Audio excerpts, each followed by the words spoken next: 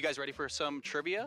Yeah, man. If you get 3 questions right here, I'm going to give you one of those playmats over there. 2 questions right, you get a bracelet, and 1, you get a handshake, and you got to go play your match. How about that? How much do you know about Smash? Oh my god, it's a game, right? What character did Mango play when he won the first Genesis? Is it Fox, Falco, Jigglypuff, or Captain Falcon? Jigglypuff is funny, so I'm gonna pick that. That is correct. Which Genesis Grand Finals is the first to not include Mango and Armada? Genesis 4, 5, 6, or 7? Genesis 6. The answer is Genesis 5. Really? Who has won the most Genesis titles total across all games? Is it Armada, MKLeo, Zane, or Isaiah? Armada has like 3. Leo has like 5, bro. I think you're right. Yeah, I think you're Leo. right. We go with Okay. MKLeo. You're correct. That's number 1. That's number 1. Who has made top 8 at every Genesis? Is it Hungrybox? Super Boom Fan? Hungrybox. That's correct. You got 2 for 2. Which character has the most ultimate top 8 appearances? Fox, Peach, Joker, or Wario? I'll say Fox. That's also right. That's crazy. Who is the lowest seeded player in Melee to win a Genesis? J-Mook. That's correct. Which player was Isaiah's doubles partner at his only Melee Genesis? Was it Scar, Phil, Bob Money, or S2J? I didn't even know you even participated in Genesis, so probably Bob Money. That is incorrect, unfortunately. The correct answer was S2J. Who discovered the famous 0.9 knockback during Wii U's top 8 at Genesis 4? Gamora Kiri, Abadongo, Captain Zack, or MKLeo? I think it's What? Abadongo. I think so too. Yeah? Yeah. Yeah, I'm 100%. down. Yeah, 100%. Abadongo. You got 2. All right. Okay. What was the name of the other event that Genesis 3 shared the venue with? FanimeCon, FurCon, NHL All-Star Weekend, or Crunchyroll Expo? I'm gonna go with the All-Star Weekend. Wait, What do you you think they're think? doing like an NHL event in a venue like this with Smasher? What do you think? What do you think? That's my I suggestion. think it's FanimeCon. FanimeCon. Yeah. Want to rock paper scissors on it? Yeah. All right, ready? That's the one. FanimeCon. Alright, I'm gonna just pick Crunchyroll Expo because I know what Crunchyroll is. It was FurCon. No. Guys, we will be right back with some more Genesis X2.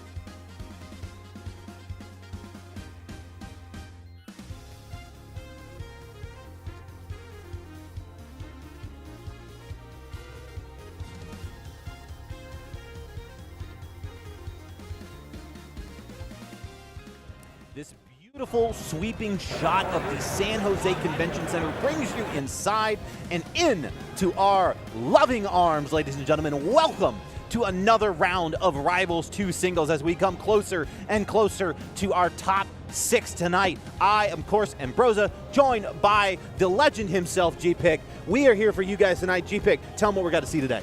We have nothing but fantastic games right now. We have, I believe, the final wave of round 2 leading into top 32, and this is when everyone is playing for blood, right? This is where all the hidden bosses just suddenly emerge and make themselves known. In the previous block, I saw someone who was seeded, 460th? Make it, that was fighting in winners. Right. Yeah, and actually putting up a hell of a fight, too.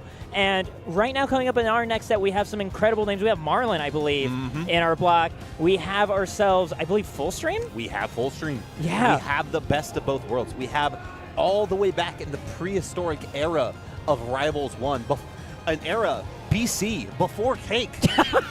We're here, Full Stream back in the building, playing at top power. Next thing you're going to see Dolphin Brick over here again. And we have all of these new school players as well. We have Asashi coming up. That's kind of one of those hybrid players. We have PK, a melee player from Kansas, already in this round of pools as well. This is what we're going to start off, guys. This is the basement floor. It only goes up from here. The elevator doesn't stop until we hit the top. And we're going to be jumping into the singles game very, very soon. So from what I understand, Asashi earlier was playing Claren, but has since made the jump to Zetterburn. Bad kitty. Wrong kitty. Go back to the sword kitty. And from what I heard, PK, known for the Jigglypuff and Melee, rocking with Crag here in Rivals 2. Sure, back airs. Fair enough. Yeah. I didn't make the connection for back air. I guess they are also shaped like orbs. I'm always of the opinion that if you rock the puff, you gotta give Raster a solid try. Sure. But I think it's a few months in. I trust wherever PK's heart has led them. Yeah, no, absolutely. And we actually get to see the Rocker Crag ult too. This is one that kind of grew on me as I saw it in the shop. I was like, all right, this is pretty interesting. But once we get the up tilts going and those down Bs as well, you get to see a little bit more of the flair that the Rivals team is bringing to this new game. I absolutely adore the electric guitars. I gotta say, as someone whose family is very much in that music business, dude, it really speaks to me. Sending that amplifier right in Asashi's face, but fighting right back. Pretty even percent. We'll just have to see who gets the start, setting the proper tone from it right now. I see what you did there. Music, tone. Thank you, man. Right now, though, it is PK setting the tempo, taking the first stock as well. Yeah, not the best of DIs off that. It is kind of tough because you're rolling in there and you're just trying to survive, and suddenly cracks hitting you from either side. But yeah, PK playing super, super well. This is a top 100 seed trying to steal a stock right there. And so far making it work, looking up for that second spike, doesn't even need to land it. PK with 2 stocks. It's 2 stocks of the lead, but it might not last for long with how Asashi's playing at the ledge. I just realized that there's actual musical feedback when the amp gets thrown. That's such a niche touch, and that's something I would expect from these guys as well at this point. I mean, you really get your money's worth with these deluxe skins, I gotta say. That and then some. Use content code wisely to make sure we support one of the best people in the game. Okay. Not a paid shill, I promise. Not at all. PK using that rock to set up their own cover to make it back on stage. And giving that so much extra mustard, catching the air dodge. What a great opening to come out here. That's a sick fit from PK. Using the STD tag, that is going to be a smashly transmitted damage. Tough to deal with here for Asashi in game 1. I mean, I love that PK has that confidence through just a single fist bump. This is just the first of 3 games. Right. What do you think of this counter pick here? Going to rock wall, actually, from Asashi. So this stage always scares me to see anyone take Crag too. I actually love taking Crag here personally, just because once you get Crag airborne, it's very easy to keep them up there, and the verticality of a lot of Zetter's combos are going to be on display here if Asashi can find these opening hits. They weren't able to find him in their first round. The PK was very, very optimal in their offensive approaches, so we'll see how this kind of comes about here in the second game. Right now, trading Nair for Nair. It's PK who wins out. Uh-oh. Right into the loving arms of the Bug Hug. PK looking just as strong in this second game. Listen, man, PK may be a ranked Melee player, but they may soon be a ranked Rivals player as well. This is impressive. Okay, but Asashi's starting to talk. backs off after getting a solid string, 99%, but that just kind of gives PK some space to build up a rock to throw of their own. Not able to line up that shine up strong, but gets the second one coming together. But it's going to come down now with full invincibility, has a chance to pull the speaker box here.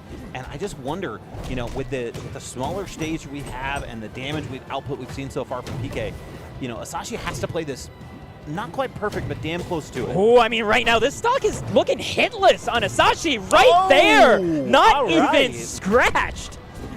Asashi was stuck onto PK's landings like glue that entire time. If Asashi can keep that going, we're looking at a very different step, Rosa. Beautiful, beautiful delay on that fair there. All the ready to sit there and get that punish off. Now we're going to see the first hit go to PK on this potential last stock here for them. That patient play has been so good so far. You just took 18 hits of that, of that side B. Just perfectly spaced nairs. Asashi looking more and more comfortable as the aggression is starting to pay off, finding cracks in the armor, right? It's looking kind of liquid as offense. You're trying to get in there, man. You got to figure something out. But right now, the way that PK's spacing these back airs and these nairs, it's been pretty tough. That angle there with the fair is going to be the way to do it. But can you get around this? Both players whiff. Yeah, that's actually really unfortunate here because Asashi's the one caught near the ledge. Gonna get caught right to the blast zone, sticking right to the wall. Not able to grab the ledge right afterwards. PK up 2-0. So that's kind of the interesting thing here when I always see these players coming up from the other platform fighters. Can you adapt to the rival's cheese? Is there going to be a little bit of things that you're not quite expecting or not quite ready for? And PK's got some cheese of their own. Looking really, really confident at the end of that game, knowing exactly where to put that rock to be in a better position for it. Impressive stuff. What I'm thinking right now, because we were talking earlier that Asashi earlier in this game's lifespan was a Claren main. Right. And I'm wondering if at this moment we're looking at the Rano. That's not Claren. Okay. Boo, even further from Claren. Good luck. I like this, honestly, though. Like, the combo game's going to be really strong. The potential off-stage harassment. You get to play a little bit further out. I mean, I know, like, dropping off the edge of the stage with those back airs and stuff can be an absolute menace for Crag to deal with. And also being able to just box and having, I believe, like, those needles ready to go as well. Sure. I can see it. I can see it working out. You got to be careful when approaching Crag from the back there. That up tilt, such a key component to getting you airborne and staying up there, too. You're going to be right above them when you get hit by that. PK, though, getting the early lead and starting off with an edge guard. What Asashi got on the recovery, though, dives right to the ledge, perfectly aimed, too. Got to be careful with stuff like that. Your more elite players are going to pick up on those habits, and not the best of DI in that situation. Probably going to live maybe one more of those, but we'll see how they're able to come out from here. And Asashi happy to back off a little bit, but looks for a Dacus. A little bit surprised with that ambitious option. Oh, PK's really like that, bro. This is crazy. Such a tricky spot. Yeah, I wasn't sure how Asashi was going to live after that amp hit. And like that, PK's once again trying to get that % lead. Yep. Knows how to follow up after that air dodge. And no jump either. This looks like an upset, G-Pick. I'm not sure how Asashi turns this around. I don't think Asashi's going to get to the chance to at this rate. PK said, "You will know my name, and you will catch these clips." Beautiful jump over the wake-up option, catching another mixed tech. Okay, Asashi's starting to cook right now. Forward air doesn't kill as early as it did last time. Using the amp to kind of cover that recovery. We're going to see the back air. No, another fair. Fearless wake up with that nair. Moment that PK touched the ground, looking for a command grab right after. Good fair. That's going to be catch it off guard, going for that grab there instead. With the top platform, scary spot to be in. Nice grab. This is how you start it. Can you finish it is the question. With those full stacks of poison as well, you know, you get yourself a bubble combo. Maybe it doesn't even need to come to that. Asashi pressuring all of these tech options. Oh, the riskiest of back airs there. Oh my, that up tilt specifically caught the side B cancel in order to hit there. Looking to try to break the pillar, get a free fall, but looking for the forward air right afterwards, and Asashi proving me wrong, getting a game on the board. That was sick. A very, very well-earned small pop-off there by Asashi. Had to drag that back from the depths of hell. We've all seen Tenacious D in the Pick of Destiny. That was a guitar solo of a lifetime to avoid a 3-0 loss to PK there. Depending on how the set goes, it might be the counter pick of Destiny. I've missed commentating with you. I've missed it a lot. Like it's working with others, it's good, but it doesn't quite scratch that itch. No, but like honestly, being able to take that game, getting that little bit of a pop up, but like remembering to center yourself that like you have 2 more games that you have to do that with, right? Against the player that's been pushing you this hard, it is quite a hill to still climb. Now you are able to take advantage of some matchup stuff here, but PK not trying to leave any doubt, saying that last game was a fluke. I'm going to get a 0 to death here to start this off.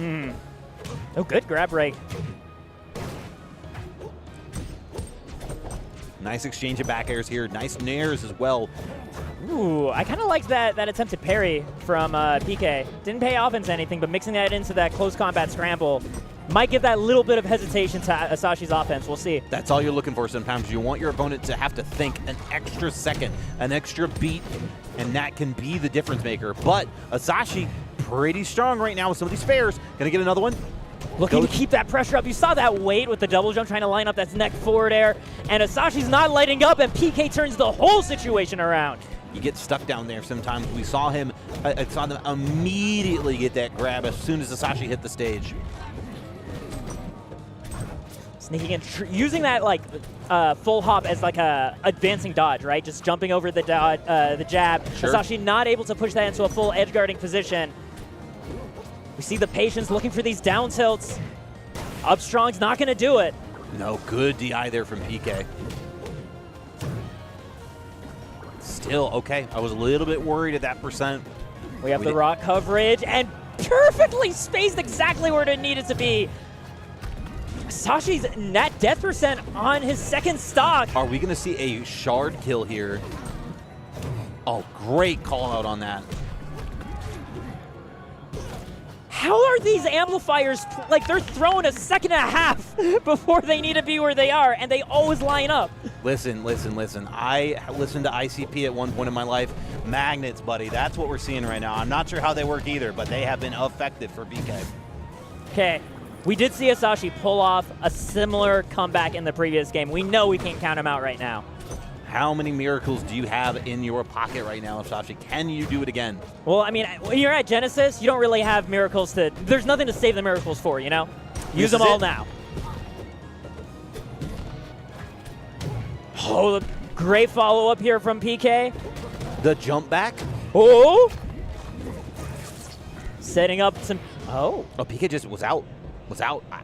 Asashi just dipped, yeah. I'm sorry, yeah, Asashi. Okay, PK walking away with a 3-1. Asashi I love heading out to losers. I love the 80s hair metal vibe that we're getting from PK right now, and it fits so well with the crag too. Yeah. Like it's definitely an aesthetic, and I'm here for it. That was an impressive.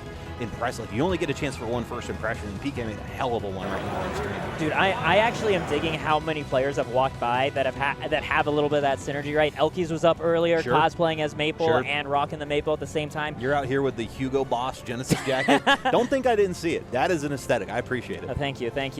There was also yesterday a Loxodon main using Chef Loxodon in the full chef outfit, like matching article for article. So I love my wife to death, and she's the best, but she is very sweets motivated. So she saw him walking around and she was like, do you think he has candy? And I'm like, no, I think he's got a controller. And she's just like, oh, I was hoping he had sweets. And I was like, no sweets. Definitely some mix-ups, but no sweets. But no, that was the first set, guys. We are going to be doing this. We are at turned up to 11. Like we are out here all night long.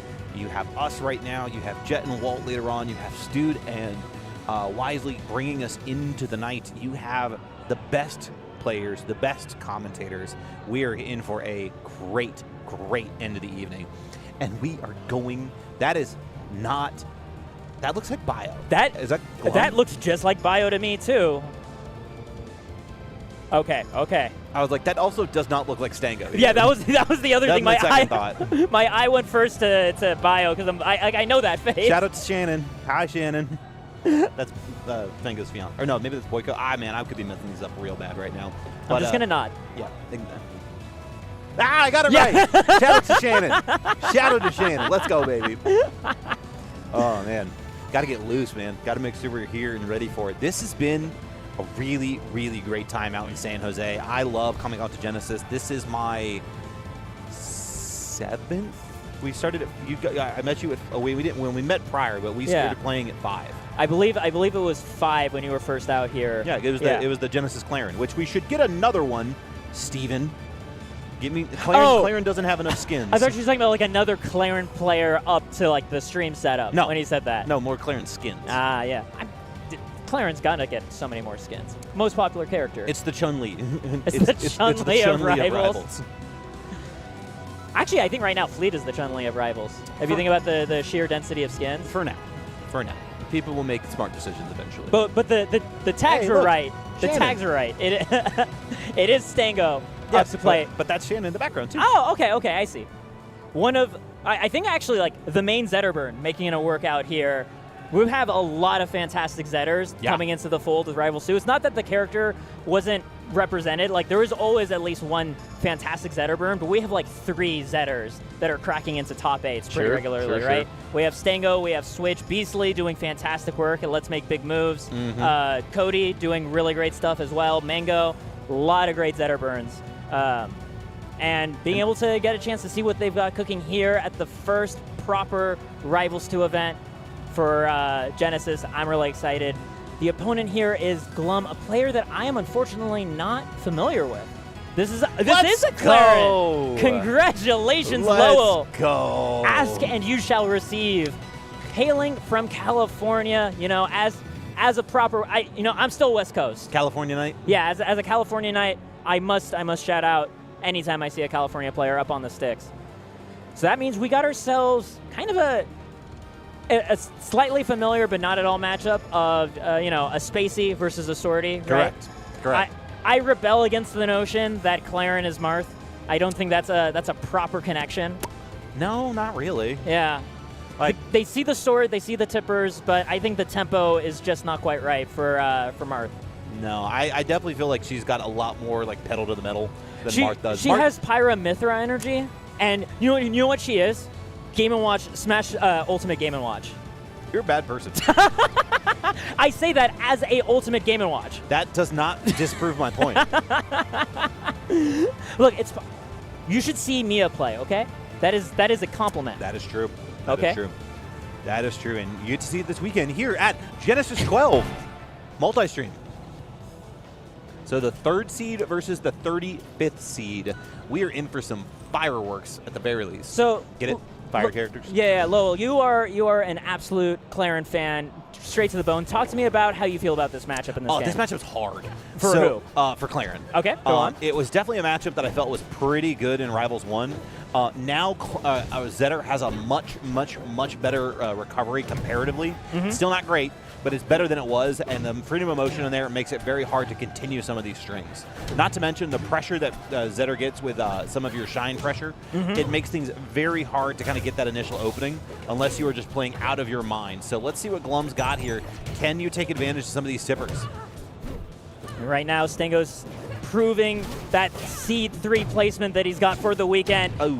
This is looking so dangerous and chasing Glum to the depths and not letting go, right? It's like, all right, I didn't kill you on that side. Let's go to the other side. Let's just keep going. Sure. You're out here looking at developmental properties out here on Godai Delta. This is this part of the screen. This is this part of the screen. What do you think? This is waterfront, actually? You want to check out the basement again? No. Don't want to go down there. That's bad. That's bad. For those who know your Rivals lore, you know it. Otherwise, it's just the water. So that was a quick stock there from Stango. What you kind of expect to see at this point.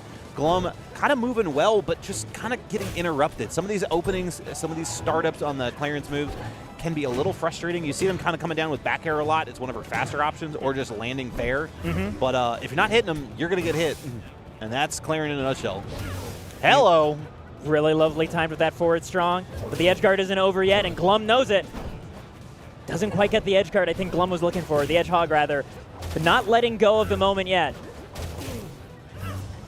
Not getting these tippers. It's very frustrating right now. I mean, the tippers aren't coming together, but Glum hasn't lost the advantage state, right? Has kept Stango from corner to corner that whole time and got the stock only 31%. The stock change invincibility, especially on Zetterburn, can be a bit of a nightmare to deal with. But if Glum can find solid ground, which he just has. Oh, great high recovery there from Stango, just barely avoiding what could be a death situation with that forward smash. Stango Hun getting a crouch cancel on that up B. I like it. I like how Stango keeps going out with these charged shines, too. Like, it really puts in an awkward, Clarion in an awkward position because you don't want to have to recover low if you don't have to. Then air dodge in, double jump, side B, and sneaks back on. Oh, yeah, that spacing to get around that parry, too, was so important by Glum. Oh, bad DI on that F tilt. Tough break. Yeah, you're not coming back. Clarion can come back from the depths, but she can't quite come down from that far. Stango just leaning in quickly with a shine, but also hungry for blood, right? The moment got Glum off stage for like 5 frames, immediately jumping off after. Sure. But happy to wait out in neutral, right? Like, it's such a difference in tempo where Stango has an opening and just immediately lays on that pressure super thick, but otherwise willing to wait out for those moments. Glum finding down to a last stock situation. If he can just find a way to get his footing back, right? This feels so barely possible. Yeah, there's been a couple grabs. There's been a couple situations. That is how you start, though. Oh, nice boy. weak hit on that nair. Good DI, but still Glum's able to follow it. That's why the tippers matter. You are going for a ride, Mr. Stango. Oh! Light flash right before your eyes. I can feel it, dude. Oh, great shine, though. Gets the chase. Ooh, goes for a drop up air. Yeah, not quite time for an up smash just yet. Great roll in. Stango's going to chase. Finds the F strong, but the fire just wore off.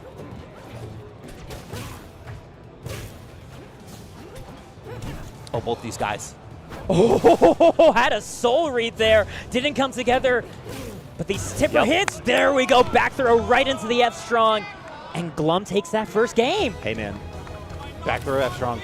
Very, very good string. Glum kept their composure the entire time. That is a stoic player because you're playing against somebody that you know, seeding-wise, has got a pretty good chance to beat you. Yes. Now, whether you take that mentality into the sticks is a different question. It does not seem to be the case here.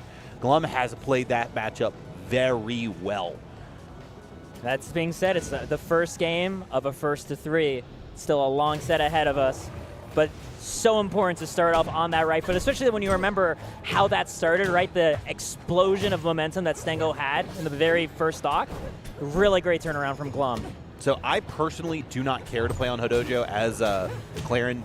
How up tilt does not like to interact with those plats kind of frustrates me.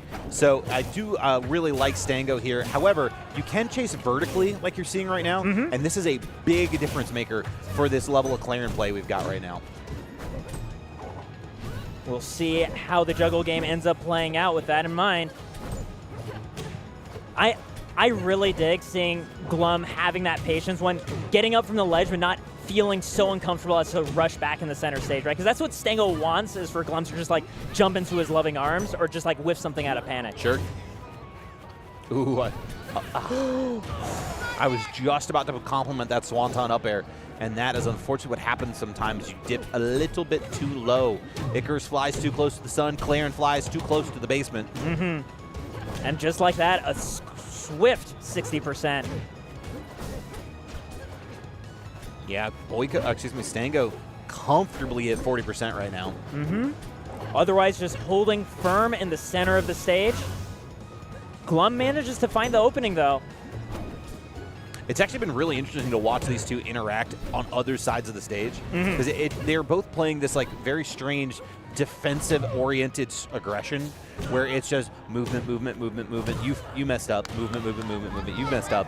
And now Stango confidently going into Glum's last stock now. You know what it really is a great showcase for, especially for folks that are more from like the Smash 4 side of the platform fighters, is how movement just by itself can be so defensive, right? Sure. Because you're not having them playing aggressively, but you're barely seeing them flicker their shields on either, right? Yep. They're purely trying to like pressure each other with positioning, but just out of reach for the right whiff punishes, right? Like just right there, faking the landings for the Stango's dash attack, and then Glum landing the counter hit. Oh, huge down smash. But you just kind of have a mountain to climb right now. Just wake up, beat, shine. Yep. Oh no! I just saw like the stock count again. I think Stango's got this game locked down. I agree. I agree. Yeah, you hear Shannon. Let's go. 1-1 apiece. It's now time for Glum. Seeing how Glum's playing as a Claren, what are you feeling here, Broza? I like Rockwall a lot. I like to get some of these early kills, and you saw some of the Nair forward smash confirms in the first game. Ethereum Force is another one because of how tight the blast zones are compared to the stage itself, and you're really just trying to get some of these stocks early. I see. The problem is that Stango did not give him an opportunity in the last game, and we're not seeing much of one at the start of this game either. Yep, soft hits in the grab. Love that. I'm really curious to see how like the mostly flat layout of this stage plays out, because Stango is able to hold center really consistently on Hodojo with those triplats. Sure. And keeping this as like a nearly flat plane, I wonder if like denying Stango the platform movement will help him keep him down with the disjoint. Oh, beautiful jab spacing. That was gorgeous. Oh, doesn't get the back air hit that Glum was looking for, and Stango turns it right around. Yeah, has to double jump and burn air dodge to get back. Uses a get-up attack there. Very risky, but paid off. The most careful weave-in from both of these players, but neither of them establishing in anything too big. That should be enough. No, great DI. So much respect. The moment one of them realizes an attack doesn't come together, they don't press their luck. Yeah, it is. Even with like a smaller battlefield like this, the two of them are just quickly resetting between the two. Nice down B there, and that will be enough. Holding forward, you don't get the best DI. 146. This stage. Oh, that looked like a hard holdout to get out of there. Glum just desperately trying to put some space between him and Stango right now. Those dash attacks are doing such a great job of closing that gap. However, reads that down B with the back air tipper, and that will be enough to close it out. We're going to see tipper here into a grab. Nice roll. Good awareness of the platform. Like, I'm not used to seeing Zetterburns like tap once with a shine and immediately back off like that over and over again, right? The amount of respect that Stango is showing is so remarkable. Nice fair there, but Stango correct on the spacing. Oh my gosh. Yeah, these guys are playing crazy right now. Like, Stango is like trying so hard to get Glum to commit to something more punishable than what Glum is handing over. Good DI up there. Going to see a punish. What will we get the finish? Is the question. No, not off the down air up strong. Level 3 charge on that on neutral B. Oh, yep. Glum gets off the ledge immediately, doesn't die to that parry, but still is stuck in this situation. That edge hog is going to set up beautifully there. Knew the timing, knew the spacing, was ready to punish that. Stango manages to sneak back right on. Nice roll through. That hitbox, man. That is a big boy. Apparently, it's gone smaller over time, which is saying something about its original size. Nice back air. I believe it's just dead here. Roll up and on to the last stock. Keeping it clean and classy, not taking any, not trying to be too stylish or anything, right? Just the simplest is the best. Nice crouch cancel there. Avoids the grab. That is what they were looking at. Oh no! Ugh. Tragic B reverse there. I've been there.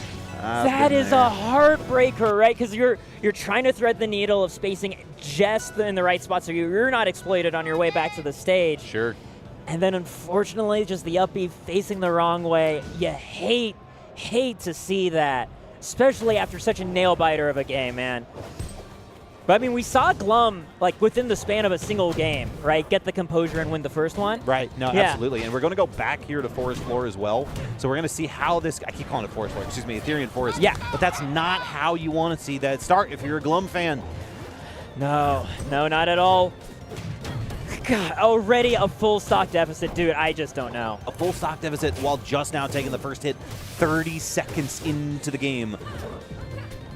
You got the down B cancel to scooch by there. Very smart play. But still in a position now where you can maybe keep this going, but you have to be able to break down the defense of Stango, which in and of itself has been almost impossible so far this weekend. Stango so happy to hold on to that ledge, too. Whenever he happens to get Glum backing off there. Okay, gets a pickup. Once again, Stango just knows to drift just out of reach of what Glum wants with that neutral B. You are in the vortex, my friend. I love that angle on that up B, and Stango is still ready to pick up with that dash attack. Stango is playing just so unbelievably clean. Yeah, listen, this is the separation factor, man. You know, these guys are only 30 seeds away from each other, but Stango is making things abundantly clear right now.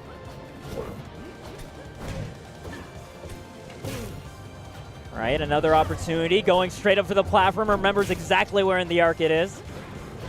Yeah, you have escape hatches like that built into it. It's tough. This is a hard-working blue-collar character, is Clarence. Okay, I thought you were saying that was Zetter. He was born into privilege.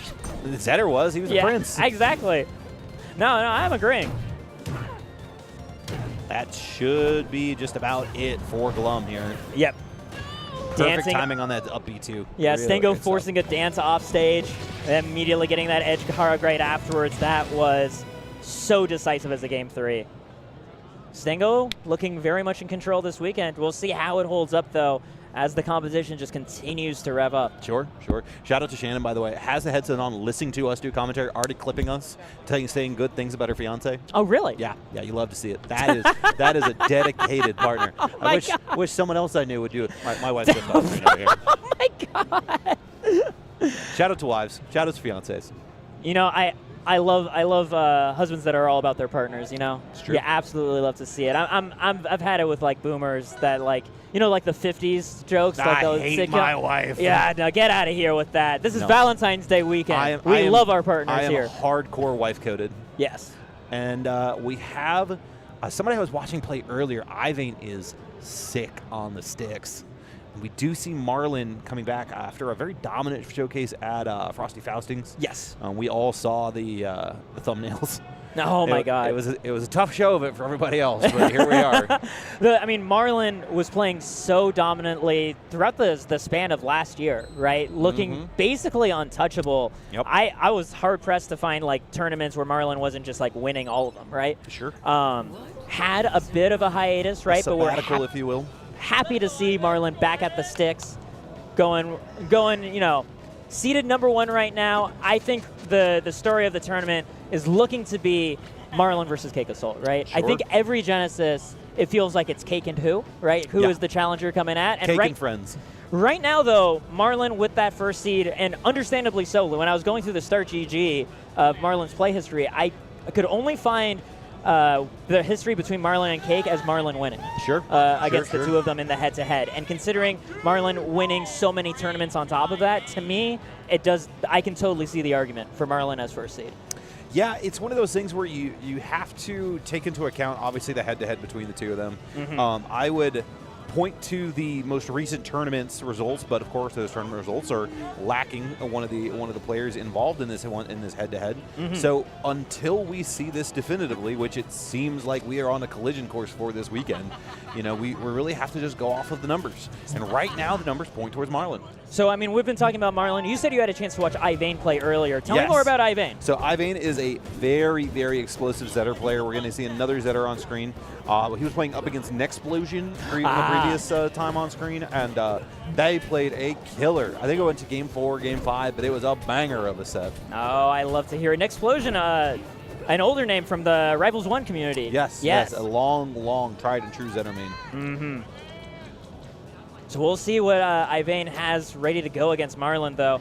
I assume Marlon's going to be rocking a Raster. Yep. Whoa. What's that Raster? Oh, is that a different color of the USA skin? Yeah, it's a variation of the mango skin. Man, I did not realize the flag came in different colors. I think it does. But I mean, yeah, evidently. It's definitely a purple and orange. Yeah, you know, I mean, you're right. It's got stars on the sleeves and everything. Yeah. I literally, it's just, anybody who's picking that skin, like, I just can't believe they'd pick a color that's not the red, white, and blue. It's true. Well, he's Canadian, to be fair. You know what? That makes so much sense. I immediately walked that back. Yeah. I was just like, well, he's not from America. I rescind my statement. All right, leading us off here on Godai Delta, and already an explosion coming out from Ivane. A very different feeling from what we just had watching Stango. So here's where things get scary. How quickly can Ivane rush their way back to ledge? Because if they get stuck off stage, Marlon is taking a stock. No ifs, ands, no buts about it. However, right now, Ivane looking pretty good in the matchup, I will say. Get back, down B. Okay, we're good. Ivane looking not to let Marlon get established either, like you said. Time for another slipstream. Instantly, Marlon throws it out when the cooldown's up. That's one thing that I'm especially looking for. As you were hinting at earlier, right? Marlon's offstage edge guarding game. That something. Tilt was nuts. I don't mean to interrupt you there. No, that please was go on. Talk. Crazy.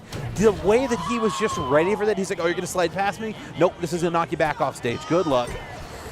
That's the awareness that I'm ready to see from Marlon, considering it like the work ethic that I know him for back in Rivals 1, right? Going from essentially unranked to like ranked 3rd in a single season. Sure. Marlon absolutely is willing to put in the hours to be the best at whatever he does. I like the double jump in place there from Ivane. Wants to bait Marlon forward. Currently sitting below the platform, is in a very strong position advantage-wise. And here we have Juggle ready to go. This time we have the edge cancel dive from Ivane. He buys himself just a couple more seconds of neutral, but not too much more breathing room. Marlon is looking to close out this second stock swiftly. Uh-oh. We're almost out of ledge grabs. All right. Big down air, but slips off the stage and is going to call out that parry. That was nuts, G-Big. To recognize, oh, you parried in front of me, dead, yeah. Right? Instantly dead. Not just dead, super dead, too. Goodness. Oh, my God. Not just dead, super dead. Awareness. You called it out at the start of the game. You're off stage for a couple seconds. That's it for your life. That up tilt perfectly put together. Marlon setting off on a great foot here. Yeah, man. I mean, that is the tough part about this matchup. Zetter can kind of go blow for blow with Raster on stage, and then the second we're off stage, it's a different story. It's a different character. We got ourselves Hyperborean Harbor, a stage that we don't get to see very often. Zetter Burns, I know, quite enjoy this stage for the low ceiling, right? Being able to line up those burning upstrongs. But thinking in terms of how far Marlon can pursue in all sorts of directions on this stage, I still think it's quite scary. Yeah, honestly, I'll put my money in now. I think if positioning-wise we have it, upstrong's killing it 75 before the hit. Which characters? For Zetter. Okay, yeah, I can totally see that, yeah. That's if we get a chance to, because I thought he was just going to scrawl right there. Doesn't quite go for it. Instead, now we're playing a little more neutral. Beautiful dash dance. And then the jump over the get-up attack, too, to put yourself in position for that beautiful, beautiful play here from Marlon. Seed number 1 for a reason. Oh, I love that extra movement that Ivan got with that nair, right? We saw Marlon trying to whip punish. And here's an opportunity. We have the flames ready to go. Just need the strong to finish it off. Oh, looks for the chase, doesn't find it. The down strong's not going to do it. Marlon going straight to the corner. Yeah, nothing to expect it but the best DI there. Ivane escapes to center there for a second. However, the slipstream is right behind him. Oh, these shine up strong just barely not coming together for Ivane. Uh-oh. See ya. The clap's gonna set up a very tricky edge guard. We got jabs catching the dive, but still Ivane manages to sneak back on, but nearly getting lap per percent. Up air, all right. Hey, listen, this is the lowest ceiling in the game right now, and there's a reason why they're going for these positionings. However, Marlin is able to take advantage. You know what they say, what's good for the goose is good for the gander. That may not be a goose on screen right now, but they are taking full advantage of this low ceiling. I was going to say they're fun to gander, but maybe that's not quite appropriate. Not quite, not quite. Not in this community. We have ourselves, though, on the last stock, and up tilt to close it again! The quick little B reverse to put himself in the position down there, too. Just like lethal positioning. Rhyming perfectly with that first game. Yeah. Listen, second verse, same as the first, baby. We have a chorus coming up, but will the third verse close this out for Ivane with a 3-0? He is got his back against the wall in winners right now. Ethereal Forest may hold the answer, but listen, there's a lot of birds singing out there right now. They are cheering on Marlin. This is another one of those smaller blast zone stages, way different in terms of the platform layout, and especially in terms of, I think, the recovery situation, too. Because if you get yourself spiked at the lip of the stage in a Hyperborean, right, like, the thought of ever getting a wall jump is impossible. Correct. Right? So I do kind of like the thought of, like, you have a slightly better odds in the recovery, but you still, slightly better is still a hell of a gamble against Marlin's edgeguard. That was almost a 0 to death there. Marlin made a slight miscalculation. Ivane only finding a get-up attack on that recovery, unfortunately. Looking to track on a little bit more. I like the push out there with the shine. Not quite in the right position for it, though. Good stall with the shine. I dig it. Nice fair. Good. So far, just a lot of stray hits coming out from both of these players. Not quite finding the wind-up to the kill that they want. Getting close to up air killing. It's going to see as a falling option just a second. I think that is the interesting thing. I'm not seeing Ivane looking for Shine Up Strong at all, right? Like, we saw a lot of attempts for that in the previous game. But not right now, and I'm wondering what Ivane is thinking in terms of sealing the kill. Is it just the straight up airs? He's probably thinking, damn it, how do I kill this guy right now? Yeah, I mean, like, I say it like it's a straightforward question, but it is so hard. Yeah, this is not a binary true or false. You have to sit here and do quantum mechanics to figure out how you're going to beat Marlin, because Marlin can just do this to you. Are you just dead with a sweet spot? Yes, you are. Marlin, please. An opportunity, though, for Ivane to answer back, but 2 whole stocks that he needs to take, and down 2 games on top of that. I don't know how Ivane can put this together. Yeah, man, it's one of those, like, here's your moment in the big time. Saturday Night Live originally getting started, the not quite ready for primetime players. Ivane has had a hell of a run so far, but you just run into the number 1 seed. Nothing against you, man. I appreciate you showing out. And look at this combo. We may not be done yet. All right. A solid 50, but Marlin trading for blow.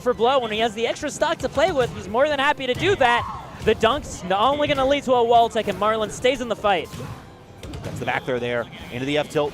The quick little whip around. Beautiful catch on that platform. Marlin remembers the swinging platform, right? Yep. Oh, and again! Every single game, it's that up tilt for the final stock. Marlin sending a clear signal of his intent to just tear through this bracket 3-0. Playing the hits, baby. Playing the hits.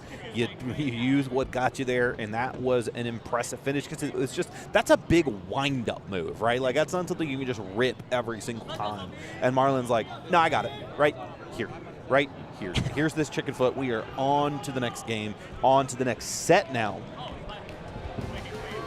And while we're winding up with our next players to lock in, guys, we want to point out that Genesis is a lovely weekend, comes once a year, and you can celebrate wherever you are. Here in the venue, we get to buy our merch right here at the store. For you guys back home, you can still support things. You can still support Rivals of Aether. We have a lovely Arcane skin for you to buy, and if you pitch in right, 50% of the skin sales goes straight to the event, straight to that pop bonus. We passed, what, last count I heard was 10.8K. That's right. We're closing in on 11 very quickly. It could be you, the person behind that keyboard, person who somehow does not have an Arcane skin. You can fix that right now. You can get us to that 11K. Maybe we can pass Melee. We passed Ultimate early. Oh, yeah. No, honestly, I don't even play Arcane, but I know the Genesis skins are so good that I have to have this skin. And not just this skin. All merch from Genesis right now through the 21st, through the end of the shop. No shipping costs at all to you at home. Make sure you get some of this great merch here. They've got t-shirts, they've got joggers, they've got sweaters, they've got cross bags, they've got playmats for all your TCG guys out there. Lock in. They got coffee mugs. I bought a you coffee mug. You got a coffee mug. Yes. Saw it. I saw it. I mean, as you guys get older, you're going to need caffeine in your life, and stock up on coffee mugs now while you get the chance. And Listen, Genesis has your back here. You think these little Zoomers out here aren't just cracked out on Red Bull all weekend? Have you not seen them out front just going, Red Bull, Red Bull, Red Bull? They literally have allowed them to bring in Red Bull because of the Red Bull sponsorship. It's the one thing you can bring in from outside. It's true. The security says only waters and Red Bulls allowed. What else do you need? But importantly, guys, we have to pay the bills. So we will see you guys on the flip side. Cannot wait for more Rivals action. We will see you soon. Red Bull gives you wings.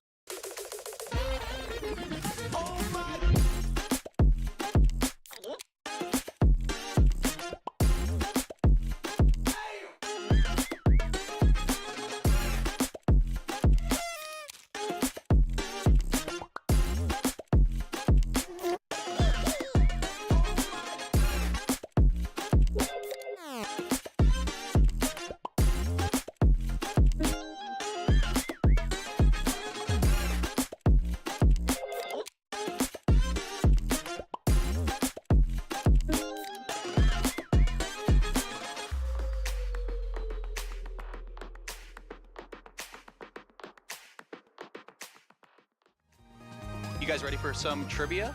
Yeah, man. If you get 3 questions right here, I'm going to give you one of those playmats over there. 2 questions right, you get a bracelet, and 1, you get a handshake, and you got to go play your match. How about that? How much do you know about Smash? Oh my god, it's a game, right? What character did Mango play when he won the first Genesis? Is it Fox, Falco, Jigglypuff, or Captain Falcon? Jigglypuff is funny, so I'm gonna pick that. That is correct. Which Genesis Grand Finals is the first to not include Mango and Armada? Genesis 4, 5, 6, or 7? Genesis 6. The answer is Genesis 5. Really? Who has won the most Genesis titles total across all games? Is it Armada, MK Leo, Zane, or Isaiah? Armada has like 3. Leo has like 5, bro. I think you're right. Yes, I think you're Leo. right. We go with Okay. MK Leo. You're correct. That's number 1. That's number 1. Who has made top 8 at every Genesis? Is it Hungrybox, Mango, MK Leo, or Super Boom Fan? Hungrybox. That's correct. You got 2 for 2. Which character has the most ultimate top 8 appearances? Fox, Peach, Joker, or Wario? I'll say Fox. That's also right. That's crazy. Who is the lowest seeded player in Melee to win a Genesis? J-Moog. That's correct. Which player was Isaiah's doubles partner at his only Melee Genesis? Was it Scar, Phil, Bob Money, or S2J? I didn't even know you even participated in Genesis, so probably Bob Money. That is incorrect, unfortunately. The correct answer was S2J. Who discovered the famous 0.9 knockback during Wii U's top 8 at Genesis 4? Kimura Kiri, Abadongo, Captain Zack, or MK Leo? I think it's Abadongo. I think so too. Yeah? Yeah. Yeah, I'm 100%. down. Yeah, 100%. Abadongo. You got 2. All right. Okay. What was the name of the other event that Genesis 3 shared the venue with? FanimeCon, FurCon, NHL All-Star Weekend, or Crunchyroll Expo? I'm gonna go with the All-Star Weekend. Wait, What do you you think they're think? doing like an NHL event in a venue like this with Smasher? What do you think? What do you think? That's my suggestion. I think it's FanimeCon. FanimeCon. Yeah. Want to rock paper scissors on it? Yeah. All right, ready? That's the one. Rock, paper, scissors, shoot. Guess FanimeCon. Alright, I'm gonna just pick Crunchyroll Expo because I know what Crunchyroll is. It was FurCon. No. Guys, we will be right back with some more Genesis X2.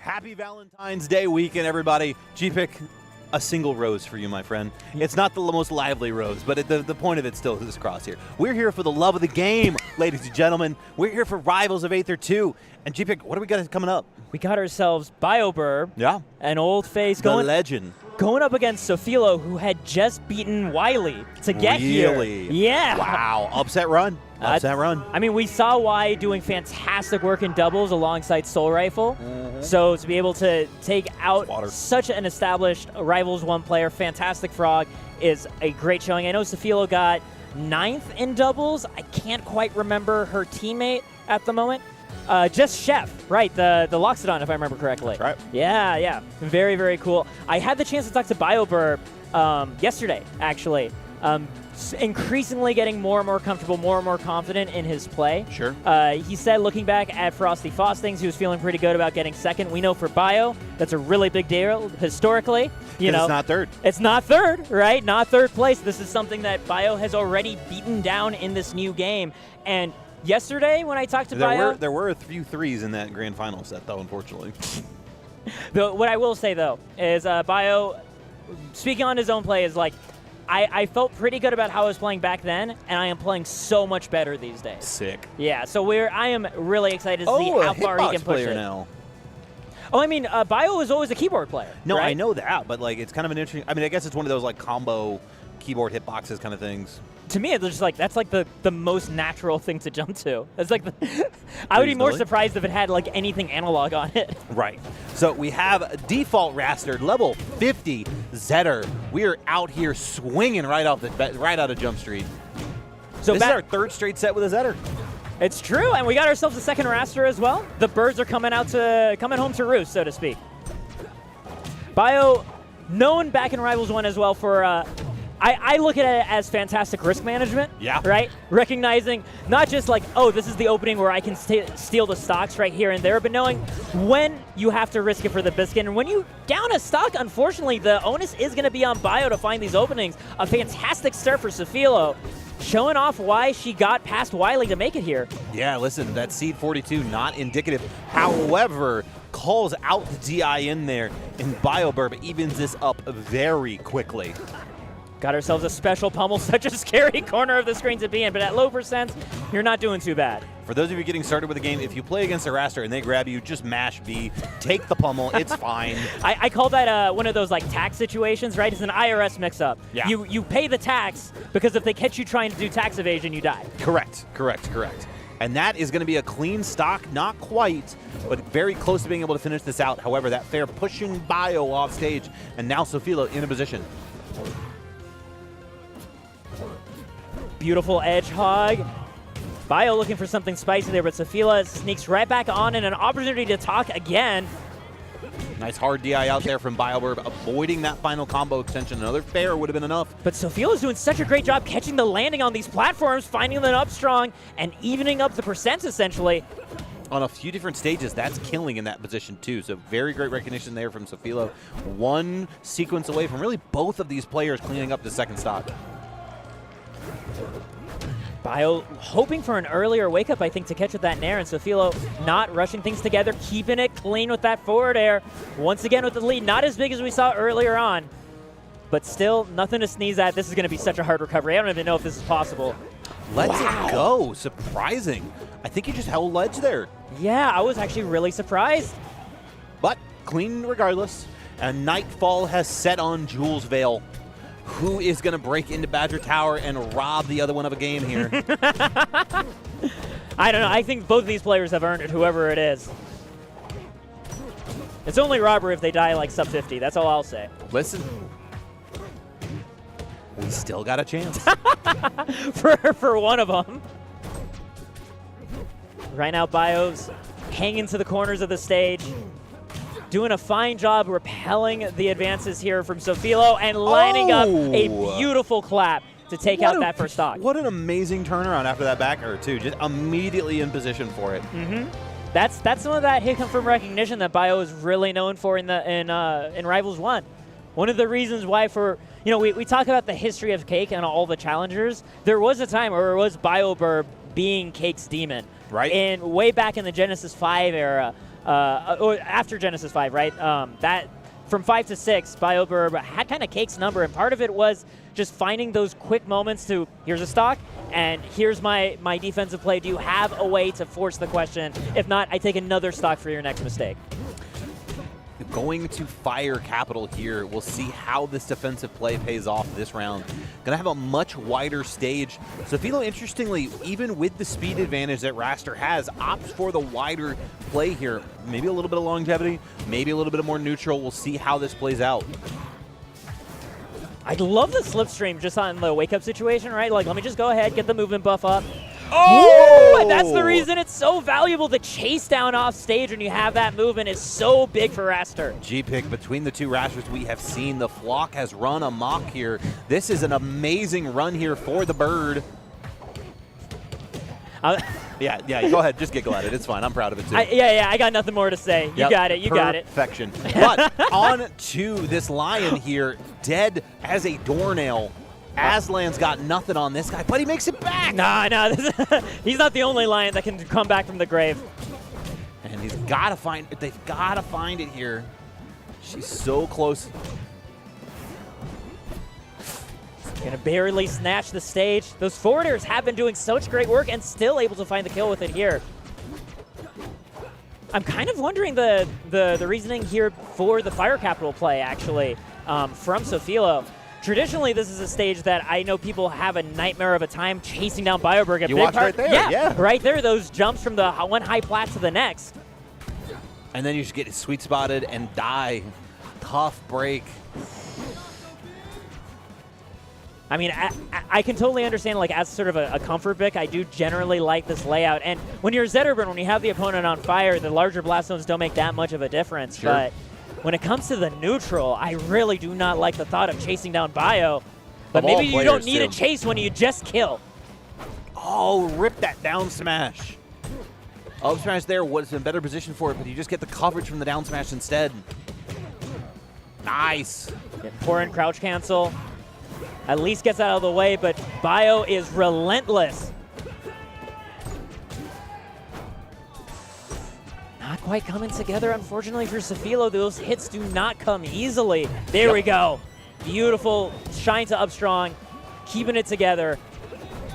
But you still need to find that next opening, and right now Bio's not afraid to just sit around a little bit closer and close things out together just off the next whiff. Well, if there are any whiffs. Yeah, Bio's play is Python-like, right? You have this grip that slowly increases and tightens around you until you're out of options. Oh. But Sofilo... I was just going to say that things were looking pretty dire right now on the corner of the stage. I'm kind of wondering, and now we have Bio starting to back up. I think the big difference here, Bio recognized the percent difference, right? Like, this is now the range where the confirms are on the table, and Bio is less willing to gamble with the chips. Right. Ooh, I like that wall jump back on the stage. Doesn't get an offensive position out of it. Buzz does get central, importantly.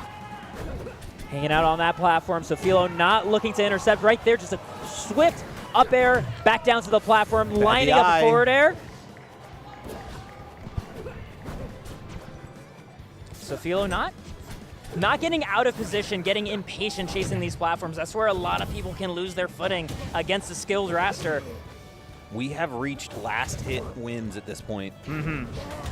Great angle. Goodness. So sneaky. Gonna find the clap right to the corner and barely killing. I was not sure Sofilo was out of it. You see BioBurb exhaling like That's normally the stress that Bio puts other people through. Listen, we'll dive into the lore real quick. Do you remember our first non-RCS event, DreamHack Atlanta? Yes! BioBurb times out Cake Assault. The first time out I've ever seen in Rivals of Aether.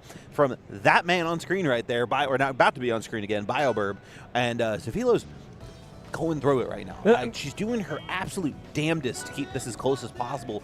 BioBurb just sneaks through the fingers there sometimes. The thing I remember was like Cake won a game with Cake won a game and like had that reaction of like, I am so exhausted. Yep. And that's just the tax that BioBurb is able to put every single player through. We're going back to Fire Capital. I am so surprised by this.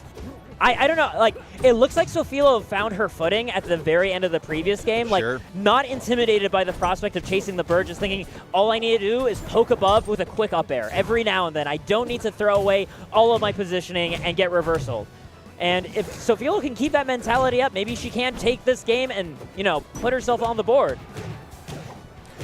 Yeah, I mean, you got to kind of figure out like, a little bit of footing and maybe close out a stock Ooh. first is going to be a big thing, I feel like. Already some serious damage. We have fires on the bird.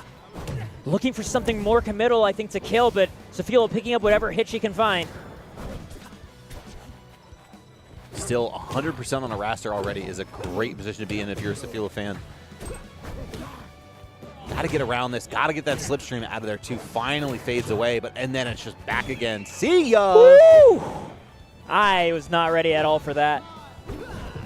Oh, doesn't get the edge cancel. Bio is looking for there. Is going to pay dearly. Going to die for that. Yeah, listen, you can't be perfect all the time. I mean, that's the scary thing. You can't be perfect all the time, but tournament demands it when you're up here on the stage. Nice F tilt there. Great spacing from Bio right now. Uh-oh. Uh-oh.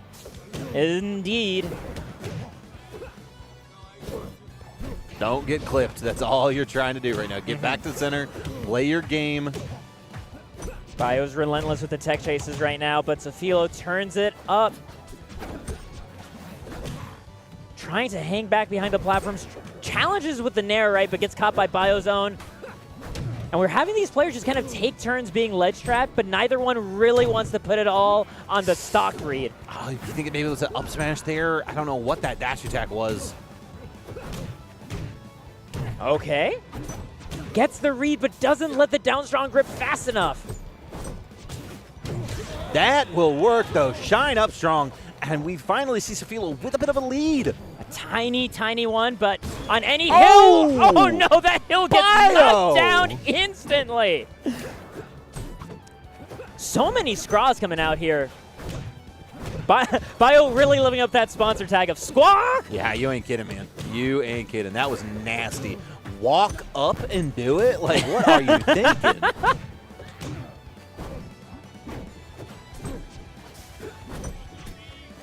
A lot of shields, a lot of respect from Bio. Very careful approach. But now having an opportunity to juggle.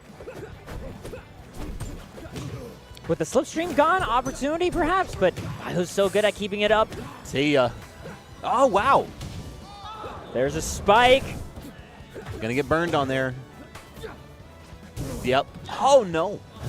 Rare misalignment from BioBurg, but Sofilo having another lead, another opportunity, and holding back to get away from these follow-ups. Ooh, baby, a triple.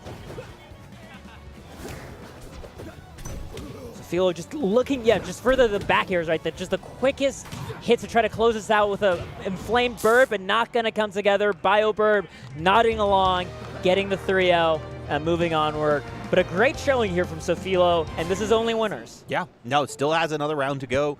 And, unbelievable stuff. This is someone we've seen kind of come along pretty recently, and I'm really interested to see what 2025 holds for her. And, Bio, of course, advancing along with his seed, 10th ranked in this tournament, 10th seeded in this tournament, I should say. So really excited to see what the rest of the bracket holds for him as well. This has been so sick, and we are just barely scratching the surface of these killer games we've seen so far today.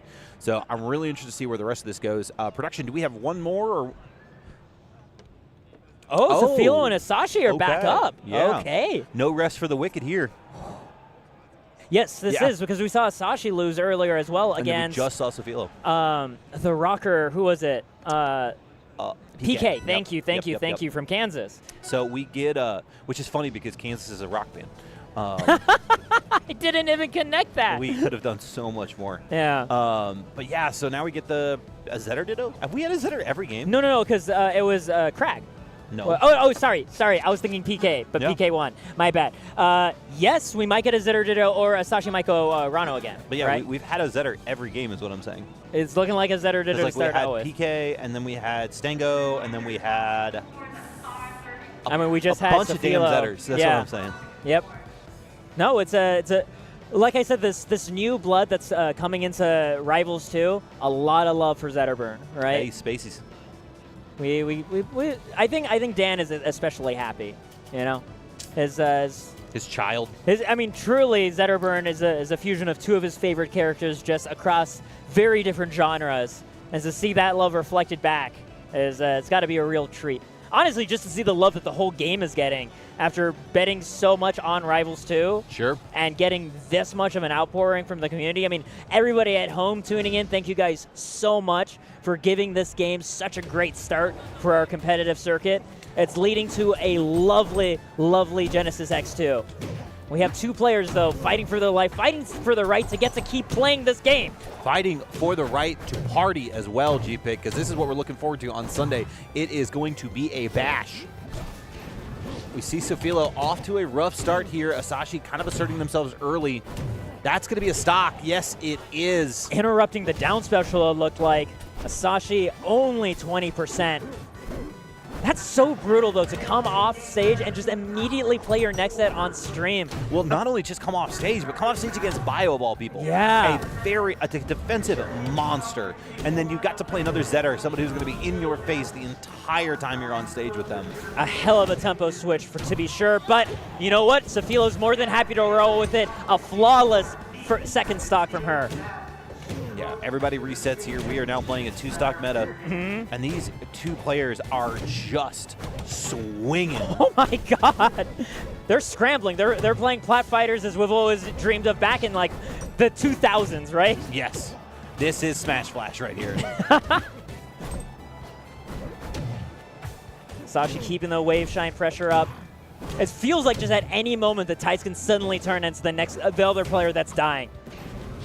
Just grab. Oh no, not quite. Interesting Punishes cancel. the flip. Yeah, I'm not quite sure what Asashi was looking for there. Perhaps we'll never know. Asashi taking the second stock. It was all a mind game. Nice spot dodge. Still gets the string going though. Doesn't get Sashi jumps before getting caught by that down strong though. Puts him up on that top plat. Gets that string going. Yeah, I love seeing people capitalize on those techs on platforms. Sofilo still not finding this kill. Beautiful DI from Asashi. Yeah, gorgeous, gorgeous, gorgeous. 51% though, not insurmountable. This is really a string or two, and we're gonna have an even game. We're just barely over a couple minutes in. And the game might already be over the way that they're killing each other. Oh, relentless from Asashi. Listen, both of these players know that we don't have a hard out, but they want to switch blocks every 90 minutes, and they're saying, we got you. You need a quick one? This is the biggest offline Rivals event ever, but we're keeping it on schedule. Damn right. Steven would have it no other way. I love that punish on the special wake up. We're down to the last hit. No, the edge hog. Great awareness from Asashi. Sometimes a simple answer is the correct answer. Occam's razor. I'm a big fan of Occam's razor, dude. Just keep it simple. KISS. Keep it simple, stupid. But we did see a pretty evenly matched game between Sofilo and Asashi here in this first game of what is going to be to make it out of this second wave. You're going to make it to top cut at Genesis X2 if you can make it out of here. Top 32 out of a pool of 512. Yep. That is incredible. That is like top, what, 5%? Yeah. Of players? That's insane. But it all starts one game at a time. Asashi immediately out the rip, looking to repeat the first game all over again, blow for blow. Yeah, we are seeing that and then some right now. Asashi all over Safilo. Ooh. That looked like a little bit of a flip, but Asashi was completely ready to roll with it and found a whiff punish right afterwards. A little bit of an American reset. Buttons, man. These guys, these APMs are crazy right now. God. All you can do is just kind of marvel sometimes at how fast they are zigging through each other. This is about the mix-up, the reverse mix-up, the positioning. Unbelievable right now. Uh-oh. Oh, boy, a Shine Spike. This could be it. Very scary. All right. Going to make sure to stay on solid ground. I was worried that edge guard was going to start into something gross, but Asashi's starting off of something else. Never mind. Safilo's closing out that second stock. Or first stock for her, rather.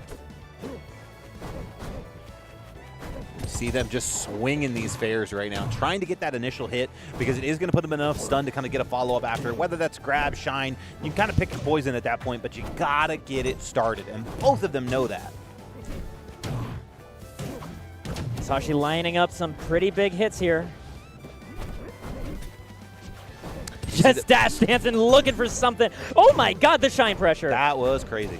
No, between the backers and the shine, it is very clear the win condition right now for Asashi. Looking for that and only that, nothing else. The whole truth and nothing but. Mm-hmm. Ooh, good holding out there, but not going to be able to avoid it again.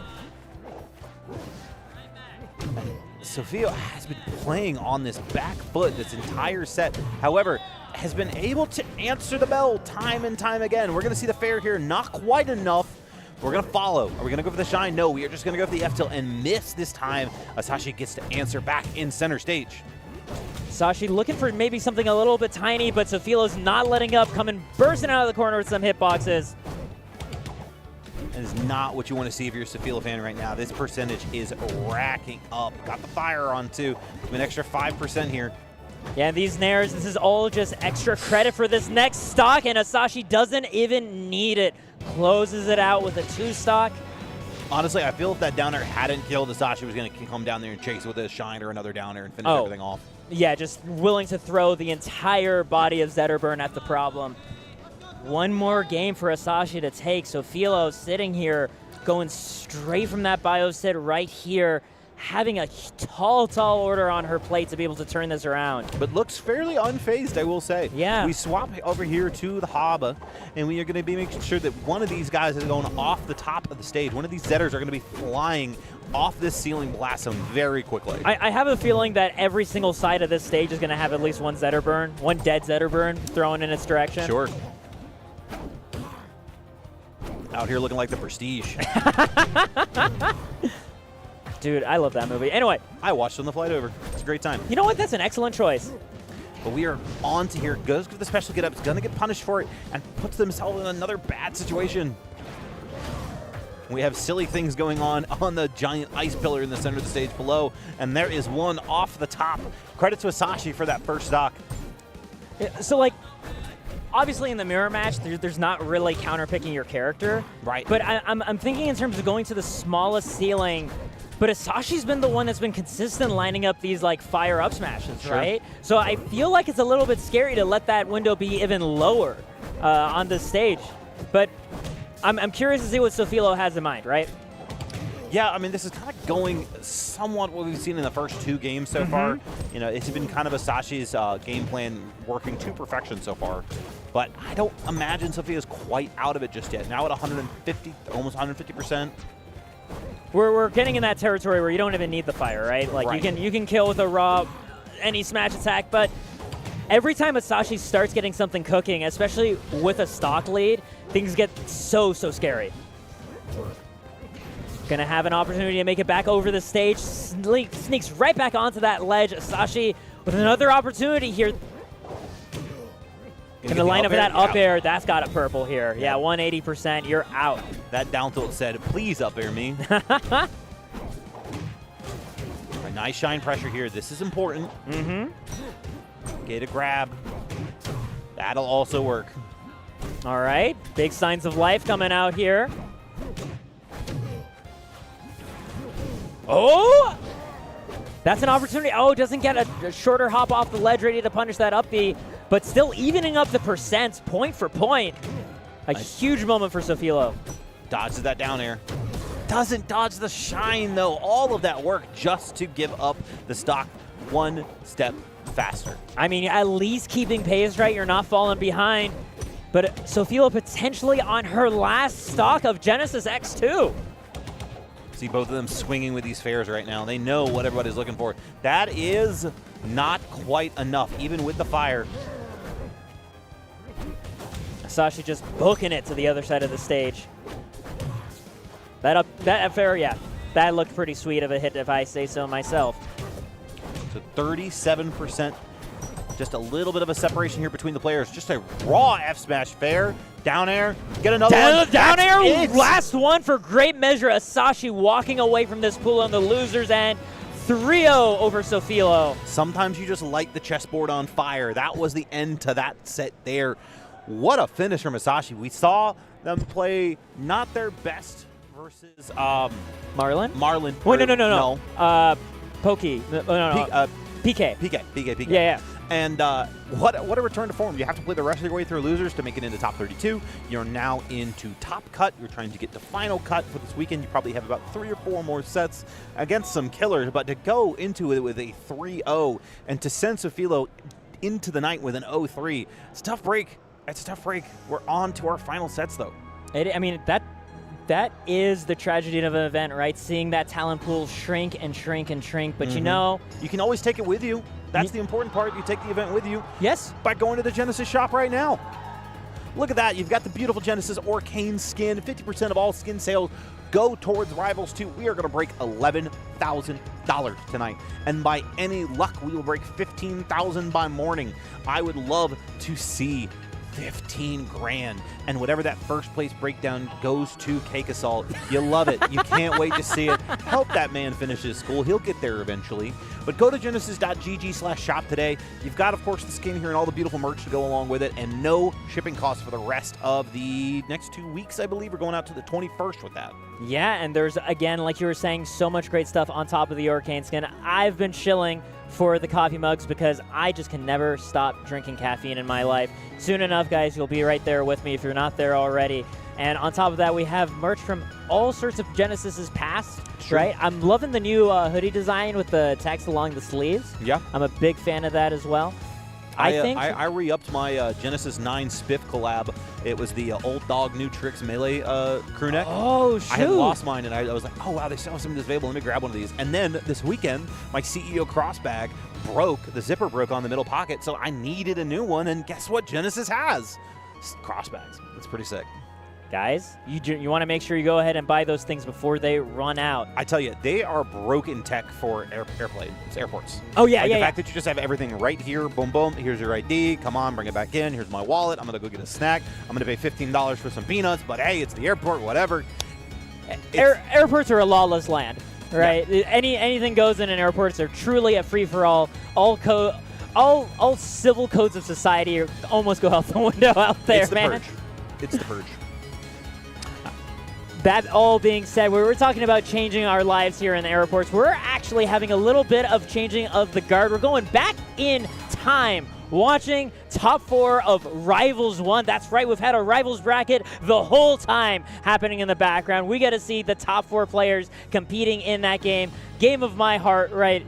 Watching it for the past, almost 10 years now. Arguably the core of our friendship, no less. That is what brought us together back at Genesis 5 till 4 in the morning. I was trying to make Clarence Upbeat work, and here I am 10 years later, still begging for that move to kill. Guys, we're going to get to watch so many better players than us in Rivals 1. Please don't go anywhere. It is such a treat of a game. Red Bull gives you wings.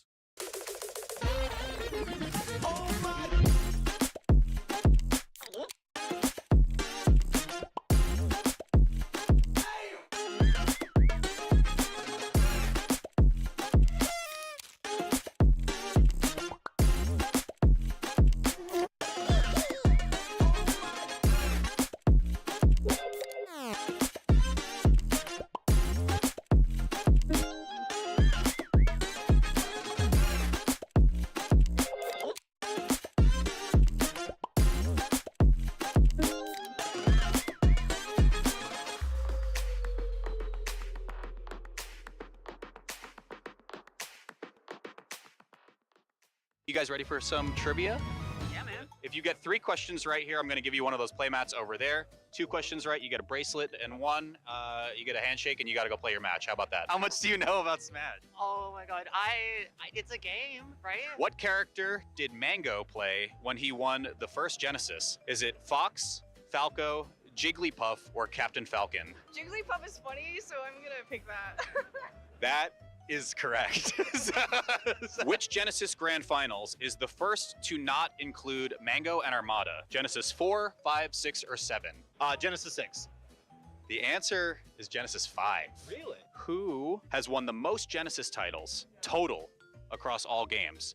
Is it Armada, MK Leo, Zane, or Isaiah? Armada has like 3. Leo has like 5, bro. I think you're right. Yeah, I think Leo. you're right. We go with Okay. MK Leo. You're correct. That's number 1. That's number 1. Who has made top 8 at every Genesis? Is it Hungrybox, Mango, MK Leo, or Super Boom Fan? Hungrybox. That's correct. You got 2 for 2. Which character has the most ultimate top 8 appearances? Fox, Peach, Joker, or Wario?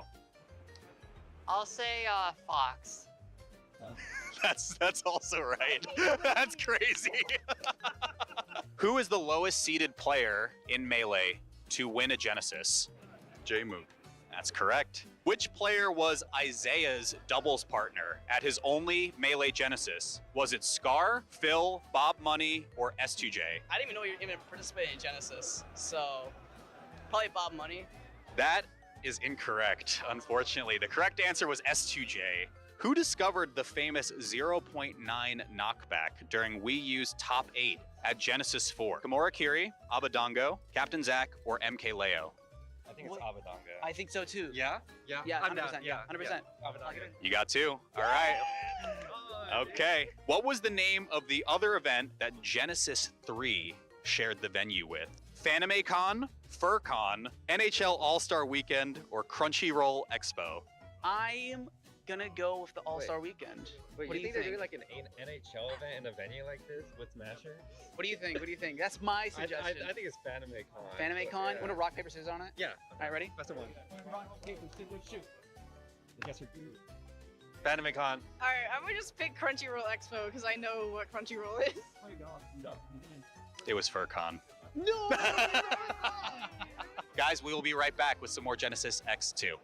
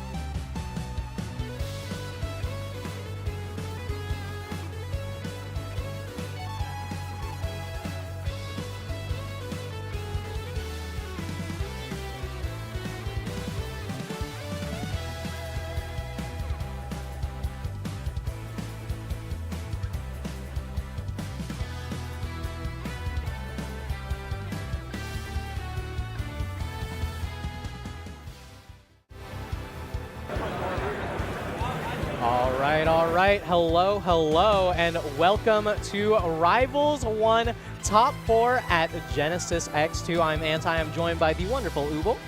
How's it going, everybody? We are here for Rivals of Aether Top 4 to round out this wonderful bracket of where everything started for Aether Studios, featuring 4 of the best Rivals players, some of the most storied ones as well. Yeah, I mean, this bracket has had a very, very rough amount of, backs and forths, and we don't really know exactly, who's able to make it through, like who wasn't able to make it through. There's some players who just decided, I'm going to focus on Rivals 2. We're not going to be making that happen. But the players who are still here, who are still focusing, have decided, all right, you know what? We're going to make a show happen. Spiker in winner side of top 4. Soul Rifle in winner side of top 4 with the ABSA. Akashi making sure that there's no double jeopardy involved, and also showing us the classic Akashi of, well, there's no way that I can commentate, right? There's no way that I shouldn't be able to commentate. I'm not going to make insert bracket here, and makes it anyway. Yeah, we'll always get there. He'll always get there. Elky's a top 8 staple, this time making it all the way to top 4. But here we are back in the winner side, Soul Rifle Spiker. And before we get into this, we got to say, Soul Rifle ABSA. Yeah, so like that's kind of the red flag and the red herring of this top 4. Like you're just going to see Spiker. He's on the Forsburn. The Forsburn he's committed to basically since he picked up the game. Yeah, I mean, Spiker is synonymous with Forsburn. Effectively. But Soul Rifle, he's always been one to pivot characters, but always kind of lean back on the ABSA. I remember the run he had with Edois back at Riptide 2 years ago, getting 5th place with Soul Edois.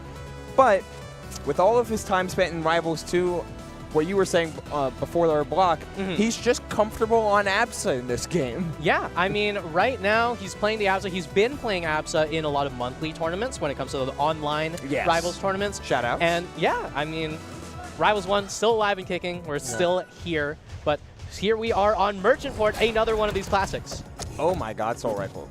It just instantly blitzed by Spiker. A couple wave dash forwards into the tilt boost, jab down tilt. Yeah, I mean, instantly. What can we say except Spiker Classic? Just going to be that baby dash jab into the tilt boost. But right now, building up an early lead. Spiker wants this win. Yeah, I remember very vividly, before the bracket even began, Spiker's goal was to do as well as he could in Rivals 2, but in Rivals 1 was to get on that podium, and that means top 3. He's going to get a medal for top 4, but he's guaranteed top 3, and that's the goal, but he's trying to go even higher. Nice tech in order to get back to this stage. Deck again on a couple of these down airs, trying to commit to an up strong to see if he can take this stock away from ABSA, but it's no dice. Soul Rifle escapes, and we are back to neutral. Yeah, back to neutral, but both of these players absolutely at kill percent. And speaking of which, Forsburn versus ABSA, a matchup we've seen time and time and time again in winners finals, but not from either of these players. No, completely different sort of environment here, completely different flow to the game state than for an aggressive player like how Soul Rifle tends to play and like how Spiker seemingly always is, always trying to rush down with these back airs. We're taking any hit that we can find here, Anti, but it's never the right hit as, again, Soul Rifle escapes the offstage scenario with his life and may be able to find yet another stock. Looks for the down air. Yeah, but Spiker going to be able to sneak right back onto stage just to get a lightning kick to the face there. And I got to say, Spiker still very comfortable on that Forsburn. When we were playing at the Cali Monthlies, the times that he'll end up losing in Rivals 2 is because he still has the Rivals 1 Forsburn tactics. It's a very different characters, very different game flow, but when you have a muscle memory like that on deck, the tech on the cloud finds the neutral area to jump in, another tilt boost in order to find those down tilts. Clone spawns and is erased immediately. ABSA usually never has trouble with Clone. It's Cape that can be a real problem for ABSA. Spiker has been trying to show up with a ton of F-Cape, not a ton of up-Cape though. Ooh. That was sick. And there it is once again. We've said it once, we'll say it again. Spiker Classic just going to be the baby dash jabs into the tilt boost. Yeah, but either way, who cares about the Classics? Still seeing something new with Soul Rifle. With an Akashi line of his own, going to get parried, going to get sent off stage, and going to be in a rough position. Oh, trying to send in these forward kicks. Goes for the down tilt the wrong way. Boosted not far enough. Didn't see an up air as well from Soul Rifle. Not committing to it. Excellent parry from Spiker, who's starting to build up these clouds. Another cloud parry is perfect. Building up to the full burst. Can we see the finish? Wanted the parry. There it Instead, is. we find fair combust, and that is a 2-stock for Spiker. Spiker, winner's side with a 2-stock to start game 1. This man might be showing off the Australian flag, but he is out of this world. And that's what, you know what? He's hungry for it. He's the hungriest player for this medal, which is kind of hilarious given his winner's finals opponent is Soul Rifle, who's kind of synonymous for just like hungry for the win and hungry for that gold place, for that #1 rivals player in the world. Kind of being supplanted a little bit by Spiker on the other side, representing that force burn as the bans instantly Tower of Heaven. We did not see a ton of anti-airs coming out from Soul Rifle in game #1 anti. I want to see a little bit more of that in games #2 and beyond. Do not let Spiker just get comfortable in his movement flow for free. Yeah, and that's the thing about fighting against Spiker's Force Burn.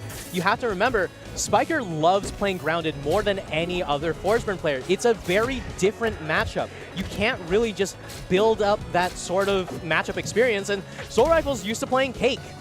Yeah, very different styles for sure. Yeah, but in the meantime, Soul Rifle has been showing a very promising ABSA. It's what I'd say. Rockwall just going to cut that thought short. Oh, good DI there from Spiker, though, in order to survive those small blast zones. Tries to come back on with the back air. We're seeing plenty of smoke erasure, but nothing quite hitting. All sour spots here, Anti. All sours, but all there fairs still going to come up huge there. 6% on Soul Rifle. You could not ask for a more even start. Oh, we're instantly back in there. Spiker not giving Soul Rifle any amount of time to set up and forcing some really awkward lines here from Soul Rifle as the parry comes in, but it was a parry on a jab, able to get by without much of a problem. All of this smoke, an easy place to retreat to. All of this smoke, but it's looking very, very good for Spiker right now. 87% on the ABSA on a stage like Rockwall. Could be one hit, not going to be able to get that down strong, Reed. Yeah, wanted the charge up, but instead you get hit by the fair to fair.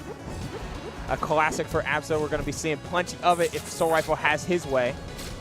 Yeah, and Spiker getting a little bit antsy here, starting to throw out these kill setups a little bit more often than we were seeing early in the set. Oh, not too much percent in order for that fair in order to end to dare to work. Yeah, but right now, double jump fair, not going to be able to work out here.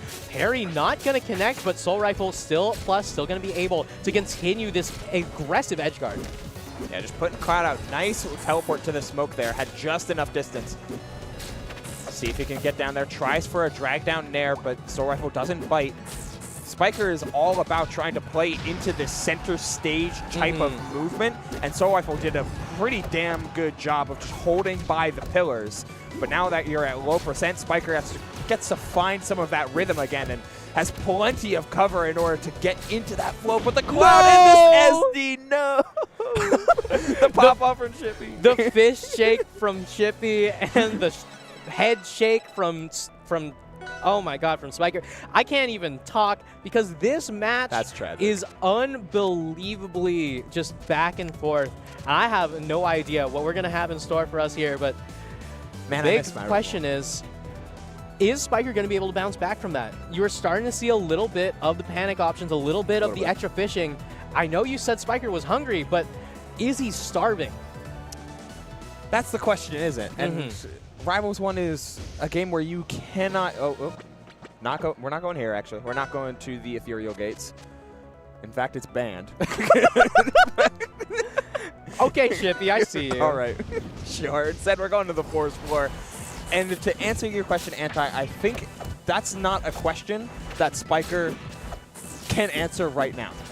Because one of the biggest things about such a fast-paced game like Rivals of Aether, the first one, both of them, but the first one especially, is that you really cannot waver during any point in the set if you're going to try and take this win. Spiker needs to get all other thoughts out of his head. It's just him and Soul Rifle here in this game number 3. Yeah, and once again, these jab checks have been so good for Spiker, but at 102%, he needs to get more than just jab checks. He needs to check this stock.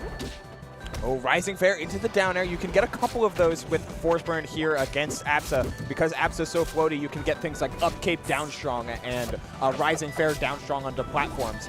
Just enough in order to close the gap and take some stocks pretty early. Yeah. Oh. Meanwhile, Soul Rifle starting to roll past these jabs, not going to be opting to go for a parry on Spiker's jab checks, but in the end, back air weak into back air strong is going to do just the job.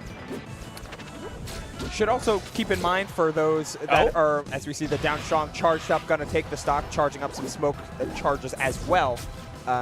For those that are not as familiar with Rivals 1 and only with its sequel, Force Burn recovery works different in this game, as you'll be seeing a lot of teleporting into smoke. It gives Force Burn his jump back in Rivals Aether 1 if spent. Only one time. But only once. So you're seeing a lot of that being flexed from Spiker, and hence we're seeing Soul Rifle not give him the chance on that recovery route, going right out there, no spawning smoke. Instead, you're going right off the top. Yeah, and now Spiker, you're seeing a few waits here and there off of the jabs, just trying to make sure, hey, you know, Soul Rifle, you got to be careful. But Soul Rifle always wisening up, but not to that F-Strong. That's a move we do not see very often in Rivals 1. Yeah, I guess Soul Rifle was just anticipating a down tilt to come out and not the forward strong.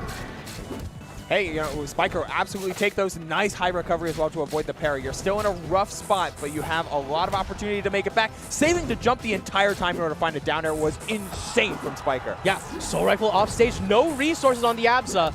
But remember, recoveries in this game go from good to great to Absa. Soul Rifle gonna be finding a way how to get back onto stage, but still in disadvantage. Wow, that down tilt was crazy, but not picking up anything else. And wow, Soul Rifle sniffed out where Spiker was that entire time, even in the smoke. Yeah, we're seeing all the clouds. Oh, and there it is. Soul Rifle just going for the checkmate parry, saying, if this is you, I get you. If this is your clone, you're still off stage. And Spiker now on the verge of dropping into losers. But this is competitive as hell. Oh, yeah. It's fast and it's furious. It's just a matter of I guess the question isn't so much what I was going to say. Rather, it is, can Spiker turn the corner? Yes. Because we've seen the high-octane gameplay. We've seen the technical proficiency. We've seen the correct reads, reactions, and riposts across the entire game. But can he turn the corner and finish one of these games now that Soul Rifle is truly and officially locked in? Yeah, I mean, we're seeing a lot of these minor little advancements from the way how Soul Rifle's playing this game. We're seeing the rolls out of the jab checks. We're seeing, you know, the cloud placements to try to make sure that there's no smoke. And it's just an adjustment to Spiker's game, but can Spiker change gears in time to make a difference? So far, it's been a pretty solid start, you know, keeping things even. The stage switches while going to treetop is imperative, especially for a player who likes to flex a lot of different movement. You can utilize the off-angled, off-layered platforms as a lot of different means of mix-up here on Treetop Lodge. You see, I would agree with you in most cases, but Spiker, as we've said, a very grounded footsies-based force burn with, you know, all those baby dash tilt boost jabs, but in the end, you know, Soul Rifle just playing very, very well around the platform layout, and that's what Absa excels with. Oh, and that's a down tilt. Yeah, getting that Galaxy, closing down the stock. The skin switch just enough in order to get Spiker at least a lead to start out with. You were in hits on that entire time. Oh, my lord. I cannot wait for Absa in the second game. But either way, Spiker and Soul Rifle now just looking to trade damage. Thunderline going to be able to do it. Might not be Akashi, but we still seeing it early. Trying to pilfer in, getting a bunch of smoke set up. Down air. Big, big down air. I know we keep talking about how grounded Spiker likes to play, and that's certainly true, but I like how he's been able to pivot those strengths to platform play. Yeah. It lets him utilize his grounded footsies that he is so good at, and then use those as an anti-air. Yeah, 100%. Nice. But right now, we're seeing the jabs come out. We're not seeing much in terms of the conversion. F-tilt fair to start things off, and Soul Rifle going deep for this one. Yeah, wanted to get it before all that smoke come out. Instead, we're seeing the up tilt up air. Caught Spiker jumping just a little bit, and now we're on survival stock here for Spiker. Yeah, survival stock here for Spiker, but it's not looking like it's going to last for so much longer. Just barely getting back to stage. Needs some sort of opening, some sort of room to breathe. Wow, the inner hit of that forward tilt was nuts, but we're still making it back. The smoke cloud was not cleared. Finds the down air, but no follow-up, no up-strongs, nothing landing. We're seeing Soul Rifle do an excellent job of just disengaging and picking his spots so well. Up A strong. parry. All right, and here we are, potential final stock for Soul Rifle and Spiker in this set, but Spiker needs to get more than just a stock, needs to get another game, and that's certainly going to be the kill. Oh, never mind. Yeah, some good DI, throwing off Soul Rifle just a little bit as he teleports to the other side. There's so much smoke, but he just can't get in these openings. We're seeing, wow, what a weird trade. Yeah, reverse hit coming in clutch, and another checkmate spacing for the parry up strong. Soul Rifle going to be moving on to winner side grands, where we anticipated him to be, but definitely not with this bracket path. No, it's been unique. It's been different, but man, did Spiker put up a hell of a fight. You know, it was just little plays and little moments that allow Shippy to, as I said, used the phrase a little earlier, turn the corner. And in the case of that final stock, it was always, I'm going to leave the smoke. I'm going to leave the smoke. I'm going to let Spiker do all of his tricks, do all of his teleportations, do all of that nonsense. So that way, when he gets comfortable autopiloting into immediate teleports, I'll remove it and force him to go exactly where I want him to be, which is right on top of me so I can parry it. I mean, Shippy did Soul Rifle, sorry. It's the Rivals 1 community. We all know each other here. If you're in chat, you already know who we're talking about. But anyway, Soul Rifle, very, very good at adapting to these very specific, tendencies that these players have, but not just adapting, but adapting at the proper times in a way that makes it feel like you're not just getting punished for it, right? We saw multiple times Spiker would jab and then wait a little bit and then baby dash jab one, right?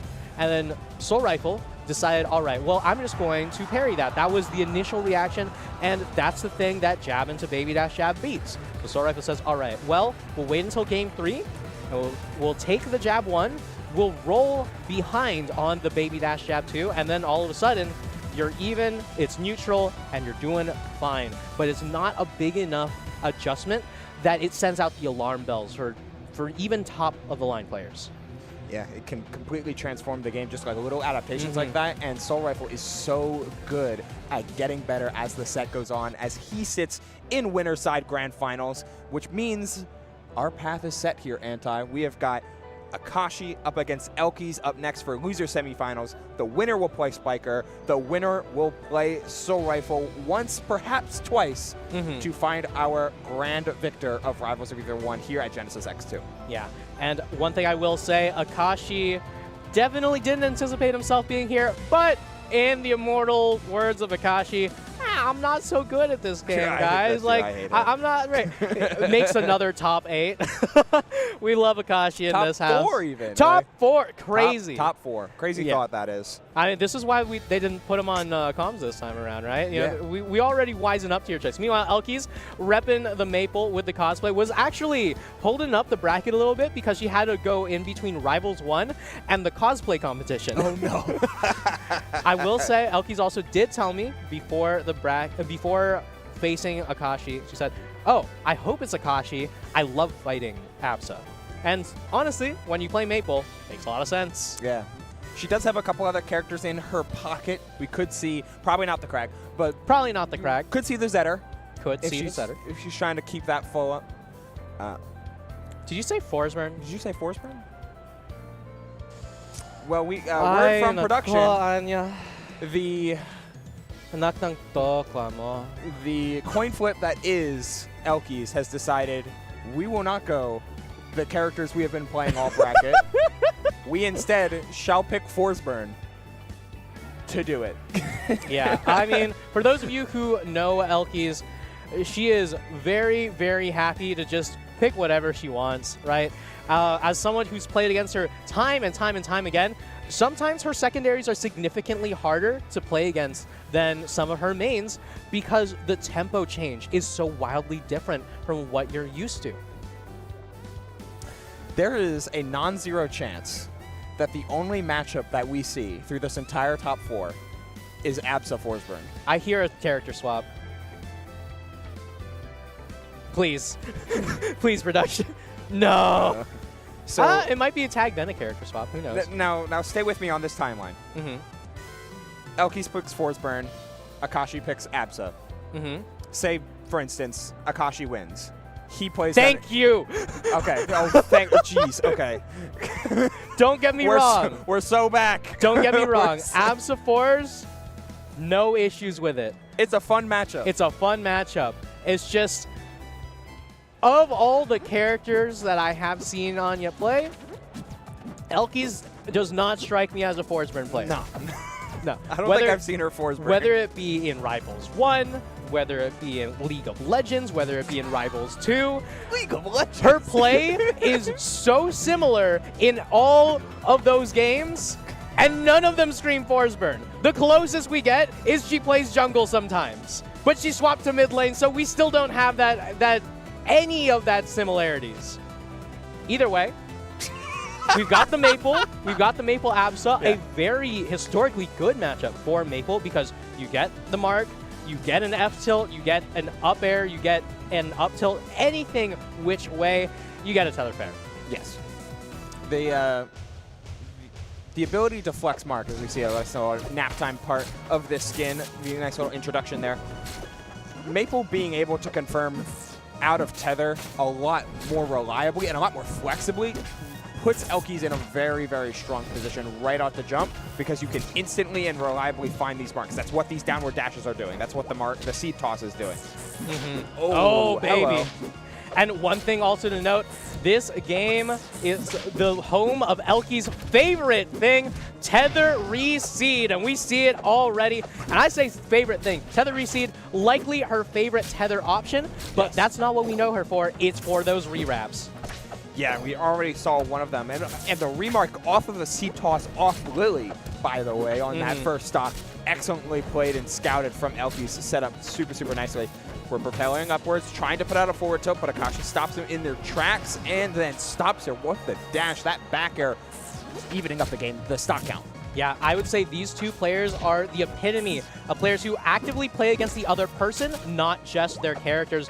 Akashi just always looks for the moment that you're caught slacking a single time, goes for a fully charged Thunderline in neutral. Elkis, on the other hand, the type to say, all right, I'm just going to charge a strong attack, you're going to run into it, but no matter which way, we're not seeing either of those options yet. Yeah, you can really tell the difference between an Akashi versus, I guess, a Soul Rifle in the case of this bracket, but historically like a Penguin as well. Very minimalist is Akashi. You see him a lot of standing still. You see a lot of the just like generally type of like trapping game plan with Cloud. There's not as much like extravagant movement or extra goings on. Not trying to waste any frames. Yeah, meanwhile, Elkis wasting no time to even up that stock count. Akashi and Elkis still going toe-to-toe, and oh boy, here we go. Oh, that nice tech roll away on the platform there. Trying to get away from any of these situations. The Akashi line gets Akashi out of a dangerous spot, trying to put out a forward strong, but got interrupted there. Elkis with a chance to open things up, but zipped right through, and now the opportunity, setting up the bomb. Forward air, no sweet spot, though, as Akashi looks to try and make a read instead of commit to any further offense. Yeah, even zip straight to the stage just to make sure that there's no chance of dying, but right there, Akashi just barely missing out on these potential confirms there. Lily just doing so much work in making it terrifying. Wow, still surviving even after that forward strong, but the down strong wraps it up at Galaxies.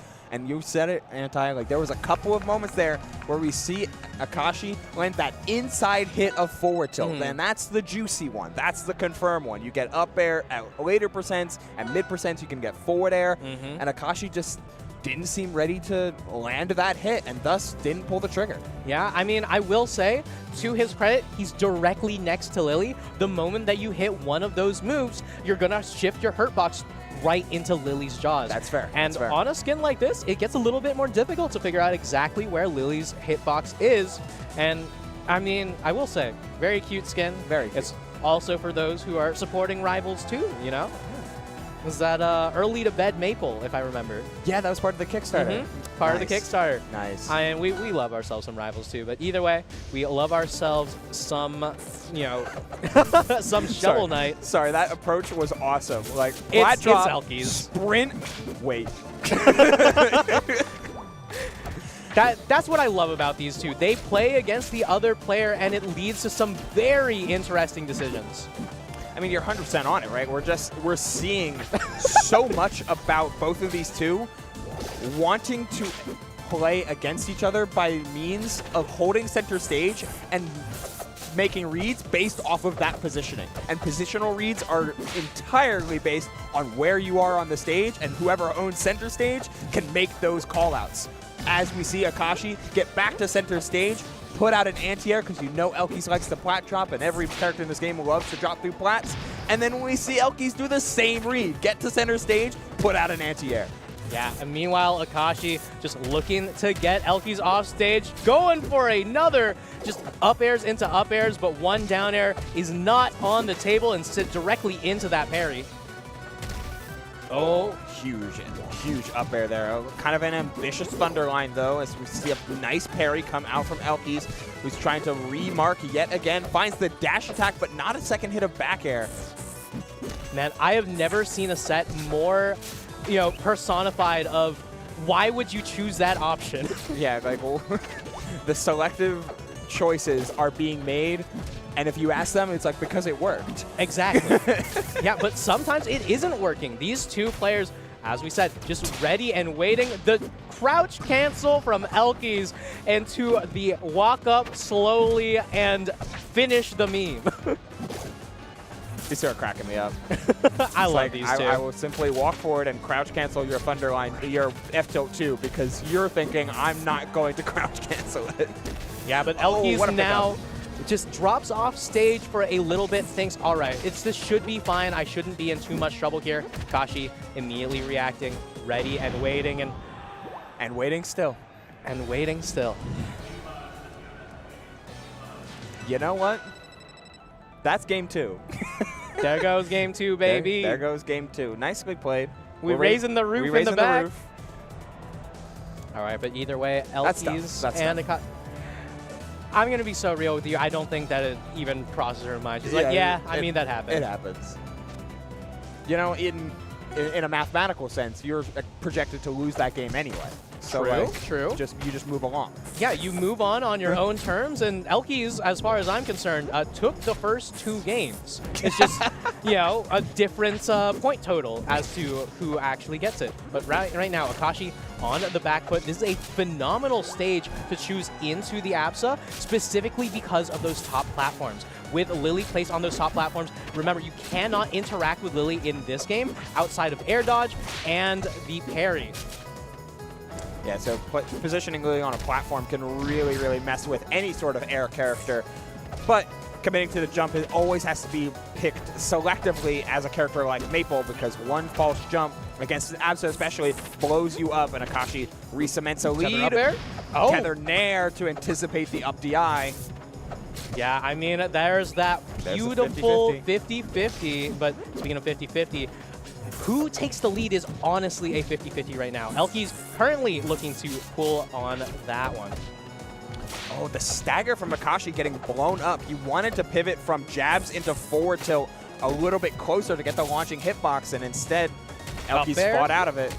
Gets the opening, though, fighting back with a ton of damage, even percentages overall, as we see Elkies almost break the zone, but Akashi finds his way back to the ground. Yeah, and Akashi honestly cursing the nerfed version of that up air. It's been years at this point, but it's still one of those moves where you see it and you say, all right, since when is that up air change ever a nerf? Apparently right there. The Cloud Chase instantly burning the Thunderline. And the parry on the jab, but Elkies instantly on the other side of the stage, not wanting to mess with any of that invulnerability. Yeah, we got double roll in neutral, we got the CCs, we got the back air. But just like that, Elkies now in way too much trouble. And off the top she goes. And off the sides he goes. Yeah, instant answers. Elkies is playing it pretty slow overall. Like, there are times when she is crossing stage and just saying, you know what, I'm going to let Akashi like hold that ground, hold that corner. Because at the end of the day, Akashi's preferred position throughout most of this game has been the corner underneath the Merchant Port platform. And you're fine with letting Absa sit there. Yeah, but right now, with Akashi off stage, we see so much juice on that upstrong charge. But Akashi, good guy in the end, decides, you know what? You threw me a game, I'll throw you a game. Yeah, that's a... Misses out on that up B. That's unfortunate. Yeah, trying to get the nice like zip back and then drift in under the platform. Really thread the... We're raising the roof. We do be raising the roof. We're raising the roof. Yeah, but we also raising the stakes. Now, Akashi, potentially tournament life in the balance. Yeah, we're seeing his tournament game perhaps, or you can bring it to a game 5. Who knows at this point? For Akashi, hovering over some of the longer stages in the game. Forest Floor, there was Merchant Port running it back. Seeming like he wants to go to Tower of Heaven, but it is banned. So instead, we lock in Jules Vale for game number 4. Akashi putting his tournament life on this stage. Yeah, Jules Vale, honestly, one of the better stages to choose in this position, largely because you don't have so much of those small platforms that Elkies can just place that Lily on. Yeah, the moving platforms are going to make it really tough for both sides to like pick and hold a position. Oh my god. Hello? Triple down air into the down strong. It doesn't close out the stock, but Elkies is starting to really put together the pieces of the puzzle, looking for the final hit, and she finds it on the Akashi line, getting punished. Who's seen that before? Yeah, I mean, usually the aerial that we're seeing chained into each other is Ori up air, but instead, Elkies turns the script on its head, says, all right, we can go with a Maple Dare. Just change it all up and keep the momentum going. One parry to start things off, and Akashi is not enjoying this one. Now put really far behind the 8-ball, but you find that up air, getting caught by Maple down air again. Akashi just not able to hold position. Elki finding so many ways to get Akashi off the spot and punish the movement after, force him to move, then punish the reaction. And those gut reactions that Akashi's been going for are getting blown up in this game number 4. Yeah, and right now off stage, Elkies has a lot of stocks to play with. And I gotta say, Ubel, right now, she's got 2 things that she wants to be looking at. Trading for damage and cashing in on that conditioning. Elkies, throughout this entire set, has gone for tether into reseed. And the moment that Akashi starts air dodging it, she's gonna tether up B. And that's the real danger. Holding onto those conditionings and in a offensive style of trapping that Maple so new for. Oh, you can just run up and down strong and get the wrap and get a reset. Tries for the up strong there to get another tether, but Akashi reads that tether in order to find an up strong of his own. Down but the strong. parry. Oh! Okay. Yeah, instead tries to go for something a little bit cheeky, knowing that it's not going to purple just yet, but Akashi still very much in this. If there is an Absa who can do it, he's one of the few. Yeah, just trying to put together something here. The forward strong was a little ambitious, but the roll in the corner, that Rivals 1 spot dodge getting red. Red like a book, and Elkies with a charge. Sorry, not even a charge, just a little weight just a down on that strong. down strong. Going to be able to cash in with a 3-1. Akashi not going to be missing his dinner plans today. No, not in the least. You find a good restaurant outside of the venue, but still making top 4 is nothing to sneeze at, especially since Akashi beat the person that put him into losers to make it into top 4 to begin with. Yeah, and I gotta say, if you're talking about someone who won against the person who sent them into losers, Elkies now looking to do just that. Spiker versus Elkies. Spiker won in winner side with a 3-1. And Elkies dropped down into losers, said, okay, you know what, I'll try to make top 4 anyway. Now we're possibly seeing another case of either the rematch revenge or the double jeopardy. Hard to say for sure. I know for a fact Spiker wants to run back against Soul Rifle. I know for a fact that Elkies wants to meet Grand Finals. And these are just truths that both players have to deal with in this Losers Finals best of 5 set. Elkies is missing. Spiker. No, she's just behind the monitor. Oh my God, she's. She just blends in. She's, It's the classic dark hair. Yeah, it's the. She's dressed as Maple. She's blending in. You know. Yeah. You know, she's watching. I'm not blind. I She promise. is watching. She's She is watching. the watcher. She's watching. All right, locking in Forsburn, presumably Maple. Maybe. I don't know. We could see a character swap. We could see a character swap. I mean, she is cosplaying as Maple, so maybe she decides to stick with the Maple. But when Elkies does start to feel a little bit threatened, sometimes she will either start with a different character in order to change up the pace, or sometimes she just decides, you know what, I'm just going to pick this character for this matchup. I will say, Forsburn Maple, historically pretty rough for Maple. Yeah. But of the other characters she has, like, you know, We have Zetter, you have Crag. It's okay. It's okay. They're all okay. Hovering Maple at the moment, but that could just be where we've been left off. We saw that last time where it was Spiker's Forsburn that was hovered, and we thought for a second, Elkies, please don't pick Forsburn. Please don't bring out a character we haven't seen you play in a top 8 before in top 4 of Genesis. Anyone else. Anyone else that you have played. That's an important caveat. Oh, player 3, locking in. I love Rivals. I love that we can just swap right over in terms of the player slots. It's so nice. It's so nice. It's the little bits of polish for this definitive edition. Anya. Most of the time when players go into the playtest to just try and test their tech, they have these little specific things that they want to make sure can happen. For most people, it's, oh, can I do this baby dash? Can I do this turnaround? Can I do this pivot? For Elkies is, can I charge strong attacks? Like, can I still do that? How long can I do it for? Like, can I really test this, like, 3-second charge? Can I go for the limit 4 seconds, maybe? Yeah, you know, but can I get the forbidden 5-second charge? It's important. Maple Strongs are pretty good. That's all I'm saying. Honestly, if you could charge Strongs for that long, you deserve to get hit by it. Elkies would become a top 1 player. All right, we're seeing just some setup in between this two. Now, you were talking about Forsburn Maple. Historically, not as good. Not the greatest. A lot of the time, Forsburn, with that knife, usually a little bit of a disjoint into certain characters who, you know, don't have so much disjoint. Like against Rano, for example, very, very good disjoint for that matchup. Against Ori, very good disjoint for that matchup. And a lot of these characters, Forsburn doesn't necessarily win against, but makes their game plan tough. Maple gets a lot of her value from the fact that, 1, she's super fast, and 2, she has a little bit of disjoint on her own moves. But the fact that it gets completely beat out by Forsburn Knife makes it so much more difficult.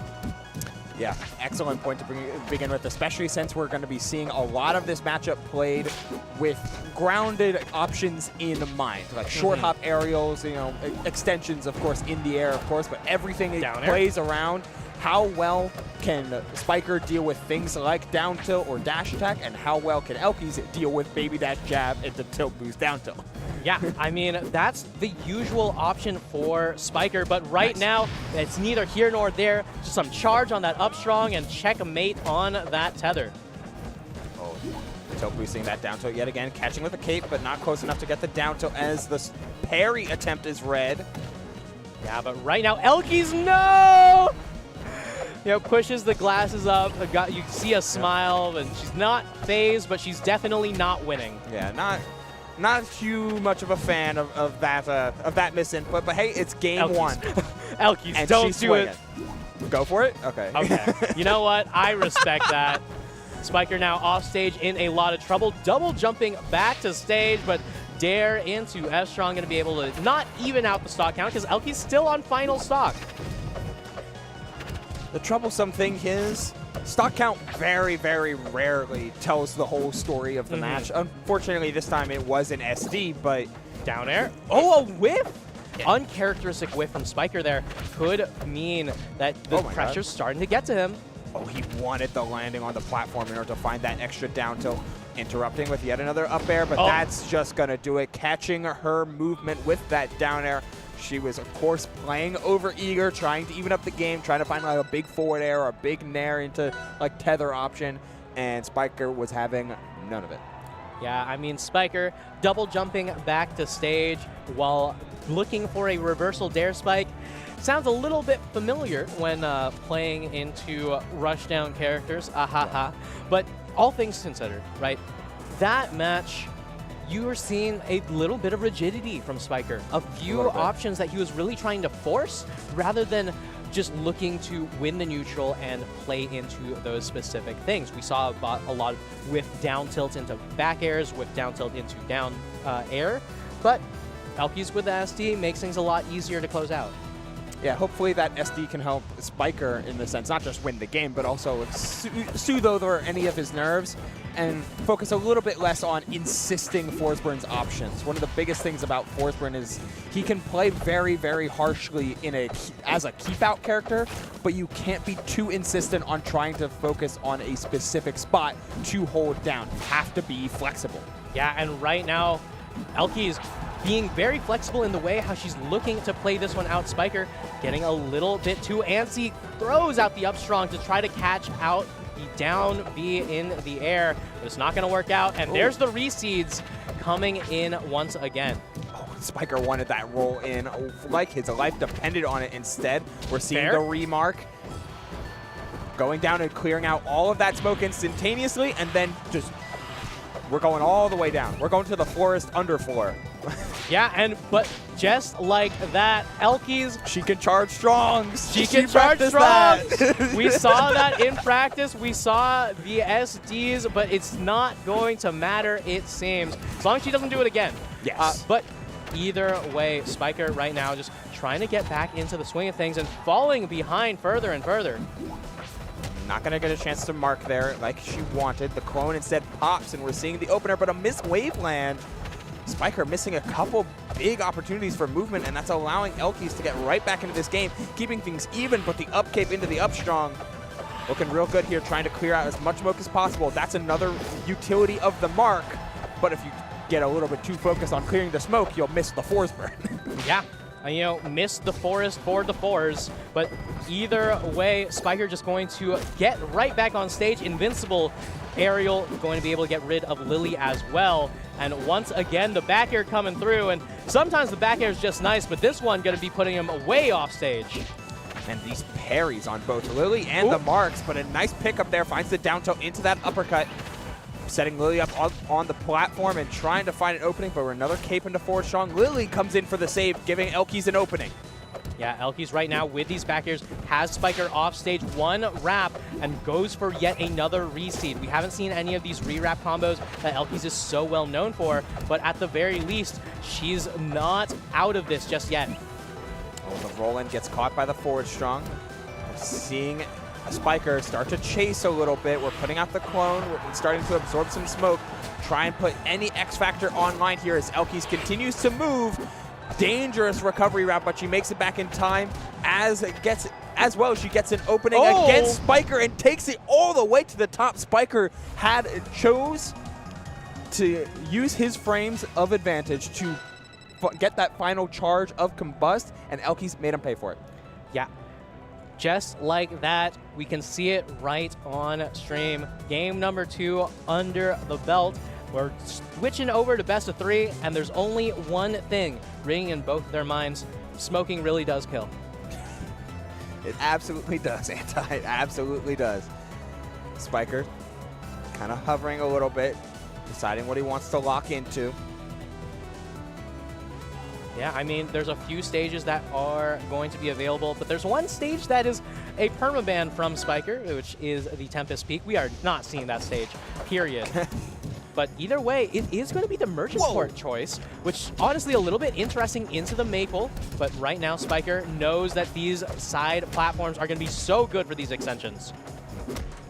All right, I popped off a little bit because Elkies just had a soul read on where Spiker was in that smoke and found him. And then Spiker immediately responded with like 98% combo without much of a worry, and takes the stock after all of that damage, manipulating these platforms to his advantage and turning little openings into big damage. Yeah, I mean, Spiker, as we've seen, able to make the conscious decision, says, all right, Elkies isn't really putting Lily on a lot of these plats. It should be fine if we go on to a stage like Merchant Port, because the top plats aren't going to be as much of a threat. Oh, chose to remark, and Spiker knew that. Instead, we're getting the tether into the fair. An opportunity Double abound. Yeah, opportunity after opportunity, but one whiff going to set up into the full-on kill. Lily coming in clutch. Big damage on that down air, just letting it Beautiful. swing over and over. Finds the nair, look for nair fair. Awkward not going for the down air there as it does more damage, but Spiker was cooking, wanted to get that extra extension. The tilt boost landing him straight into Lily as, yet again, Elkies chooses to remark, yet the parry on Lily, the charge down strong, not going to do it, but does a ton of damage. Yeah, and Spiker wasn't 100% sure if that was going to lead into the full-on kill, but Elkies right now still just looking for hit after hit. Up strong not going to connect, but down strong still not going to kill. Dan proven not to be a liar. Just if you don't see Galaxy, there is a chance that you can survive. That's been the Rivals of One mantra the entire time this game has been out. As we see another Lily planted, parry on it immediately. Elkies playing around these platforms, trying to feign anything, forcing the smoke to get away. Here's the forward strong and the down strong immediately after. Elkies paying off to the fact that she's being so hard to hit and not trying to push the initiative until the opportunity was there, but the parry gets spotted and Spiker evens up a stock count. Yeah, you see both of these players just playing off of these tiny, tiny margins. Elkies, if she had gotten that F-Strong a frame later, it wouldn't have wrapped. Meanwhile, Spiker, if he hadn't gone for that dash dance, wouldn't have gotten that down strong. But just like that, back and forth, 86% on the force burn. But can it turn into an actual kill? Looking Yes. like it. Yes, it can. Knocked straight into the Lily, and we're seeing a difference in insistence on a side of Elkies. You were talking about like Lily on the platform. The lack of Lily on the platforms made Spiker not want to go to Merchant Port because you didn't have to worry about those. Well, Elkies is then rewarded for insisting on keeping Lily on the same horizontal plane as her, and in those very moments, able to find that stock by utilizing those confirms. Not worrying about if Spiker's going to parry Lily once, twice, 3 times, over and over again, because all she needs is one. All she needs is one. I mean, we're seeing all of that conditioning come in clutch. We're seeing the reseeds start to get, mashed out of by Spiker. But my big question here, Ubel, is when is Elkies going to, pull the trigger on all of this conditioning? Yeah, it might be a little bit later as that up there is, going to eventually take her off the top. She's going to have to do it some point in this game if she wants to take this game 4 to the bank. Spiker officially on his tournament game, but not his tournament stock quite yet. In fact, he's in quite a strong position unless Elkies has something to say about it. Missing the forward air, but Spiker gives it up anyway. Yeah, good guy Spiker going to be able to complete the combo for Elkies, but right now it's a matter of momentum. Right, Spiker needs to not let that get into his head. Meanwhile, the Watchers Mart putting out so much work for Elkies because due to lore reasons, it never gets replicated onto that Force Burn clone, so you always know which one's which. Easy way to keep an eye on just which one you're looking out for. I mean, these two were in the same trailer together, and Elkies making sure it's going to end the same way as it did with Maple on top. Yeah, Maple right now in a very good spot. Elkies going off stage, not going to get tagged by that down air, but the fully completed F-Strong. This is one of those things that we've been seeing from these Force players coming back into Rivals 1. They realize, wait, Force F-Strong's honestly not bad. Yeah, it creates its own DI mix-up, right? Because everyone's expecting a F-cape into down tilt or F-cape into up tilt, like these extensions, the tilt cancel, so the combo starters. So if you're DIing out for Force Burn, well, that's where F-cape's actual strong attack could come into play. Unfortunately, that requires you to be winning neutral, which is something that Spiker is just not doing. Yeah, and Elkies going to continue the trend of the rematch revenge, but they hug it out behind the Red Bull case. It's no hard feelings behind either of them. 3-1 to Elkies as we are seeing the Soul Rifle Absa versus the Elkies Maple, a matchup that she told me she was really looking forward to because she loved fighting the Absas. Yeah, and it's kind of set up for her to make the upset, right? Make the run. Soul Rifle arguably should and was the top seed of this bracket, given how he won the last Genesis. Yeah, second seed, Cake was still first. Okay, that makes sense. But Cake decided to DQ out, focus on Rivals 2. So Soul Rifle essentially takes that first seed. Right. And Elkies with a chance to make the upset. The other highest, RCS ranking of the people in top 4 here. Oh yeah, I mean this is a top 10. Yeah, these are matchup. 2 like top 10 players. You know, we got number 2, and Elkies was number 8, 7, 6, 5, 4, One of 3, them.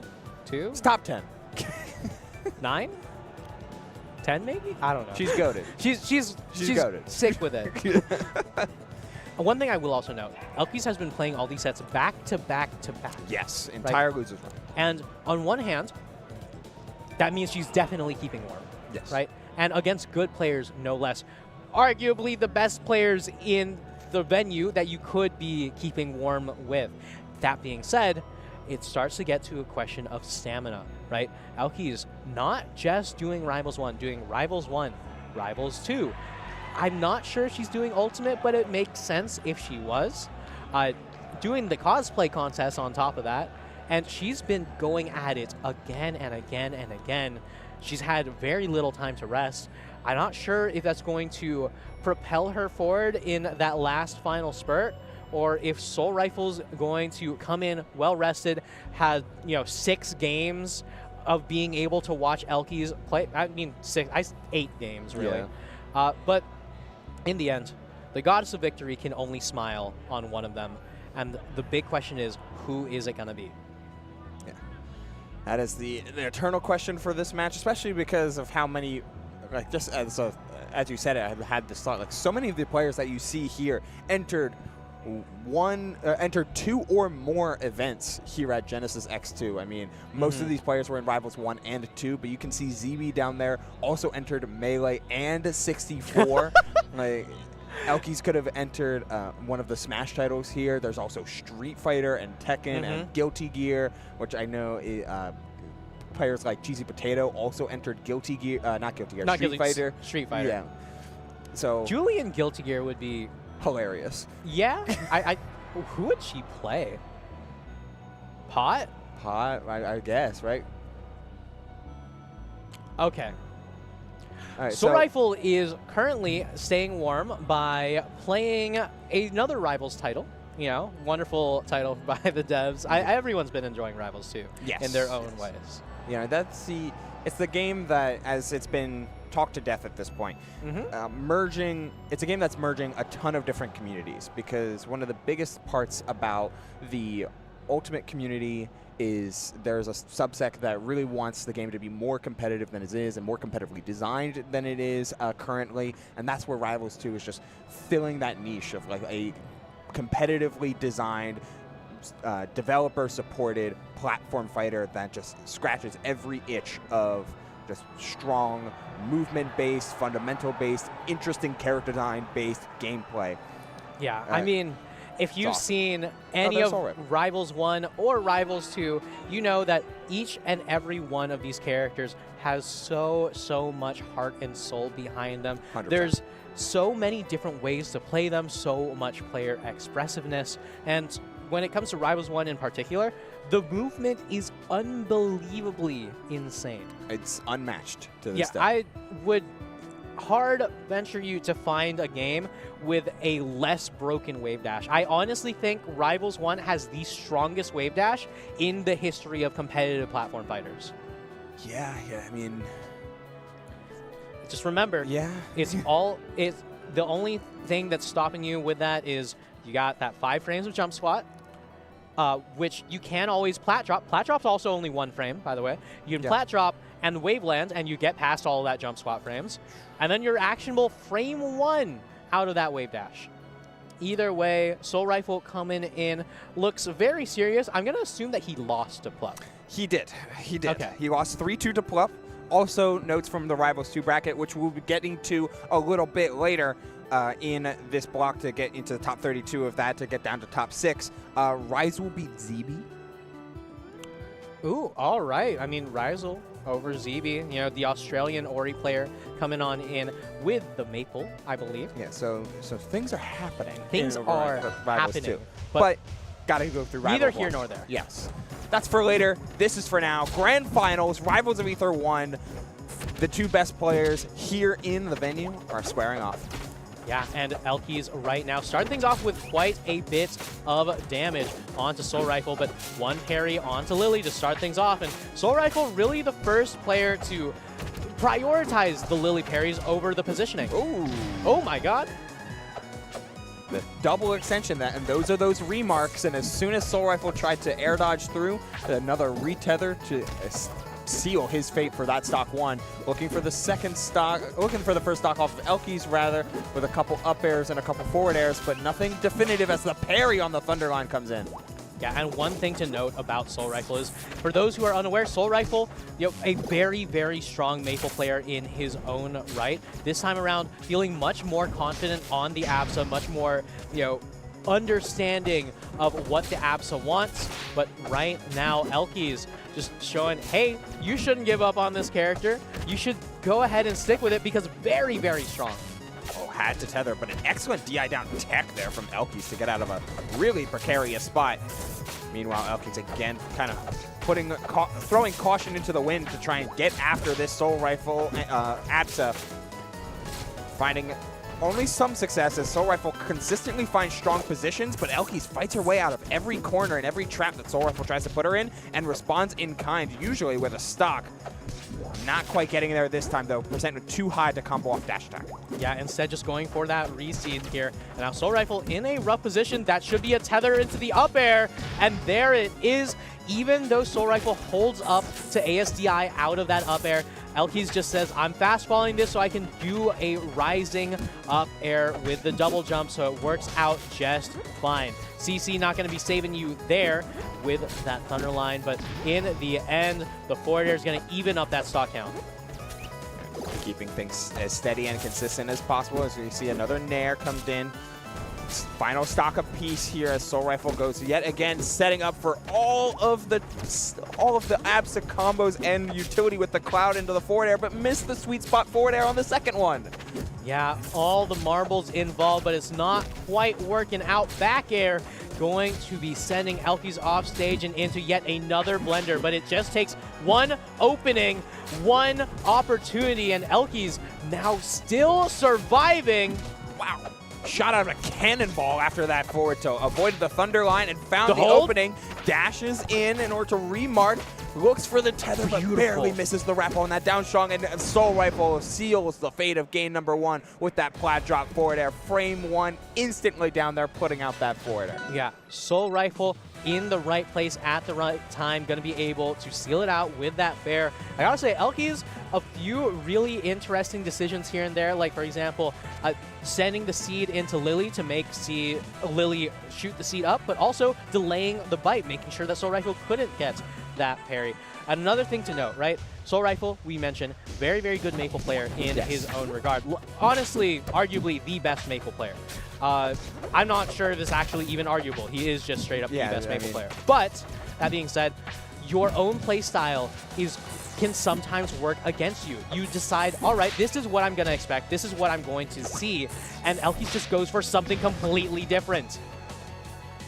That little changeup can matter a whole bunch here, Anti, because we're seeing just Elkies' reckless abandon and full frontal force of offense kind of throwing Soul Rifle for a loop. He's forced to constantly try to play back, especially on a stage like Air Armada, which doesn't have a ton of ways to get around the sheer aggression that Elkies is showing off here. Air? Finally finding an opening and sealing it for the stock, but you're down to stock and up 90% already.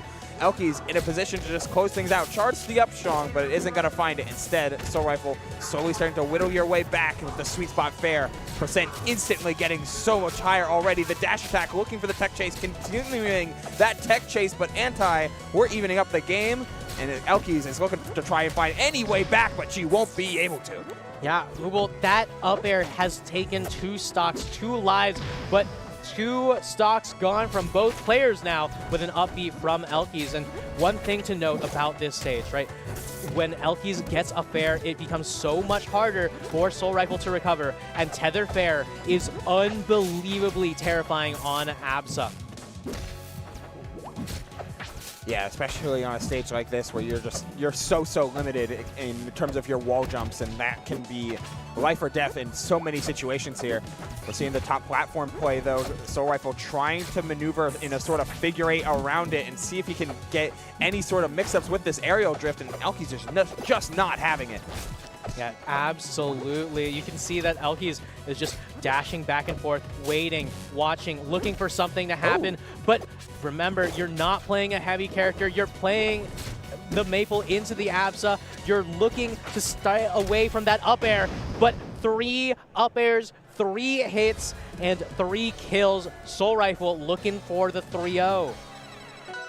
Yeah, trying to respond to being put in losers and rivals too with a 3-0 and a handshake. And honestly, like, Elkies isn't even playing that bad. She's taken the lead on the first stock each and every game thus far, but it's been Soul Rifle doing what he does best, getting better as the set goes on, making little adaptations and little changes to his gameplay that then transforms how the set ends up going. And starting off strong yet again here as another forward tilt hits, not able to confirm into any sweet spot fares, but slowly but surely cornering Elkies. Yeah, and Elkies right now in quite a bit of trouble. The back airs are coming out, but they're not doing much. The space isn't in any control because Soul Rifle's the one controlling the pace of everything. Again, no follow-through, though, on that down air. It does a ton of damage. Sweet, sour, and miss on that on that up air, but the down strong does take the stock. Soul Rifle taking the lead on the tournament game for Elkies. Yeah, Elkies potentially in a lot of trouble. Beautiful parry from Soul Rifle onto that Lily here, and here comes the damage. Soul Rifle just able to get these piecemeal hits again and again, and it's looking very, very promising. Elkies now trying to fight for survival a little bit, trying to slow down the pace of the game just a touch, and then finds the position she's looking for. These down tilts, these forward strongs, but a nice angle there from Soul Rifle, but it doesn't matter. Elkies still with the coverage, making sure she's keeping watch of every option Soul Rifle has to get out of the corner. Yeah, I mean, Elkies right there. Opts to just go for the double strong, doesn't go for a rewrap in any kind. We haven't seen a single rewrap attempt from Elkies. It's all just been reseeds and looking for more neutral wins. But in the meantime, Soul Rifle not worrying about it whatsoever, just looking for more extra credit. Slowly chipping away at this percent mark, knowing that one forward air ought to do it, and the Cloud hitbox expansions are certainly help with that. Elkies takes the brave route, but chooses to pivot to forward air. Again, Soul Rifle did that a couple times. The first time, it didn't close out the stock. The second time, however, Elkies expected the up air, gets hit by forward air, and the DI completely wrong. Yeah, and in the meantime, Soul Rifle might be off stage, but after all of these chips, looking to cash out there. Elkies in a lot of damage, taking one more dash attack, and off stage is far from where you want to be. Big forward air coming down here. Soul Rifle trying to end the set, especially with that up tilt, but it gets the wrong hit of it. Trump comes down with the sour spot of up air. Elkies still fighting away, looking for the remarks, throwing those cookies, throwing those marks.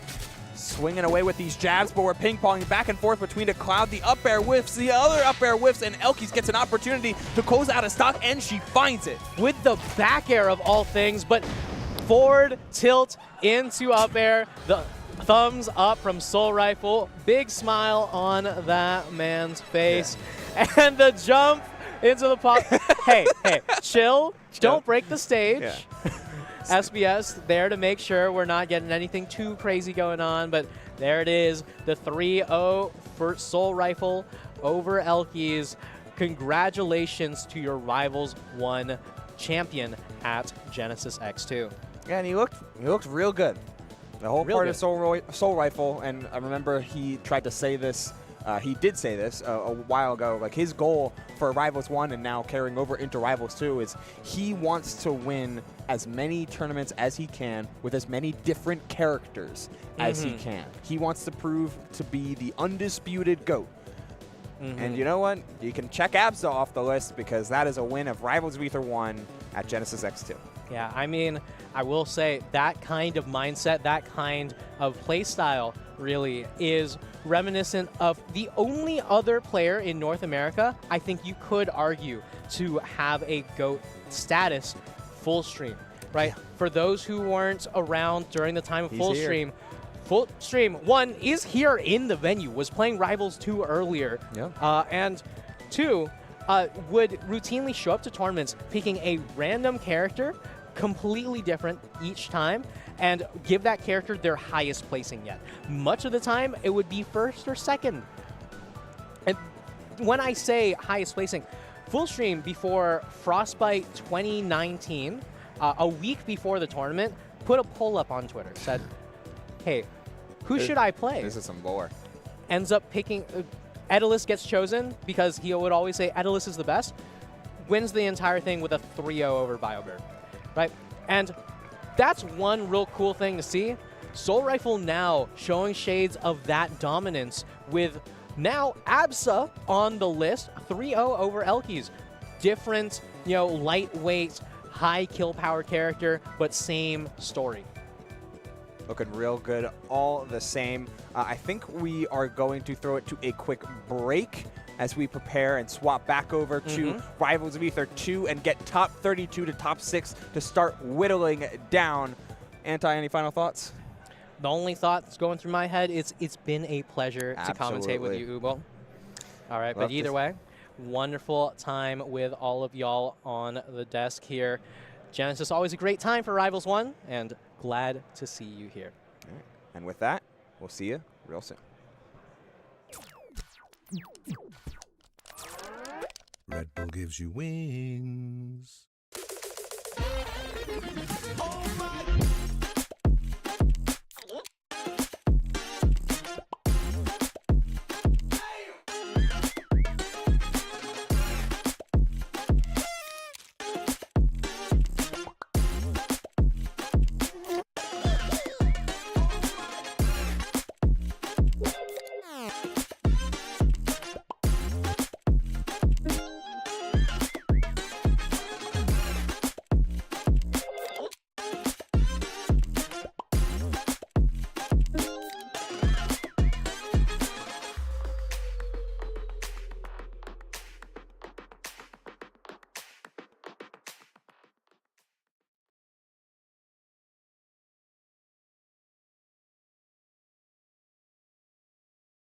You guys ready for some trivia?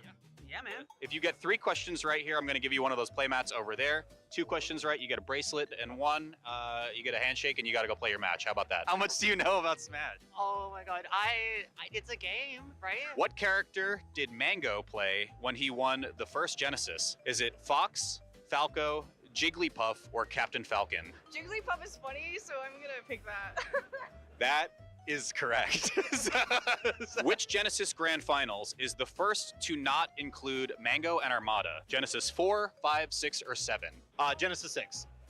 The answer is Genesis 5. Really? Who has won the most Genesis titles total across all games? Is it Armada, MKLeo, Zane, or Isaiah? Armada has like 3. Leo has like 5, bro.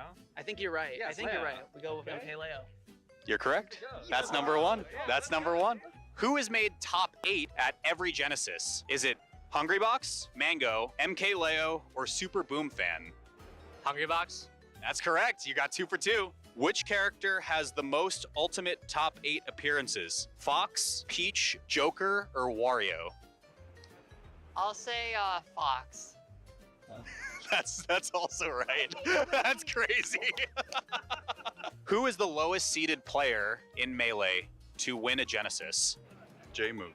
That's correct. Which player was Isaiah's doubles partner at his only Melee Genesis? Was it Scar, Phil, Bob Money, or S2J? I didn't even know you even participated in Genesis, so probably Bob Money. That is incorrect, unfortunately. The correct answer was S2J. Who discovered the famous 0.9 knockback during Wii U's top 8 at Genesis 4? Gamora Kiri, Abadongo, Captain Zack, or MKLeo? I think it's What? Abadanga. I think so too. Yeah? Yeah. Yeah, I'm 100%. down. Yeah, 100%. Abadanga. You got 2. All right. Okay. What was the name of the other event that Genesis 3 shared the venue with? FanimeCon, FurCon, NHL All-Star Weekend, or Crunchyroll Expo? I am gonna go with the All-Star Weekend. Wait, What do you you think they're think? doing like an NHL event in a venue like this with Smasher? What do you think? What do you think? That's my I suggestion. think it's FanimeCon. FanimeCon. Yeah. Want to rock paper scissors on it? Yeah. All right, ready? Best of one. Yes, we do. FanimeCon. Alright, I'm gonna just pick Crunchyroll Expo because I know what Crunchyroll is. It was FurCon. No! Guys, we will be right back with some more Genesis X2.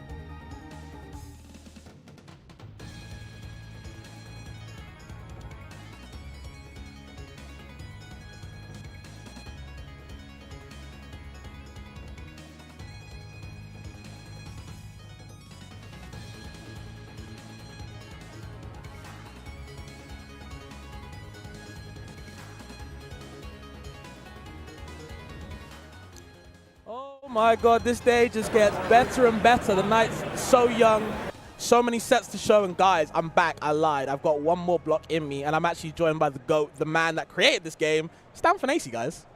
Yeah, what's up? This is my one commentary chance, and you know what? I'm excited because not only is this my one shot, but I know what these players that are coming up. I know them, and a lot of them are OG, a lot of them are mixing games, so we got a really good first block here. Yeah, I was going to say, we were talking about it just before the block started, and I feel like to kick off top 32, if you guys didn't know of Rivals 2, we have Marlon versus Fullstream. You know, there's a lot of storylines going into this game. Of course, Marlon, you know, he's done his time. He's back in the game now, undefeated still, and then you've got Fullstream, the OG granddaddy of Rivals, you know, as a whole. You know, Genesis champ is back in this game, top 8 seed, and has a good shot against Marlon.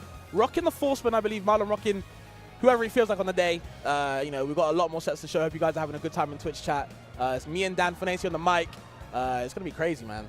Yeah. I'm super excited. So one other thing, too, is, like, they both seem like OG Rivals players, but, like, a lot of Marlon's time in Rivals 1 didn't really overlap with Fullstream, right? Sure. Like, he kind of came up and got really, really good, became a top threat a little bit after Fullstream kind of, you know, faded out of the competitive scene.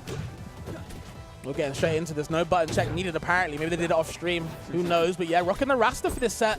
I kind of understand. I don't think too many Orcanes are too many big fan of the Forceman matchup. I can understand the Rasta pick for this, so we'll see. Yeah, these players operate at such a high level. Like, the matchups that I know, theirs are different, right? Absolutely, It comes down to players. I like to say Orcane doesn't do versus Forceman because of disjoints. You know, Marlon's probably got a whole thesis of why it's different, so, you know, who knows? For sure. Yeah, not exactly the fastest start so far. It's kind of attack on percent as much as they can, but, you know, you do have to watch out for Forceman's frame there on the shield. Very hard for even Rasta to kind of capitalize on. Yeah, Rasta, some of the best out of shield for sure. The scariest out of shield option in the game, probably. Even after the changes, I feel like it's still scary to deal with, you know? Yeah, Can't be touching my shield too often. I hate it when I'm playing against Rasta. Especially as Maple, she's so light. You die so early to the up B. I mean, I'm gonna just say thank God. Okay, DI's in on the back, so you're gonna get clapped for that for sure. Marlon not wasting any time, taking the first stock in a good lead, and Smoke is all on the stage littering it. Oh, almost enough with that, just buttering it up. Yeah, he's got him at these high percents, and of course Rasta is, you know, very light, as we always like to say, but can you find that finisher? Can you find the down smash, the cape, anything, something? Yeah, it gets hard when you're forcing for that KO. But there you go, no tech on the down throw. A little bit surprising, maybe to mix him up, but just not in a good way that time. There's the clone, the pop as well. It doesn't really matter. Marlon just kind of ignoring it. The F tilt on the shield, not doing too much though. A little bit of pressure.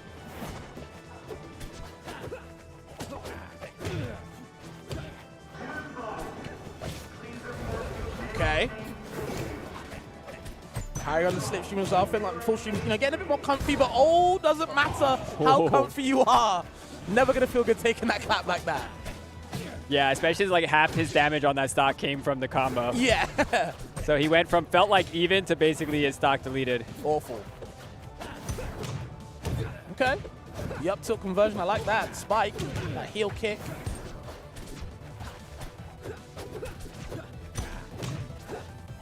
Oh my God. And this is what I was talking about, the shield pressure from Force, but he's taking 3, 4 back airs, all at -2 on your shield. You know, how do you respond?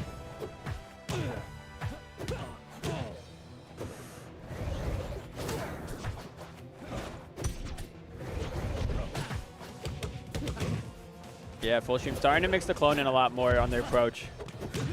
It's kind of vital, man. You got to keep Marlon guessing, because otherwise, you know, look at this. The shield, the pressure off stage. So many cases where, of course, Forceman doesn't exactly have the, you know, easiest recovery to deal with. A lot of the time, it's very intricate. How do you get to ledge so safely against Marlon of all people?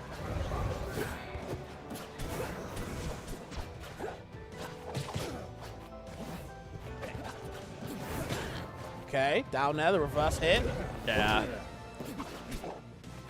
It's so hard to edge guard Rasta, though. It's so hard because he has, like, what, thousands of jumps? Yeah, right. The air mobility, you know, he's floating all around the stage. And then he's got hitboxes on his recovery as well, so. You basically have to treat it like neutral, right? Yeah. You get Rasta off stage, you basically have to treat it like you're still playing neutral. But thank God Forceman's a fast faller, so, you know, these up throw combos, if you DI the wrong way, that up clap will be there just waiting for you. So good on Marlon winning the first game. Maybe we see an Aether switch. So here's the thing, like we said, like off stream, we were talking about a bit that he has Fullstream does have a pocket Daedalus that we're not sure we'll see. Sure. But I will say in Rivals 1 in particular, he did like the Daedalus against Raster. Yeah, I've been told by a couple of people that in Rivals 1, Daedalus Raster wasn't exactly as bad as people think.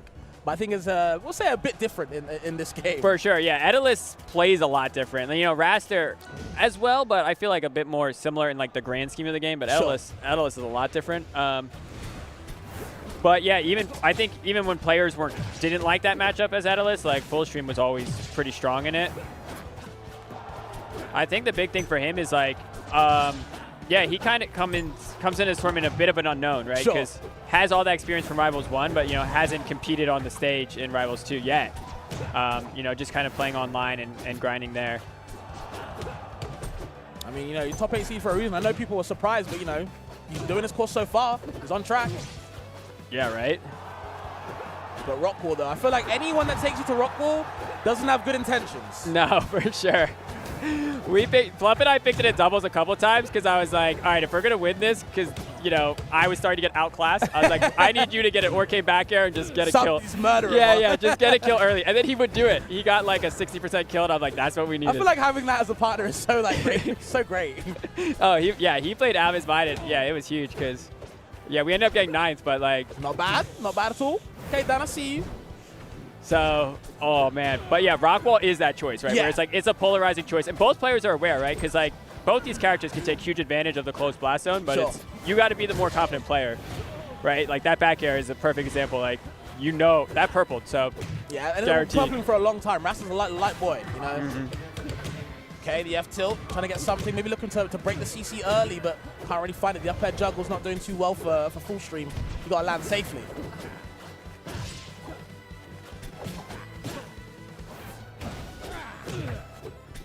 I don't know how that second hit of the dagger swing of the cape missed, but unlucky for Fullstream.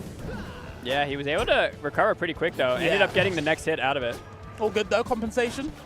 Yeah, now they're basically even. Raster going to be dying a bit earlier than. Of course, on this stage as well, like we said. On any stage, but yeah, especially here. He's got to be more confident with the up tilt, the spike, and the down air clip, reversing his DI into the F clap, and that was sneaky. He kind of stole that away. Yeah, that was a really nice edge guard.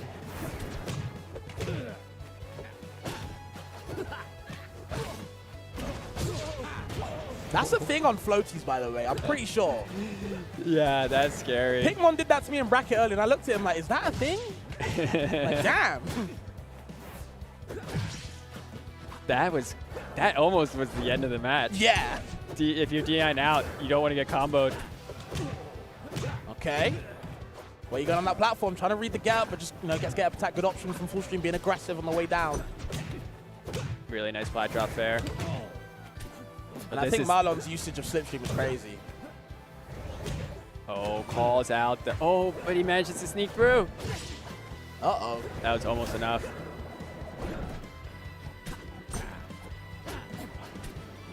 He wants one aerial only. I know, that was so close.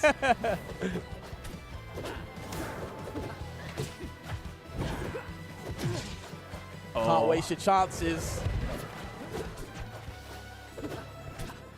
Okay, there's the down air spike. Anything from it? The up air? Still with the changes, not enough to take the stock, but Smoke is littering the stage now, at least. Oh, no. No! Oh. Felt like he had that one for sure. Definitely let it slip through his fingers, but yeah, Marlon just clutching on. Fullstream nearly there. Nearly. Just couldn't find the finisher. Yeah, those up airs too were like getting really close, right? He was ravenous for those back airs. He threw out like 4 or 5, hoping one of them would clip, but I feel like Marlon was just doing, you know, very well defensively, understanding, you know what, as long as I avoid the dagger, you know, there's no W for you. I can, you know, hang on strong. So. Yeah, and when he did get him, it was like perfect. Yeah. Like he got the one that sent across stage, right? Like to kind of start that edge guarding situation, but yeah, he just needed the one. He wanted some sort of reverse hit, but just couldn't find it, unfortunately. Back on Rockwall. Yeah, I think it worked really well for him, so I see the vision. I see it. I like that reverse down tilt. Oh, down air, shall I say. In the check chase read, but oh no, on the platform. I'm telling you, Raster loves these fast forwards and these combos. When he grabs you, it hurts. How do you land? Yeah. Raster up air. Huge. Always a problem in Rivals 1. We made many changes to it over the years. Doesn't feel that different here. Yeah, I was going to say, I know you guys made some changes, but I don't really see him like that, Dan. I'm saying. Yeah, it's weird, though, because there's a lot of Rasters who play this game, but it seems like Marlon's able to make his combos just a little bit longer than everyone else. I got to check his profile tag or something. He's doing something different. You said you other Rasters are just not doing it now with Marlon, bro. I'm sorry. Either way, though, yeah, Fullstream is definitely feeling the effect of what this Raster can do. Marlon is on a tear this third game. He wants to end it quickly. Like the falling up air, like that. The falling one into the hitball one is terrifying. That's the thing. I think a lot of people just kind of autopilot hitfall. You know, Marlon, these top players understand, you know, I don't have to always do that. I can mix it up. Yeah, he's sneaking in. Change up his timing a lot. For sure.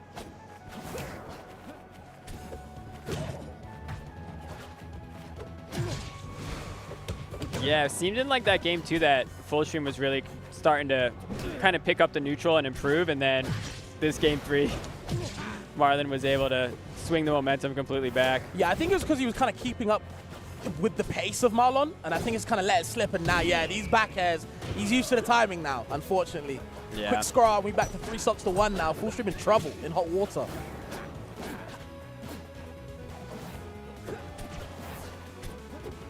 Yeah, he's the type of player where in Rivals 1, you know, never count him out. Yep. But Okay, well, you know, that's one There's gift. a start. There's a start. Don't count him out just yet. Back to the old game, apparently, OG style.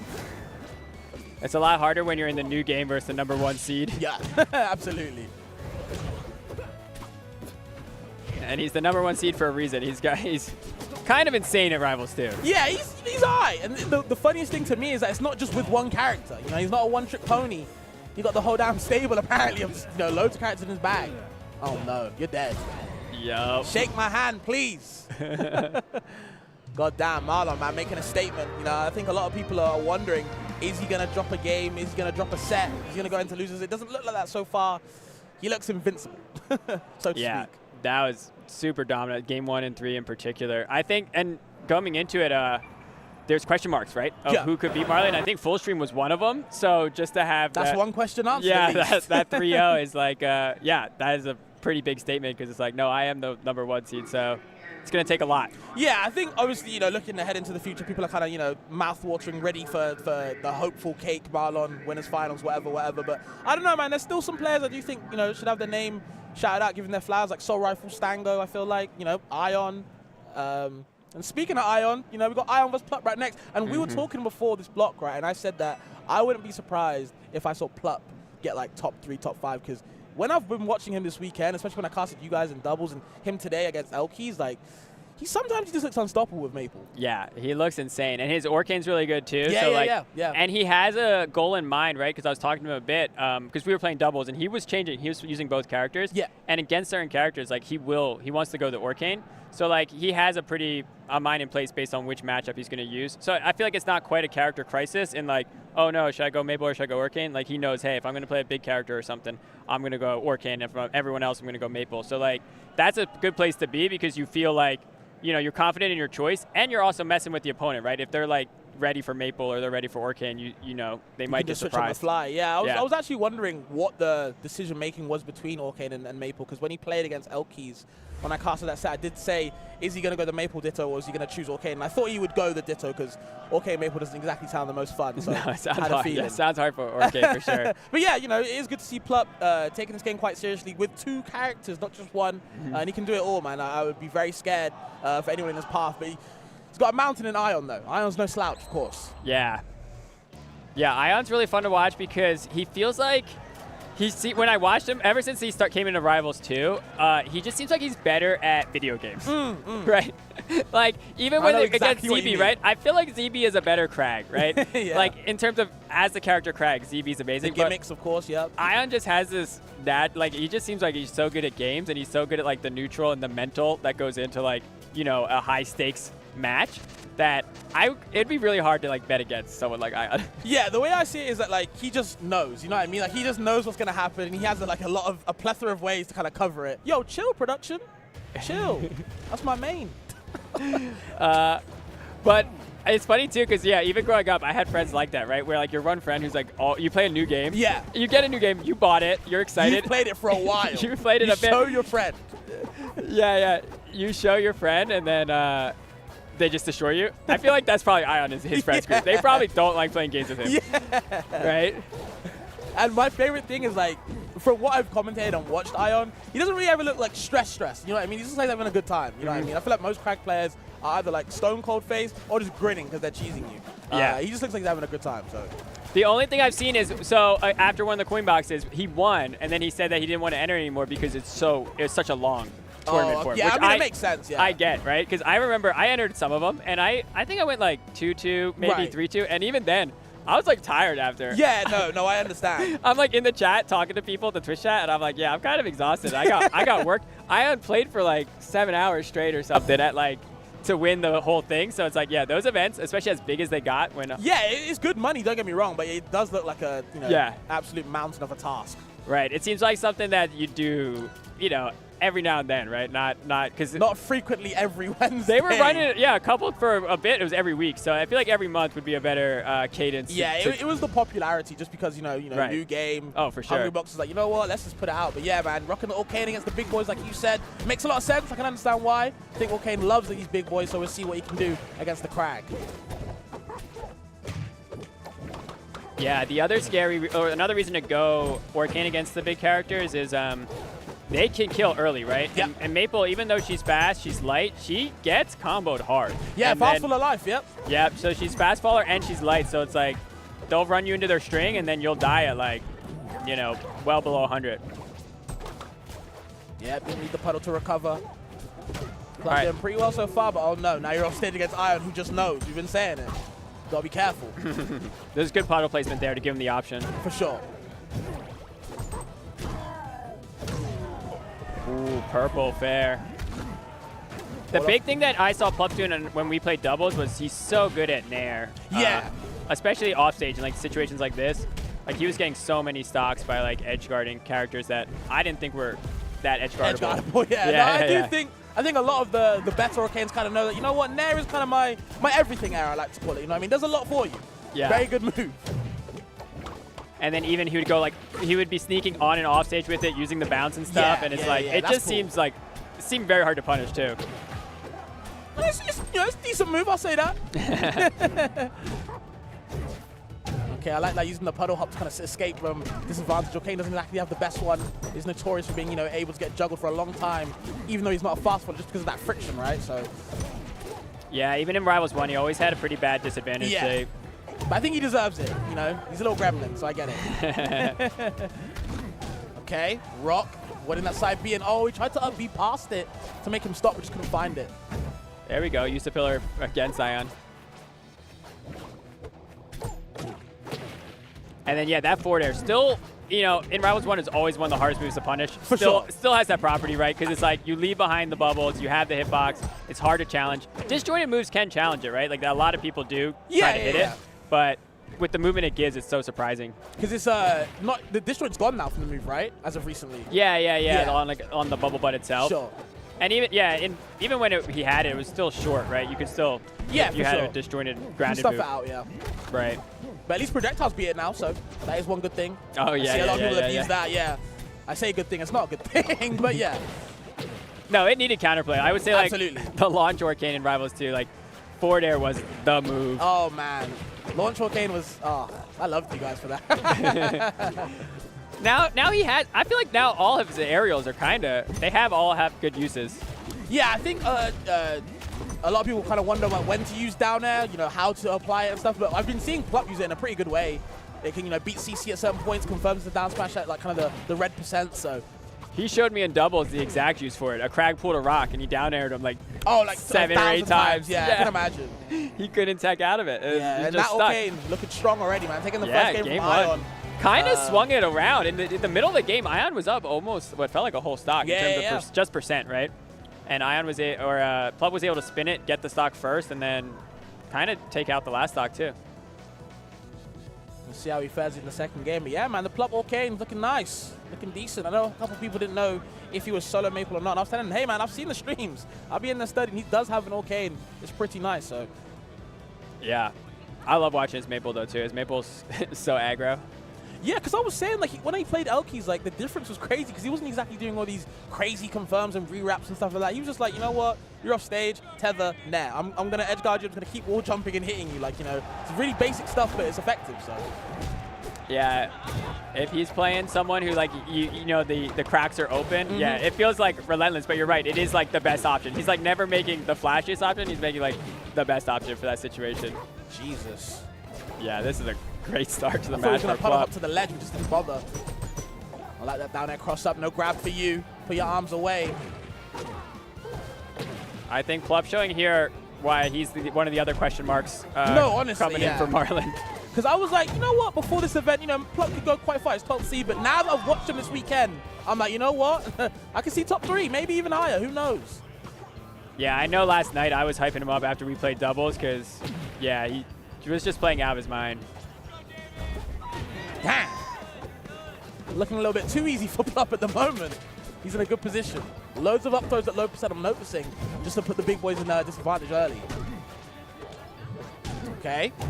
DI's in on the power driver, so now he can get a little bit of a confirm. Ion, though, needs to kill ASAP. Yeah.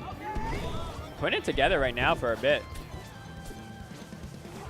He avoiding those grabs for his dear life. Yeah, that was a good roll. I would have sat in shield. Yeah, I'm getting grabbed for free. Oh, yeah. I'll let you know that. And you're in the air, right? I just assume you're going to do an aerial. Surely something. And then I get command grab. I'm like, oh, right. Yeah, he's there every time, man. God damn. Yeah, Plup has been able to get out there real quick. Have the guppies in the chat taking notes, guys. Plup is doing it big for Kane. Look at this. And here we see the Dare getting really good usage. Already at 25. We talked about, like, people are starting to find use for it now. Yeah. It seems pretty pivotal, especially at these low percents.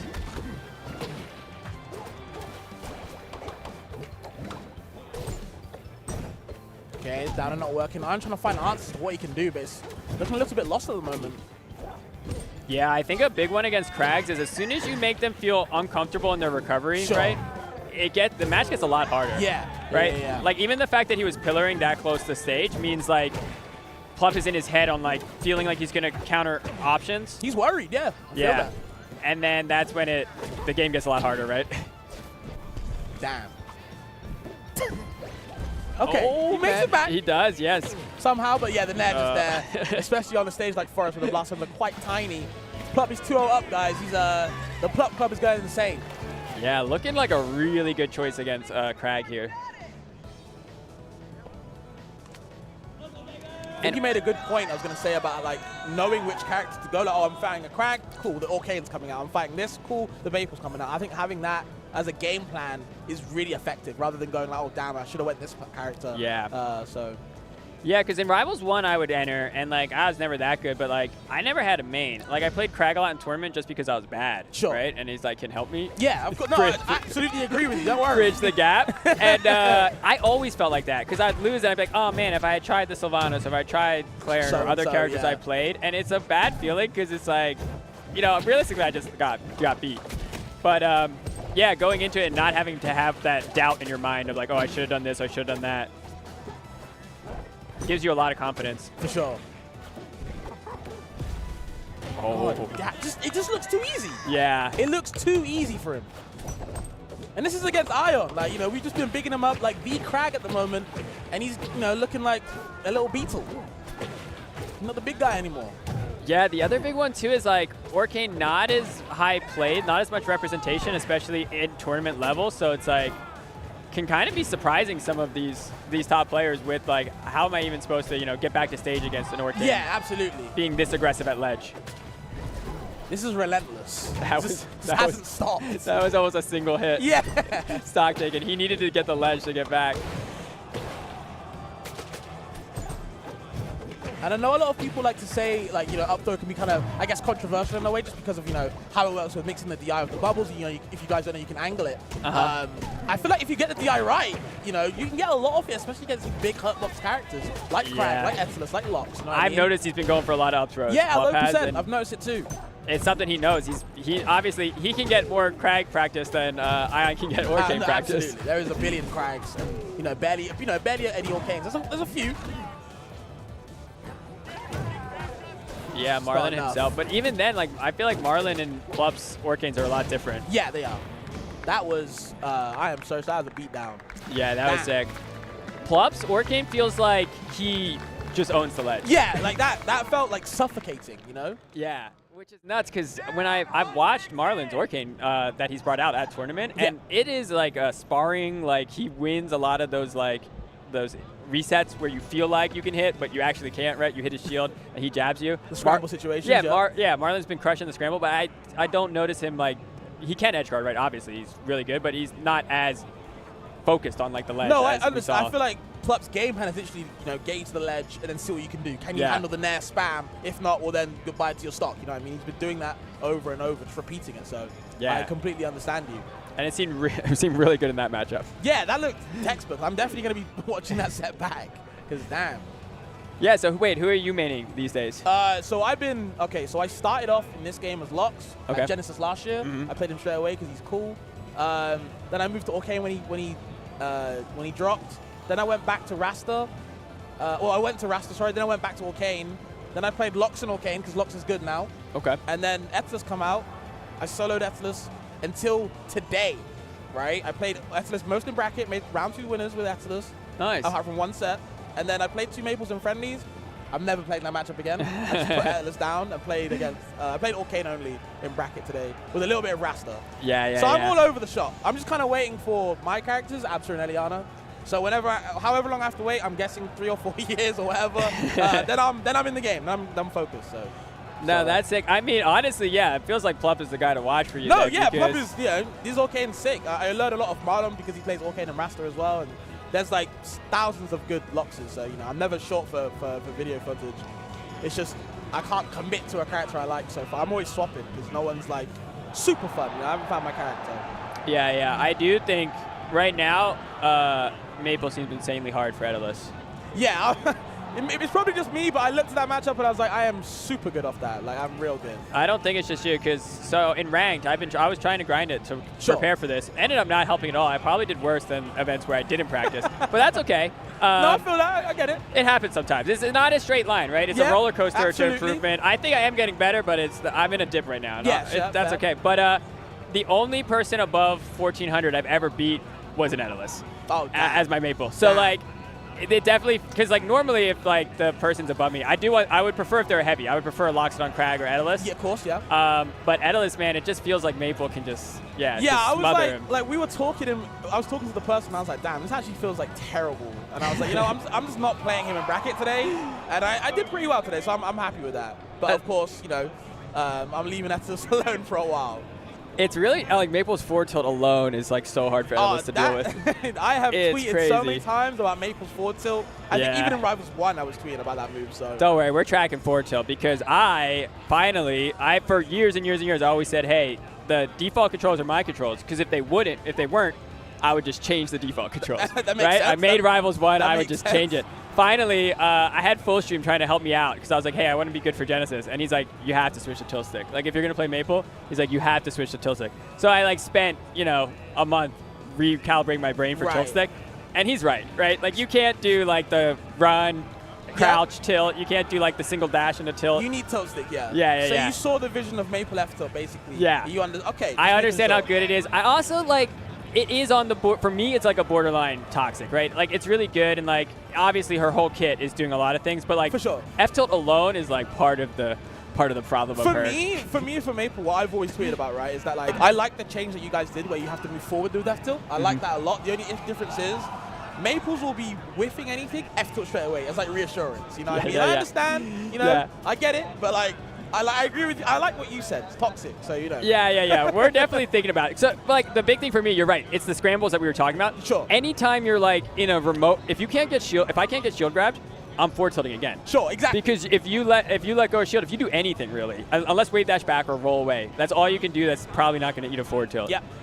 So yeah, it is really good in those situations, and obviously you can play around it. And I think some characters it's less, right? Like I was playing Loxodon matchup, and I'm like, okay, well now you have a force. You have way more range than me. So yeah, you can just CC that move as well. I'm not saying it's the be all end all move, but Yeah, definitely complained about that move a couple of times. I'll be honest. I'll keep it real. I get it. I mean, I complained about it in a Ditto, so you know, it's understandable. I like the honesty.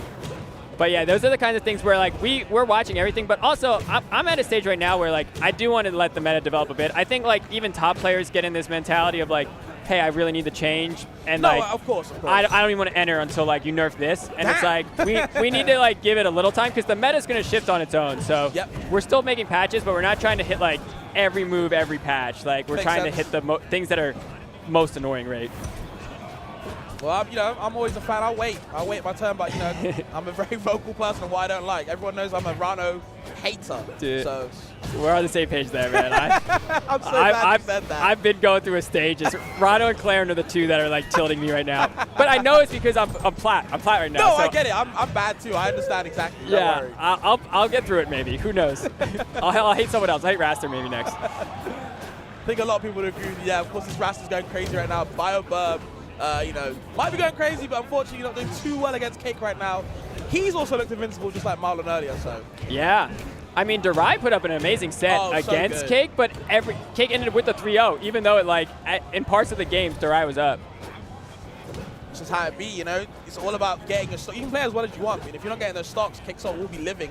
For very sure. hard to kill that guy a lot of the time, very consistently at least. It's the definition of the 3-0 but close though. Yeah, As soon as it ended, I was like, that was the textbook version of that. Definitely 3-0 but close. We're seeing the same matchup we saw with Marlon full stream. The way I'm seeing it play a little bit differently is that BioBurb doesn't really use slipstream unless it's like I get a hit. You know what I mean? I feel like Marlon uses it sometimes in neutral. BioBurb will get a couple of hits and then it's slipstream time, and I kind of like that. Only for advantage state options. So. Right. Yeah, it is kind of interesting how all the Rasters use the resource differently, it feels like. Sure.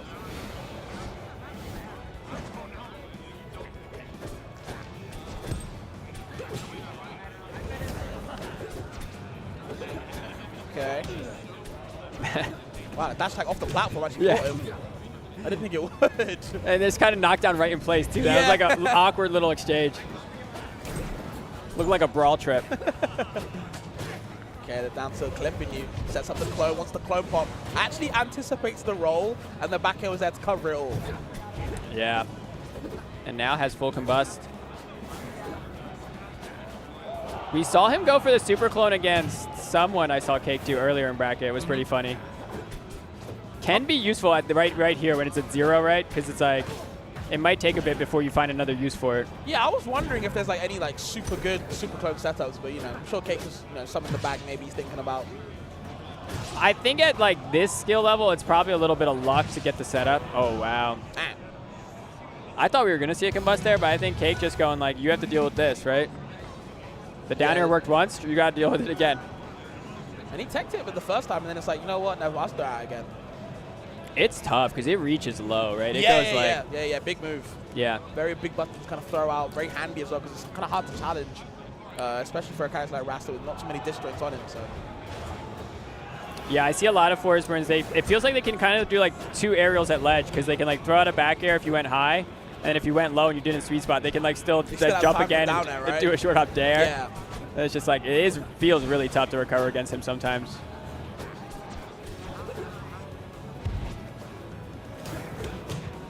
Okay, trying to be a little bit sneaky in that smoke, but BioBurb did a good job pulling them out.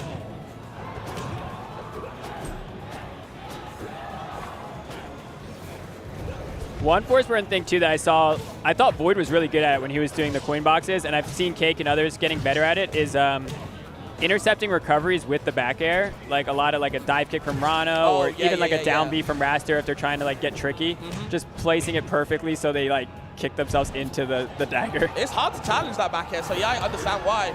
Boy is a swordie. It's nice, taking the first stock. Okay, Bio, I see you. Yeah, that's big. That is big, yeah. You finally get to see Cake on the back foot.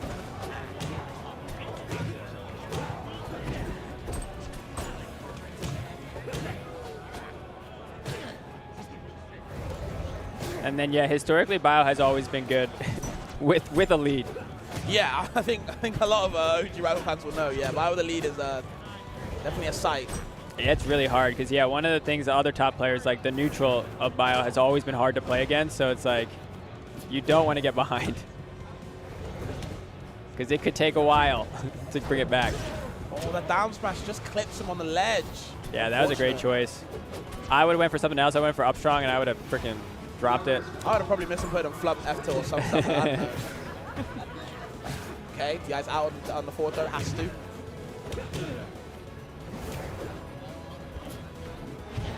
Good intercept of the clone there with to use the current. I like that. This is the grabs that able to kind of throw out a couple forward airs, keep you away, keep you at bay as well. Wants the platform grab the wave land, but Vibe not giving it to him. Ooh, I thought that Nair was going to be the stock, but that was the clone that got clipped. Good tech chase the down tilt, up strong in the air. Still no killing, he was on the sweet spot, damn. Yeah, I thought for sure that was going to kill. Oh, Rockwell as well, I thought maybe. This is great. That movement was crazy. Yeah, like with the smoke out too. Oh my gosh, both of them. I was like, how are they gonna hit each other? I'm not gonna lie, I thought Cake was the clone. I got super mixed. No what be for you. Put that away. Still, bro, he was tickling him in the blast zone. Still found the edge guard though, but damn. Yeah. Getting rid of the clone was big there because for sure. Having it on cooldown. Had to go for the up B. Can't go back to the ledge. I think Barber was hoping he could kind of touch it and grab it, but never mind. Yeah, the cape F-Strong does seem like a lot more reliable against floaties, right? Yeah, it is. At kill percents, I feel like the heavier characters can kind of like DI in and get the tech, get out of that situation. I think just naturally just becomes more easier to kind of floor hug it as a fast faller. That too, obviously, yeah. Because you're falling faster. So.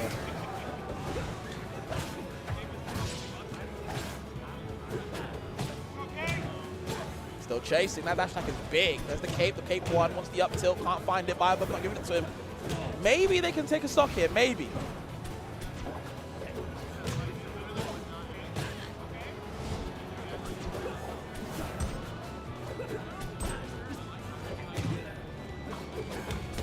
Oh, I don't think he meant to turn around that down tilt. No strong there again. Can they avoid the smoke? Never mind. Oh no. Should have just set on the ledge, but that was just 20/20 vision. I think he would have been able to drift in on reaction, but yeah. But it's so close. These guys are swinging and missing. There's the cape, the down tilt, into the up cape, avoids it though. Maybe the floats are coming in clutch. It's CC down tilt, reverse back air. Oh my goodness. I mean, I'm like, my heart's bumping a little faster. I can't imagine being in that last stock situation for that long, for both of them. Oh boy. Biobub looks so, I don't know if it's because of the mask, but they just look so calm. Like, you know what? Okay. I was close. Like, that was good. That was a good one, yeah. Yeah, I felt like Bio had it, especially setting up that edge guard, but Cake, knowing he had the consume, you could tell he was going to use on neutral special. I feel like he waited. In my head, I was going to say he waited too long, but I didn't say anything because it's pretty tense. Just have to wait, yeah. But he pulled off the recovery, right? That was the one where he got back to stage. Bio did not hold the ledge, so. Showed a lot of patience, though. I'm happy when he stayed in smoke, right? Because Bio was like hopeful he went to the wall early. Yeah, he was hoping that he would come to the wall just to get spiked. Find it. The Naz weren't connecting either, so he was just tickling him in the blast zone. Cake taking advantage, and we're on port now. We're on merchant.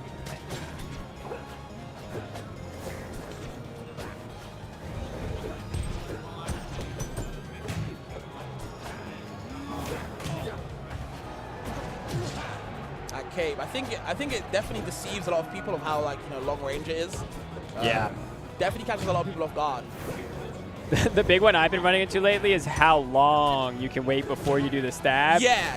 Oh boy, it's like Loxo's lava charges. I have times where they cape and I run in to go whiff punish it, and then they stab me, and I'm like, is it really that long? I'm like, I gotta go check the frame data on this thing real quick. Again, I'm glad you said that, because I was thinking the same thing, but I thought, maybe it's just me. But no, it does seem like a long time, long window. It's annoying, but at the same time, like, I feel like it is important because that, yeah, it adds not just mastery, but like a mind game to it. But Sure. until you learn it, you're like, man, I can't believe you could wait that long. Yeah. That's the level 1 complaint. Right. Okay, clone pop into the back end, Lord. Getting technical with it now.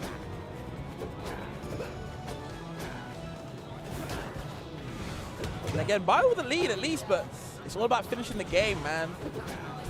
Yeah.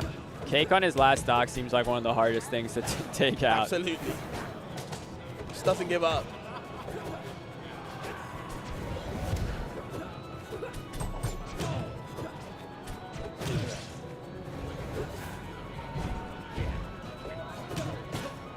Nice crouch cancel there. Very needed. There's the forward air. Where you going to go? Wants the nair, the lingering nair. 2, can't find the finisher. Doesn't get the down air either. Unfortunate. Ooh. Almost a nice little setup there. Cake was able to tech away.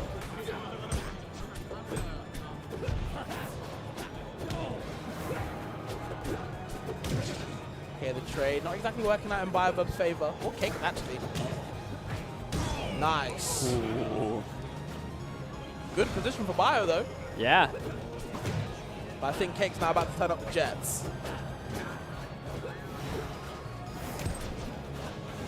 Yeah, it'll be interesting to see how, if he tries to close this out quick or if he, right now he's taking his time, making sure he wins neutral. Probably doesn't want to go for as many trades as he was on the last stock. Oh, no. I wonder if that clap was a misinput or if that's some new tech. Could be some new tech, new honestly. option. You never know. There's the up tilt pushing far away. Can we find the finisher? Please, Bio. Oh, no. Okay. We've given Cake another lease of life. Somehow.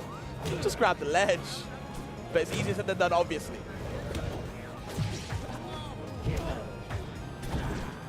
That's taking a lot of percent, though, at least. The hardest read there on the down shock. Didn't pan out, but I liked it.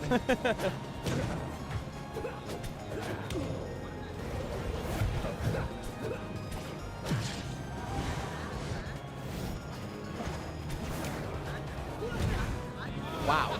What a call out.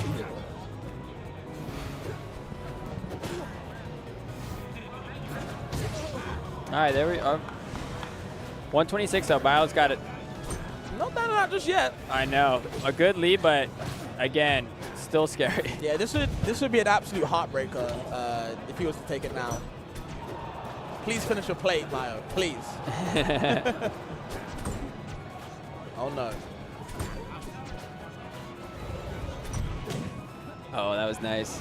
Shields the clone and still got the back air out in time. Oh no. Wow. And that's, oh no, it's the down air pushing you away. Oh no. Oh no. Sweet spot back here. Not like this. Okay. Bio's trying his way back down. Okay, with the slip still active, can get maybe an edge guard. There's the nair. Oh, how'd that fair miss? And a miss tech too. Please. That should be it. That should be it, right? No, it's not enough. Somehow first one lives. Goes for the neutral B? You're committing like that? That's crazy.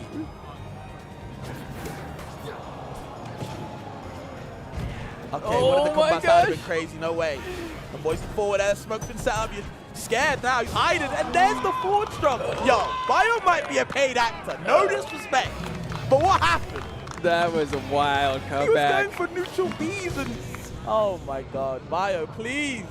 I mean, yeah, I respect the different ways he tried to kill on through a very long stock. Basically, he had the up B that got shielded, the neutral B off the top.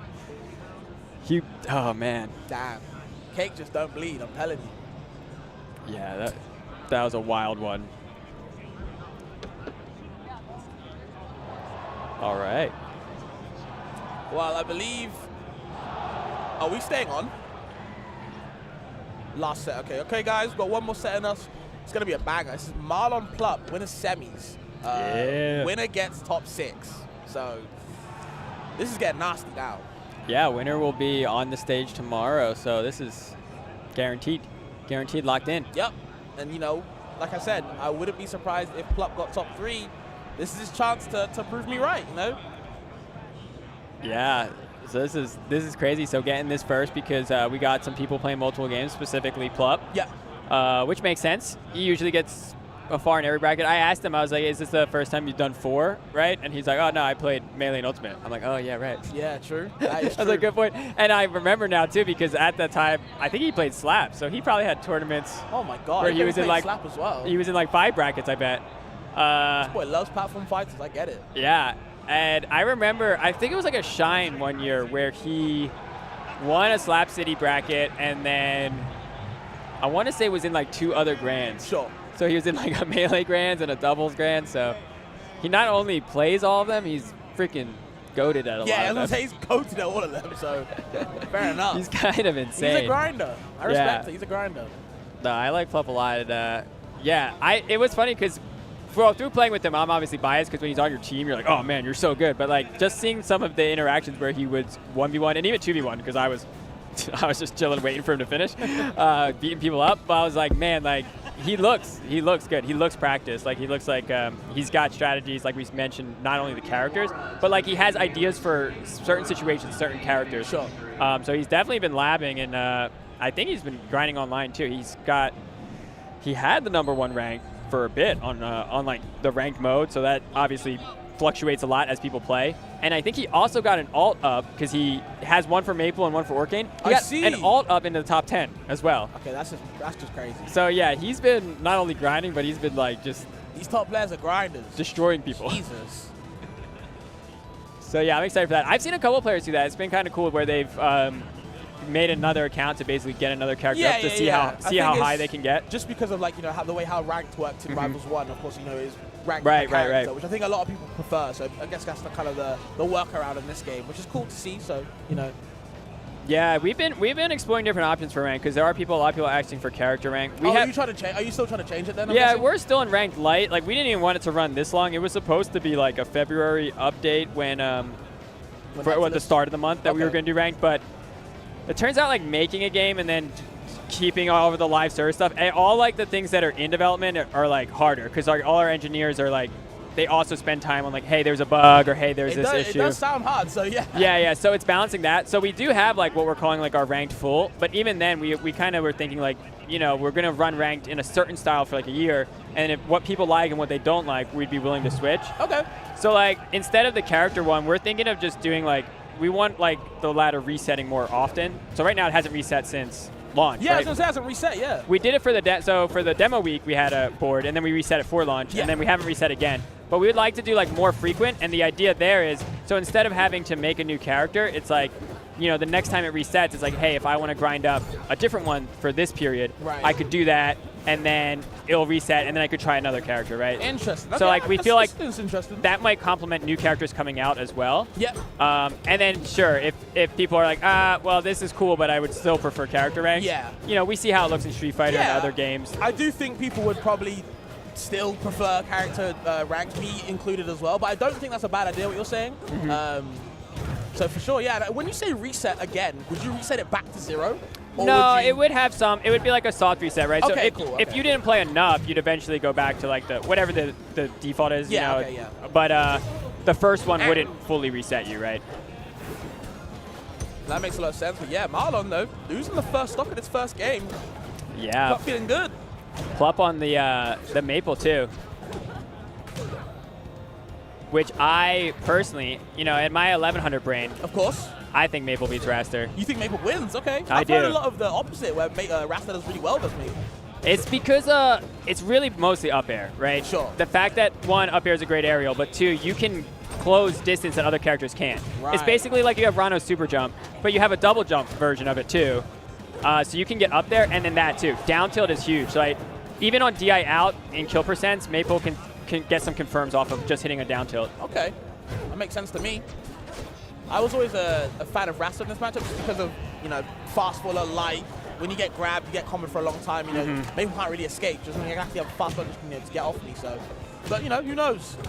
I mean, when I'm playing a Raster who's better than me, yes, I agree. I hate it because, like, yeah, you get clapped and 70%. If it's a sweet spot, you're dead. You're just dead, yeah. And it feels awful, but, like, I think in terms of, yeah, Maple being able to kill and being able to follow Raster, it gives an advantage. At this level though, everything switches, right? Makes sense. It comes down to the people, and they know way more than me.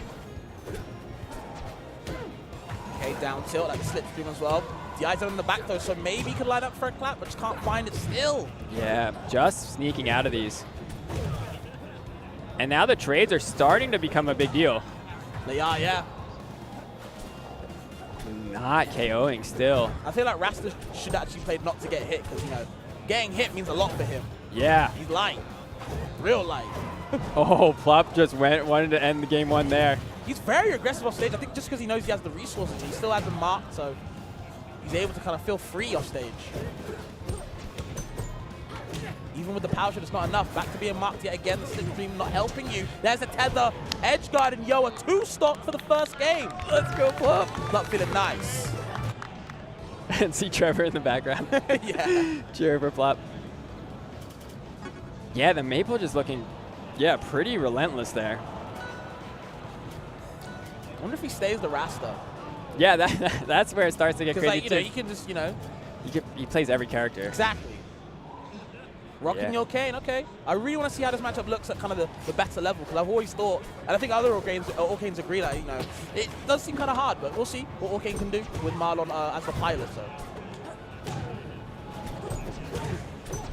Okay. There's the grab where we go. Yep, down throw at low percent for Marlon. We saw Plup up for the up throws and the big boys. Maybe for the smaller ones, we go for the down throw. Just the tech chasing there instead. Yeah, this one too, down at my level. Yes. I think Maple wins this too.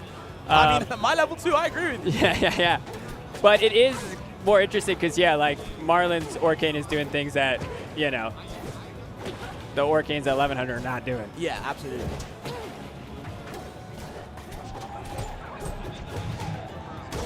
Jesus. Okay, Plup on board right now. He awake. Yeah, Plup's playing awesome.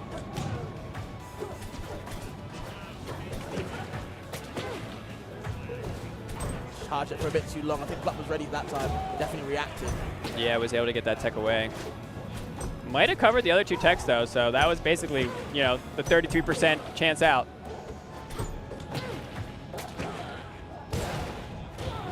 Easy up end. Yeah. Back to even now. Okay. I don't know how Marlon finds his grabs. I don't know if it's just me, guys, but he finds grabs out of nowhere. Really good at calling people out. I think just because of the nature of holding down so much in this game, you know, you just grab it for free. Right.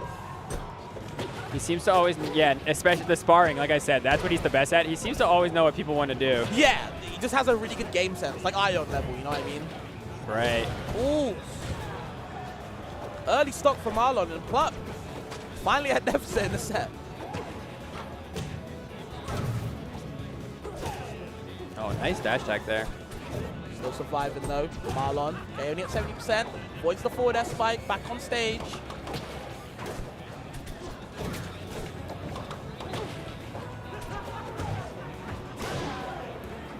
Good tech chase with the forward I'm strong. surprised on Rockwall. Felt like that might have killed. Maybe, yeah. Camera got a little confused there, heading back. I was wondering that. It went like down. It's been a lot of matches, all right, Sure. for the gameplay camera to figure out. Okay, that tether was very needed. Plup right back into it, not down and out just yet. That 48% means nothing to a Maple at Plup's level. Oh, Poppy's gets on the board. Poppy. And just like that. Oh my god. Back to even, just like that. I told you. Yeah, wild. Puts Lily out. Marlon goes for the grab, gets rid of Lily immediately. So pretty smart there. I like the F-tilt angled up, just able to get this strong attack as well. Avoids the F-tilt, Lily's there. Still abused the puddle hop, but can he get the forward air spike? Doesn't even go for it this time. Easy one. Misinput is going to allow Maple Plup to get that confirmed. No kill though. Slow forward air. Marlon able to react and get the... He's in trouble. Uh-oh. Uh-oh. We can cycle it all day long. Plup's ready. How? Somehow. He got back on stage. Somehow. Give him out another lease of life. Puddle was there, though. resources available. There's a tether into the edge guard. Still in hit stun off back throw there. That's what you do. 2-0 up on Marlon? Unheard of. Unheard of. So that question mark we were talking about it's feeling like a bold question mark right now. Absolutely. Yeah. And I'm about as biased as a commentator can be right now because I main Maple, I teamed with Flup. I feel bad, but do whatever you need to do. I will always say bias does not matter to me in commentary. You know? Yeah, right. It's a storyline, right? So it's part of it. But I'm talking for a reason. I mean, Marlon is playing great too. Like that's the crazy thing. It's not like it's not like either one player's playing bad and the other one's taking the win. They're both really showcasing what their characters can do. I think Marlon gave Plup like one chance at the door, and Plup fully just opened up the house. You know what I mean? He was right there. Tech chase, okay? Where we going? This game, Marlon's starting off with a huge first stock. It's all about how you finish, though, as we've learned many, many times. Yeah. Okay. It feels like once Plups gets to the point in the stock where he's edge guarding, it felt really hard for Marlon. So like the fact that everything took place on stage here, like that seems to be like where Marlon's able to shine. For sure, and I'm not gonna lie, Marlon don't ever pop bubbles. So to do that right now, very interesting. You don't like pop bubbles at all, I've noticed. It's okay. Uh-oh. Still surviving. Yep, able to shield the forward tilt. Probably knew that was coming next. Now you're marked, so watch out. Oh, I'm surprised it didn't KO. What?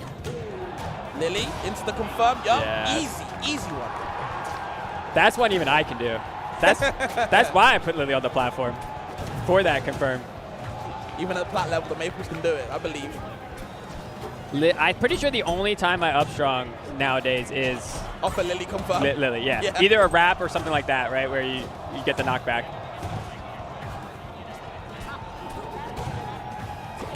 Uh-oh, yo, Marlon is in a world of hurt right now. He's getting edge guarded for free. Does have the puddle though, thank God. Yeah, Nice, and gets Lily. the invincibility off Lily. Oh my gosh, that tech was That huge. was That would have been the stock.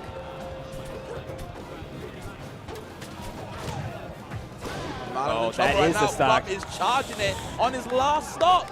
Yeah, this is Marlon's winner's stock here. Like we said, we were hopeful, but I didn't think we'd be here. Not at all. I didn't think I'd see a 3-0, maybe. Who knows?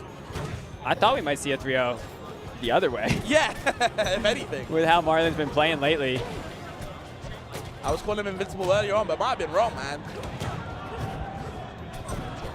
Okay. Plup can finish it off, I'm telling you. We're all about to be in the Plup Club. I'm joining up. I've been a fan. Yeah, I'm renewing my membership. Oh, this should be, oh my gosh, Maple's so hard to edge guard too. Yeah, I think a lot of people would, like, you know, struggle to kind of edge guard Maple consistently. When people learn Maple too, they think without Mark, her recovery is not that good. But honestly, both these characters, without Puddle and without Mark, they still have two of the best recoveries in the game. And because of how the walls work, right? And I think that's a lot of people's problems, is that they shouldn't have good recovery, Right, they don't right, have right. their main thing. Well, they can still get blown up, right? Sure. Like if you call them out, you get the read, or obviously if they're not as good, they get blown up. But it's like there's lots of different ways that these players are able to use their tools. Hold on, though. Marlon's trying to come back, maybe. He's trying to be as safe as possible, but he knows any horizontal confirm into tether, you're dead. Just like that. And Plup, 3-0ing Marlon. 3-0ing the top seed, going into winner, or top 6 from winners then. Winner's side. And that was wild. That was absolutely wild. That was crazy. That was crazy. Like I said, try not to be biased, but that's No, that was sick. That was lit, I'm not gonna lie. I'm a Marlon fan, but you know, seeing Plup win like that with the Arcane, you know, losing to that Maple, crazy. So Yeah. shouts to Plup. But I do believe that is it for us. The first arrow is gone. I believe we're gonna get Jet and Turn Down for What coming up next. Hope you guys enjoyed that. Hope you guys enjoyed what me and Dan could do for you guys. It was a fun time, really hot set. So anything to say to the people, Dan? No, just, stay tuned. I think the rest of today is going to be amazing. And then tomorrow we'll have an announcement after our top 6. So definitely, if you're going to tune into Rivals, watch all the way to the end. Watch the grand finals. Cheer with us. And then, announcement when it's all over. I'm down for the announcement. Okay, well, we'll see you guys later. Have a great time get ready for the next sets coming up soon. Red Bull gives you wings.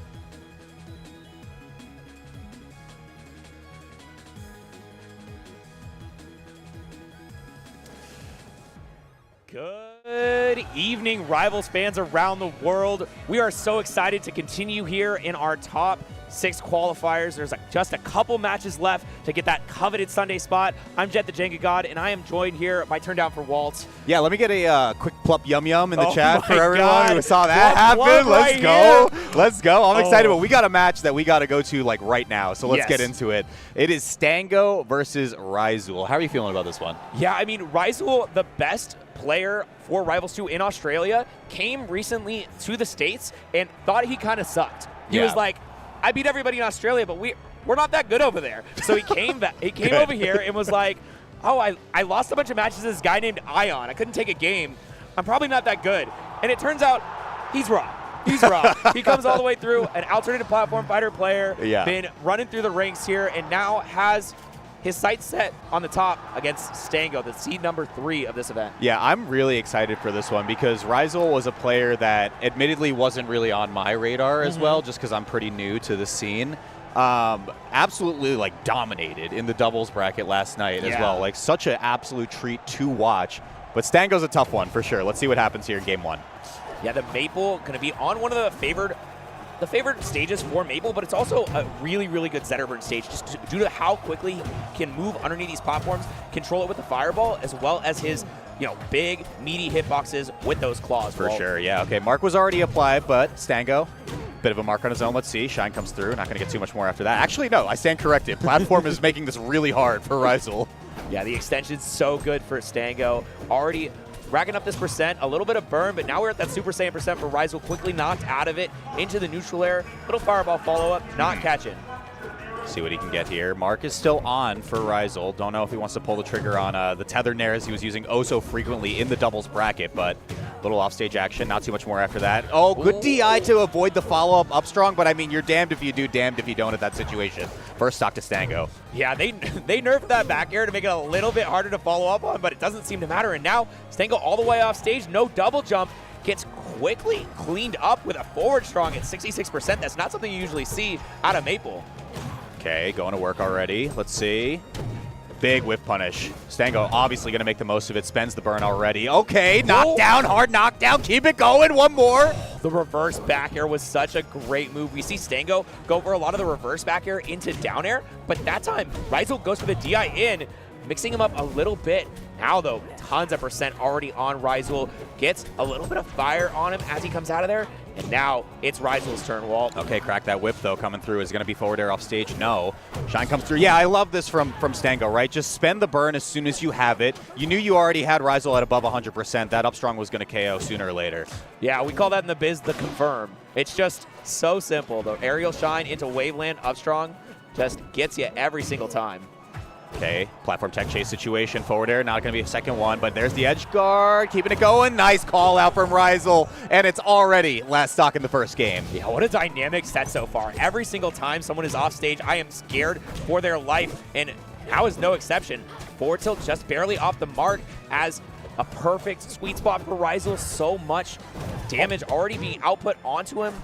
These dashbacks have been insane. Holy crap. Okay, they're cooking right now. A lot of good movement. Off stage, Stango doesn't want to overextend too far. That lion gets hurt real easy in the edge guard situations, but platform tech chase once again, Ryzel a little too quick with it. Yeah, and this low percent situation is going to be something that's a little bit more difficult for Maple to get through. The floor hug mechanic's so strong, as you saw that forward tilt get floor hugged, so you don't really get those long-term follow-ups without the grab and the aerial juggles, but a Nair is actually in a bad spot now, and oh my gosh, Stango, I saw his life flash before my eyes, Walt. The off stage has just been insane. Stango firmly in the driver's seat, but anything could swing in a moment's notice if Stango goes too crazy off stage. There's just the forward tilt to push back again. Back air tries to connect with the forward air to just finish up this game outright. Looks like it's just going to be an easy roll-up, though, for Stango to take game one. Yeah, you talked about that damned if you do, damned if you don't. He had that back air where if you DI in, you get followed up with a forward air, you DI out, too far away to make it back to stage.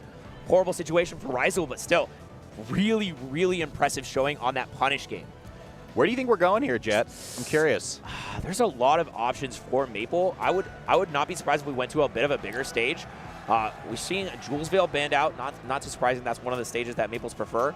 And Godai Delta, the other one. Just going for the starter bans. The counter picks are a lot more of a wild card. They're very player specific. And this is a stage where you get a lot of great juggles. One of the downsides of it, though, is on the platform, the shield drop up air is just an incredible combo starter enhancer for Zetterburn. So we'll see how it ends up working out. But I think the juggles are going to be the big thing we're looking for. Yeah.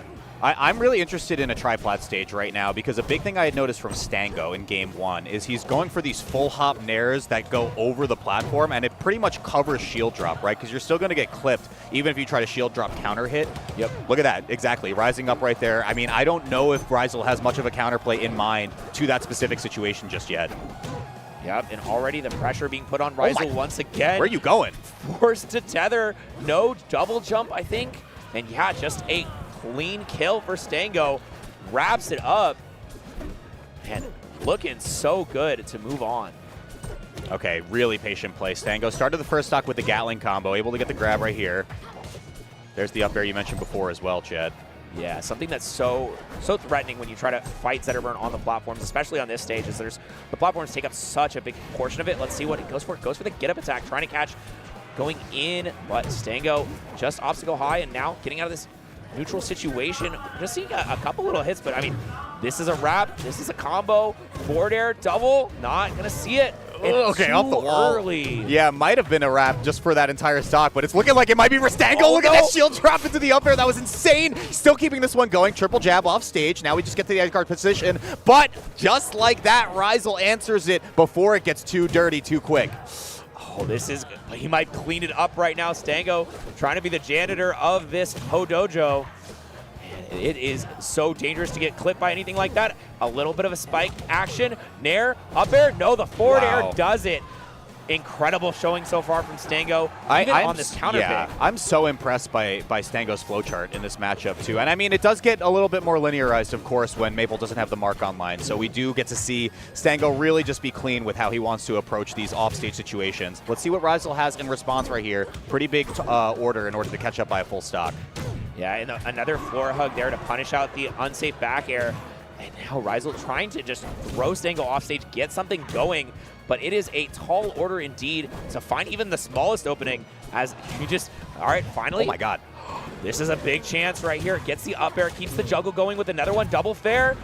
Oh, I think he fast fell between the first and second attempt right there. Yeah, I think it was a hit ball on the first fair, and it's just not going to be at the right spacing. Tragic. Okay, Stango another chance on this second stock, excuse me.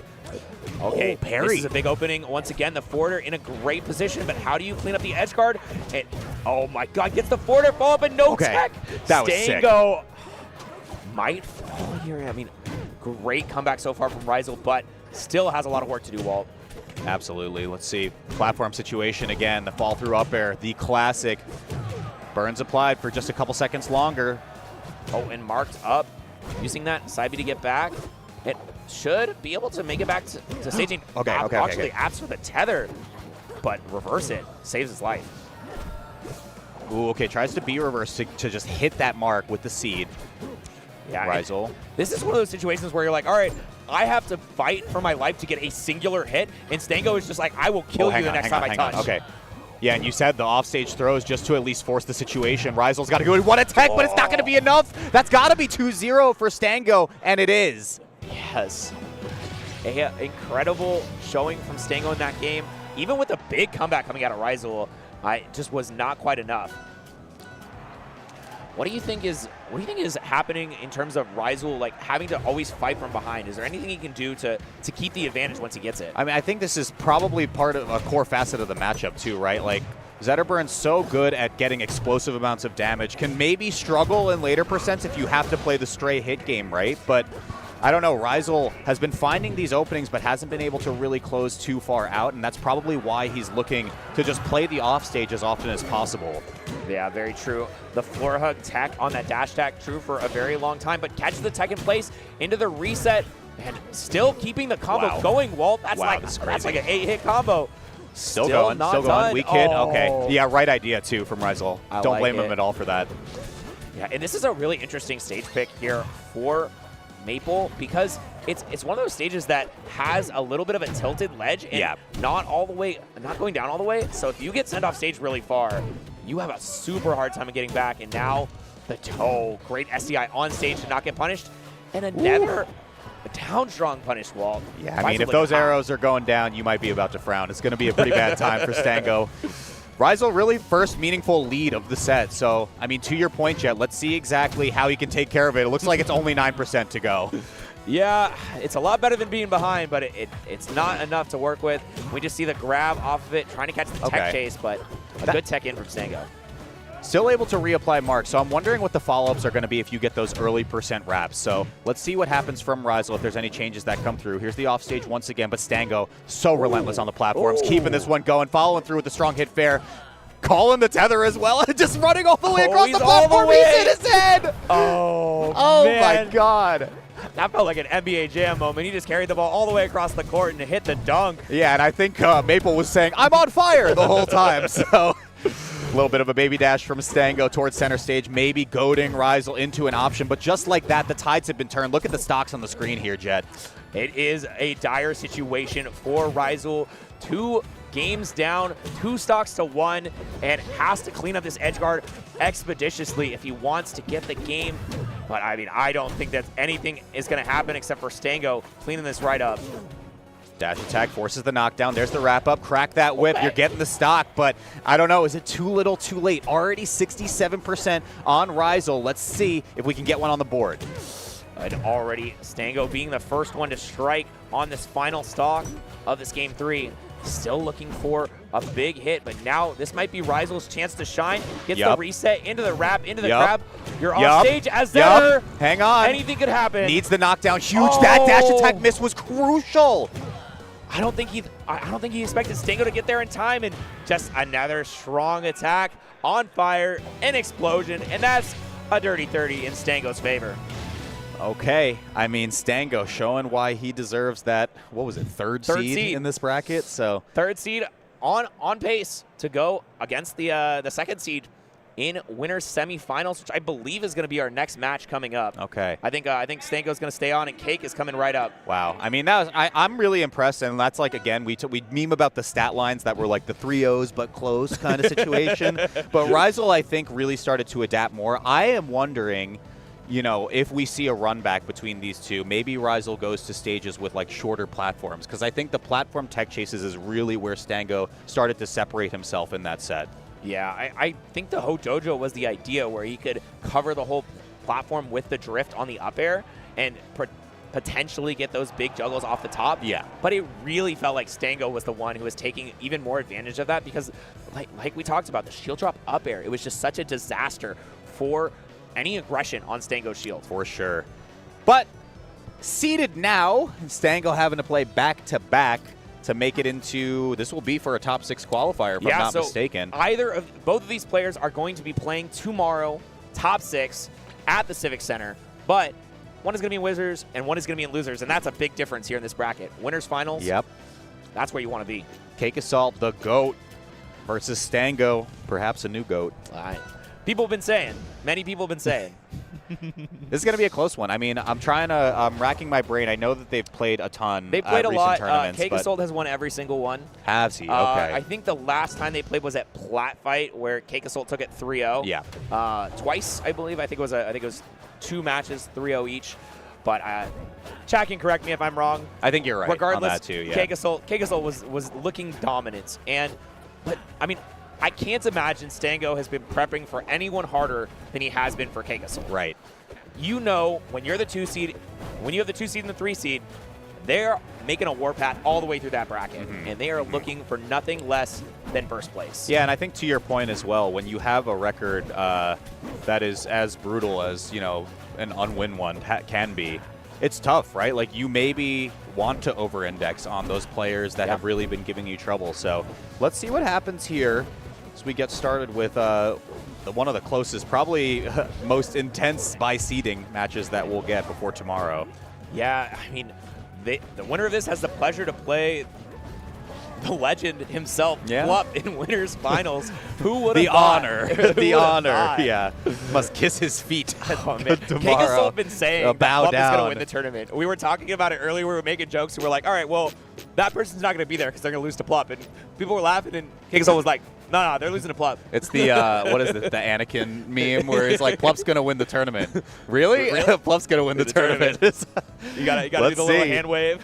it's very possible. And, of course, he's done for the day, right? So he's already in for tomorrow. Yeah, Plup's in for tomorrow. Plup made it top 6 winners. I mean, not just top 6 winners side. That's winners finals. Yeah. That's top 3 guaranteed. That's insane. And that is a whole lot of money. The Genesis Arcane has been selling like hotcakes. We've gone through like over 2,000 of them. I think the prize pool is over $10,000 now. Oh, wow. That's higher amazing. Higher than Ultimate, higher than Melee. That's crazy. Crazy. You love to see it, though. I mean, kudos to everyone on the Rivals team for making something like this happen. But let's get into game number 1 here. Cake Assault versus Stango. Can he break the curse? I've been waiting for this. I've been wanting to see what Stango has up his sleeve. I'm always wondering, you know, is he going to go with a different character? We've seen the Claren a bit in this matchup, so I wouldn't be surprised if he pulled something out. But for now, we're starting Zetter, and it's already looking rough, Walt. Oh, yeah. The offstage is going to be brutal as well. I mean, 70 damage gone completely untouched. Another bear just for your troubles. The clone set up offstage. Dare to dare, keeping this one going as well. Cake Assault almost a perfect first stock, and it's looking like he's still going to be able to get one, except that upstrong miss. So now Stango has a chance. Yeah, but I mean, the onus is so much on Stango to make this happen right now, as another dagger to the face puts you all the way to space. Okay. Coming on back. Stango, I mean, a massive deficit already to start. Smoke has just been established everywhere, Cake. Now, no time to really absorb quite yet for the combust, but Stango, a little bit of offense. Yeah, getting the a little bit of floor hug on that up tilt gives him a chance to get some damage onto Cake, but a little bit of juke there. Oh, yeah. Expecting the Aether clone. Not going to happen this time. Okay, big dare off stage. Oh, no. Okay, that's a little bit of a tech flub from Stango, so it forced him to do a ledge get up instead of just setting up a little bit earlier. Okay, tries to do shine, wave shine up strong, I think. Okay, but now resetting, catches you DIing in on the down tilt, and that's a disaster as Stango already down 3 stocks to 1, and a full charge Cake Assault is breathing down his neck. Man, already. Don't tell me a 3-stock right now, Jack. Come on now. Okay. It cannot be. It cannot possibly be. He gets the first one with a patented, the tried and true back air up strong. And when you're lit on fire, you definitely can tell which one's the clone. Oh, yeah. Okay, off stage once again, and there's the mix with the forward strong. Clone gets set up to cover. The dare, of course. I mean, he has the full flow chart on Zetterburn, a character notoriously struggling to recover, and it's going to have to be a recovery in game number 2 because Cake just took that one. Yeah, I mean, he needs desperate help in his recovery right now because it seems like he's always going for the upbeat, and we don't see any of the mix with going to the wall with a flip, going to the, using the wall jump up air to cover, but I think part of that is when you go down that low, the flow chart is just that much easier. Yeah, I agree. I agree, 100%. I mean, the mix-ups on the left side that we saw in game 1 as well, when you just get mixed with forward strong and you DI in, and then you're like, oh, I'll DI out this time. I don't know, like maybe something will work, and then you just die. That's got to be a tilter, too. I'll tell you myself, I lost to a force burner bracket. It feels bad when you do that. Still, though, a little bit of tech flub once again here. And Cake Assault going to take huge advantage of it with a Dare Bear, sending off stage. And, okay, I see what's happening. Cake's been using that dribble off the ledge clone as the, all right, if you go low. It covers the wall entirely, yeah. And, I mean, what a beautiful first stock again from Cake. Yeah, Cake has been looking just so clean. I don't think he's dropped a single tournament since the release of this game. Oh, and hang on. Boot to the head for a second. Oh, man. Every time you get touched by Cake, it just feels like he is going to kill you off that singular hit and already setting up a little bit of absorbing happening. Okay, big back air. That just killed. Oh, my God. Stango's on last stock. Come on. Only 26% to his name. This is a disaster for Stango, unfortunately. Yeah, and I mean, for a player like Stango, who seemingly wants to be holding forward so much, wants to be on the aggressive, I feel like Cake has just been this perfect counter to him. So hard for him to create any momentum at all. Waits as well. The empty hop to ledge. Cake is going insane. And forced to use the upbeat, and now Stango perhaps has a chance to get the stock. Throws the fireball, and forcing out the super smoke. Not enough, though. It's always tech away in that position as well. Stango didn't want to overcommit for it, though. So Cake another shot of the 3-stock here. Yeah, I'm liking the shine grabs coming out. A little bit of a mix-up here for Stango. He hasn't been going for those, but now, I mean, one backer away from getting the kill. But, all right, one backer away that way, too. Keep gambling. You'll get the fire eventually. 99% of Zetterburns stop throwing fireball. You can't lose if you play Zetterburn. You can only quit. And, that is a little bit of an off angle for Stango, who finds himself down 2-0 once again against Cake Assault. An unfortunately familiar position for him. This is something where I might expect a character counter pick. No, it doesn't look like it. Just going to be a new stage. And what do you think of this stage here, Walt? I think it's quite solid for Zetterburn. I was honestly wondering if we were going to see it in the previous set as well, just because of the moving platform. But I don't know. I mean, it just seems like the punish from Cake's side has just been so crisp, and there are no gaps, right? Like, so there's no opportunity for Stango to really get an opening, and we're already seeing it right now. Yep, and already Stango once again finds himself on the back foot. Cake already racking up the percent. Another dash tag sending off stage the little dribble of the clone. Not enough to get the hit, but miss tech again and again. And Cake is resetting with the weak back air into the up strong. Oh my gosh. He's already dead, Cake. I feel like I need to call my mom after this. Be like, I need to go home. Mommy, the people are drinking. Please pick me up.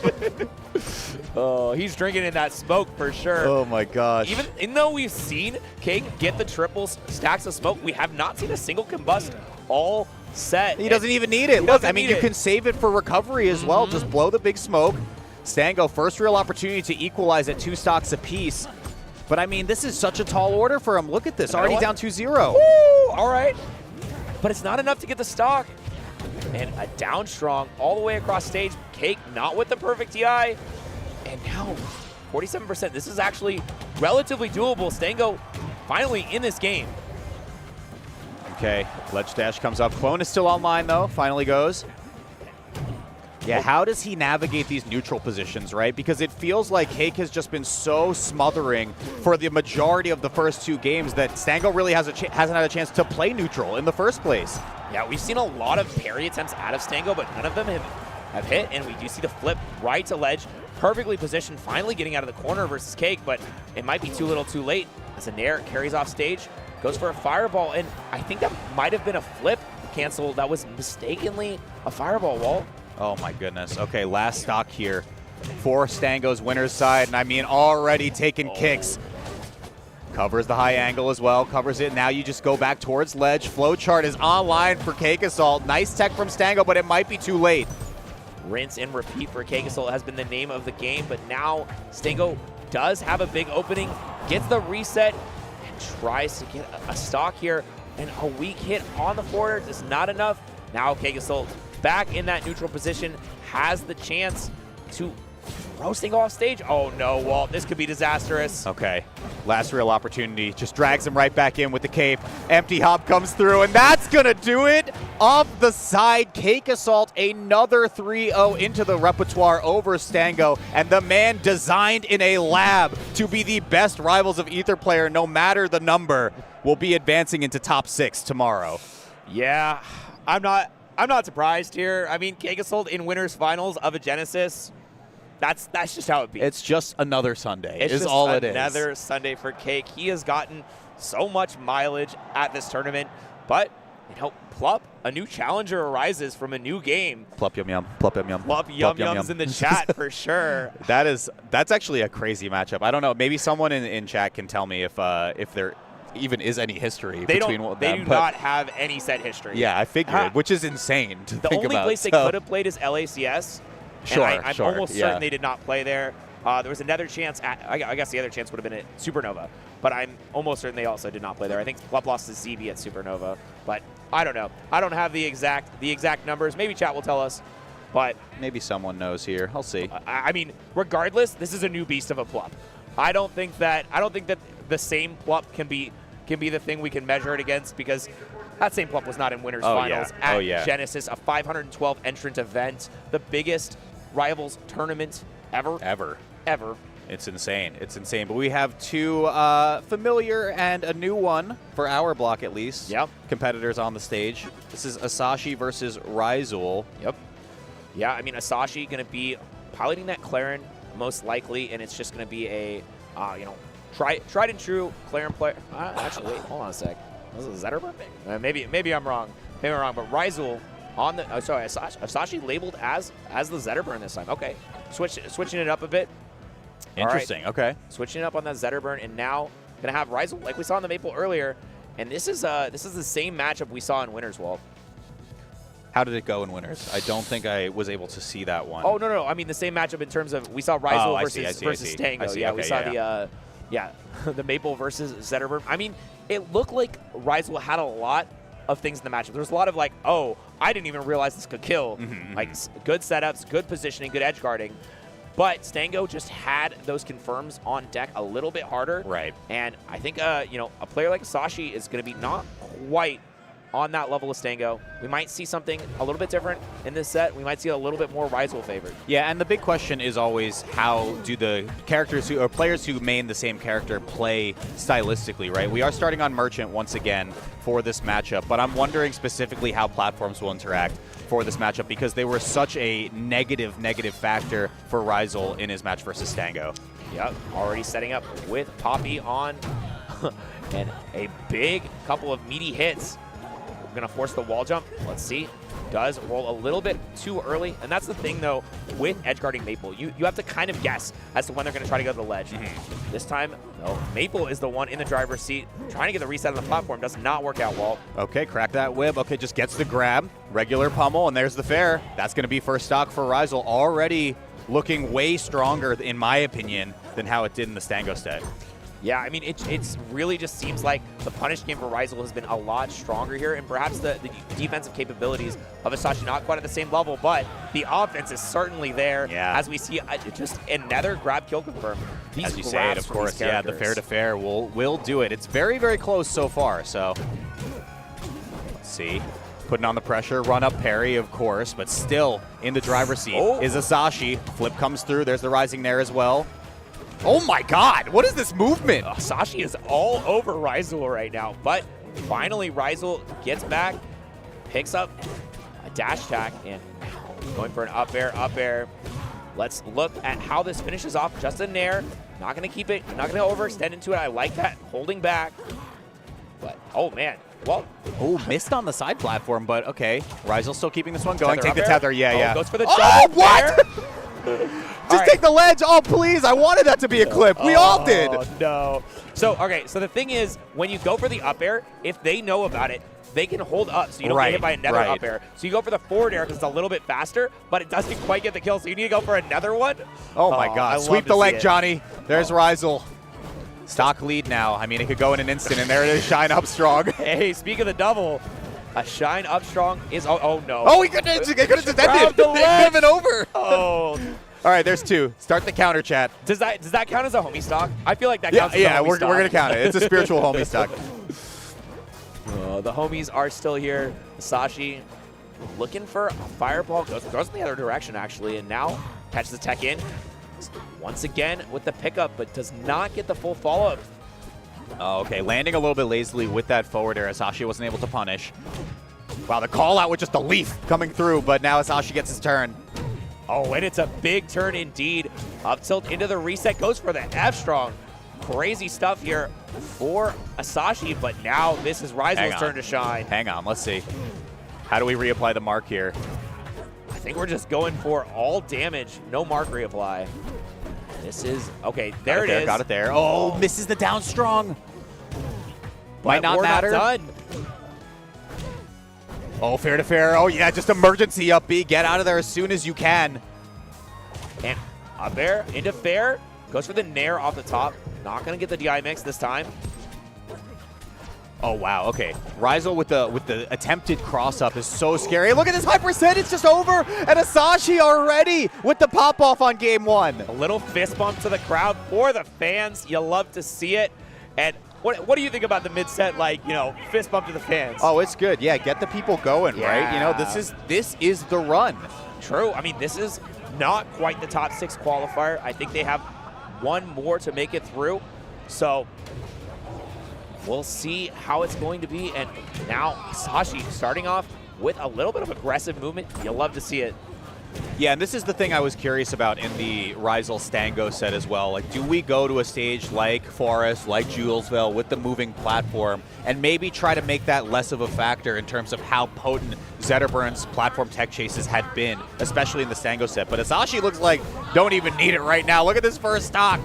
Oh man, Asashi is doing so well at following up, but now it seems like both these players are just slightly overextending on their punishes, and they're ending up eating a big punish in the other direction for it, so it's sort of been a taking turns type game, but now it's definitely Rizal's turn. Well, then not getting the second hit of the back air is actually kind of disastrous. Oh, and there's no mark as well. This is a huge punish. Oh, forward throw. Yeah, always. You're fired up, you're ready to go, and you're slamming that head. Okay, Asashi, quick shine grab, love to see it. Shine grab is just such good pressure, but another down tilt fair should be very hard to make it back, if not impossible. Yeah, and now all we have is a 2-stock game between these players.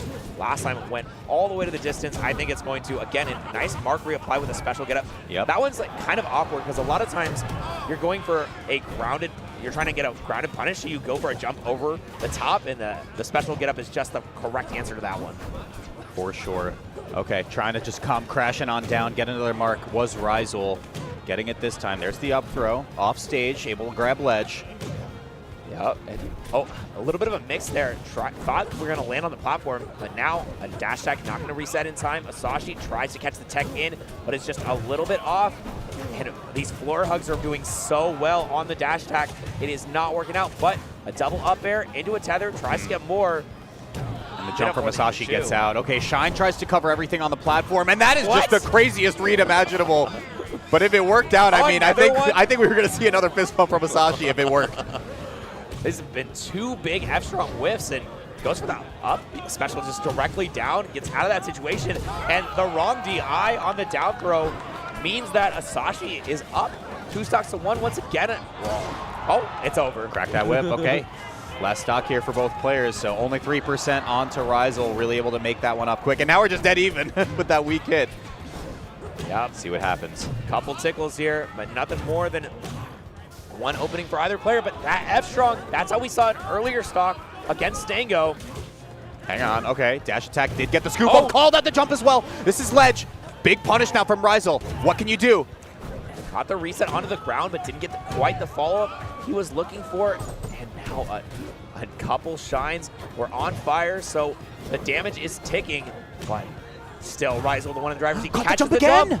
That's it? Oh, no. That's so many times where you get back thrown and you think you have time to jump out, but yeah, Rizel's there with the forward air every time. Hey, I mean, kudos to Rizel for being able to react to that twice, right? Like, the jump for one is like, okay, you got me. Fool me once, shame on me. Fool me twice, strike 3. I don't know what's happening here. I mean, we see the slam dunk Rano skin, but what about the slam dunk Maple? With how many dunks Asashi is receiving? The slam dunk Rizel, it's the Venom meme, slam but dunk just Rizel, oh yeah, with the Australian flag in the background too. Let's see what happens here. We're going over to Godai for game number 3.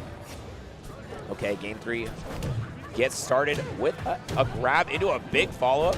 25% and already almost gets that shine off stage, but now turned right around. We see a lot of early grabs here for Rizel. I've liked spending the mark early just to get a bit of extra percent because it feels like he's been so easily able to actually just reapply. Right, right.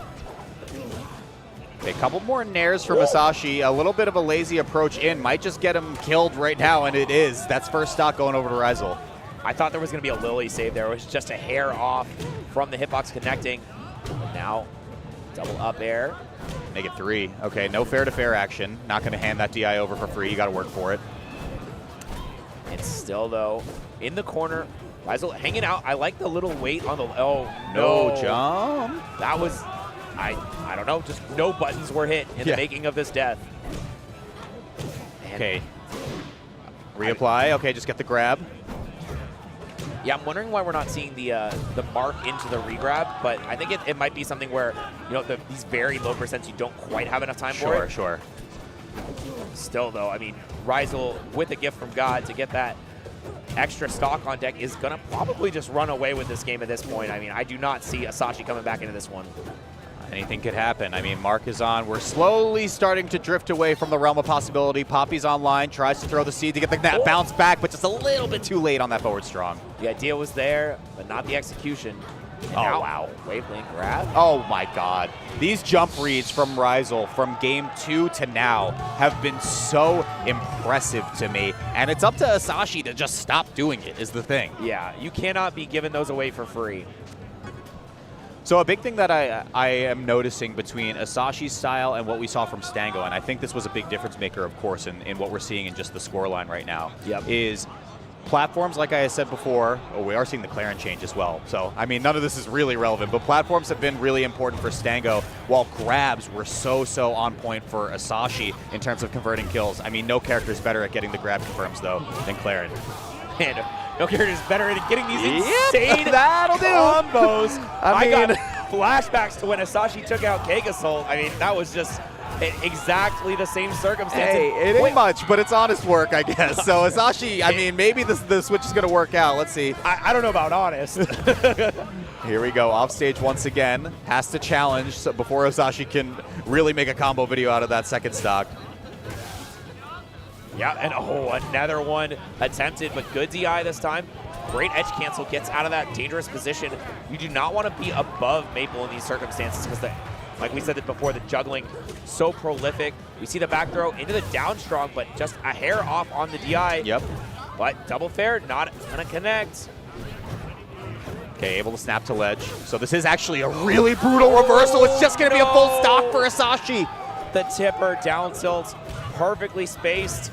But all right, finally Ryzel gets a stock, but Asashi has just been running away with this one, absolutely. The combo game for Asashi is unparalleled here. Yeah, let's see what Ryzel can do right here, because I think when you get reversal in those positions and die for it, like just for the fact that you lost your stock first, it feels horrible. Yeah, it's a very much like, I like to say, you have to have a short-term memory as a top player, because you have to just forget about the fact that it happened and just play with what you have. Hey, I mean, Ted Lasso said it, right? Be a goldfish. Let's see if Ryzel is working with a few less brain cells on the short-term memory right now. Needs to be a little bit smart here, though. Crack the whip on the up strong. Gonna go for the nair into forward air. No follow-up to happen, though, after that up air. I like the idea, but I don't know if up strong right there would have been enough to get the kill. But resets with the grab, and great DI here for Ryzel, getting out of that spot in such a terrifying place. Yeah, but we're in such a bad range right now. Ryzel needs to get this stock and needs to get it so quick. What the? What? What? I'm about to swear! Zetterburn moment right there with a reverse fair. It just looks like, I never even see that inbox. That's a crazy one. Okay, I mean, I said he needed to get the stock right now, so Ryzel does have the chance here to just close this game out and close the set out as well. It starts with the platform tech chase.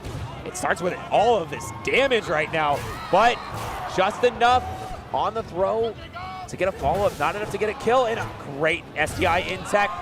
Not enough. Needs one more strong hit, though, if you're Asashi. This is where Clarion could struggle a little bit, but it's not looking like it's there. Game 5 on the horizon here, Jet. Who do you have for this? This is crazy. All right, well, we do have a counter pick, and it happens after the character selection, so I think Ryzel is going to get a chance to play his best stage versus Asashi's Clarion, and I think that's going to make a bit of a difference, because we saw how crazy it was with those shallow blast zones on Rockwall. Asashi was just able to cover basically everything. There was no fading back, no denying that second charge of the neutral beam. So I think we're going to see a little bit wider of a blast zones, a little bit more chance for Ryzel to get something going. And okay, actually, never mind. We're seeing shallow blast zones, but better platform layout for Ryzel. Yeah, and I mean, once again, maybe this is just a difference maker of the platforms haven't really been a huge factor in terms of Ryzel getting extremely punished, and they're going to be so good for the Maples movement. Yeah, but at the same time, I mean, Clarion is just absolutely incredible at covering these platforms as well. Down air, down strong, up air, so good at chasing here. Let's see how Ryzel gets the first open up, though, because I still haven't seen a good neutral interaction for Ryzel.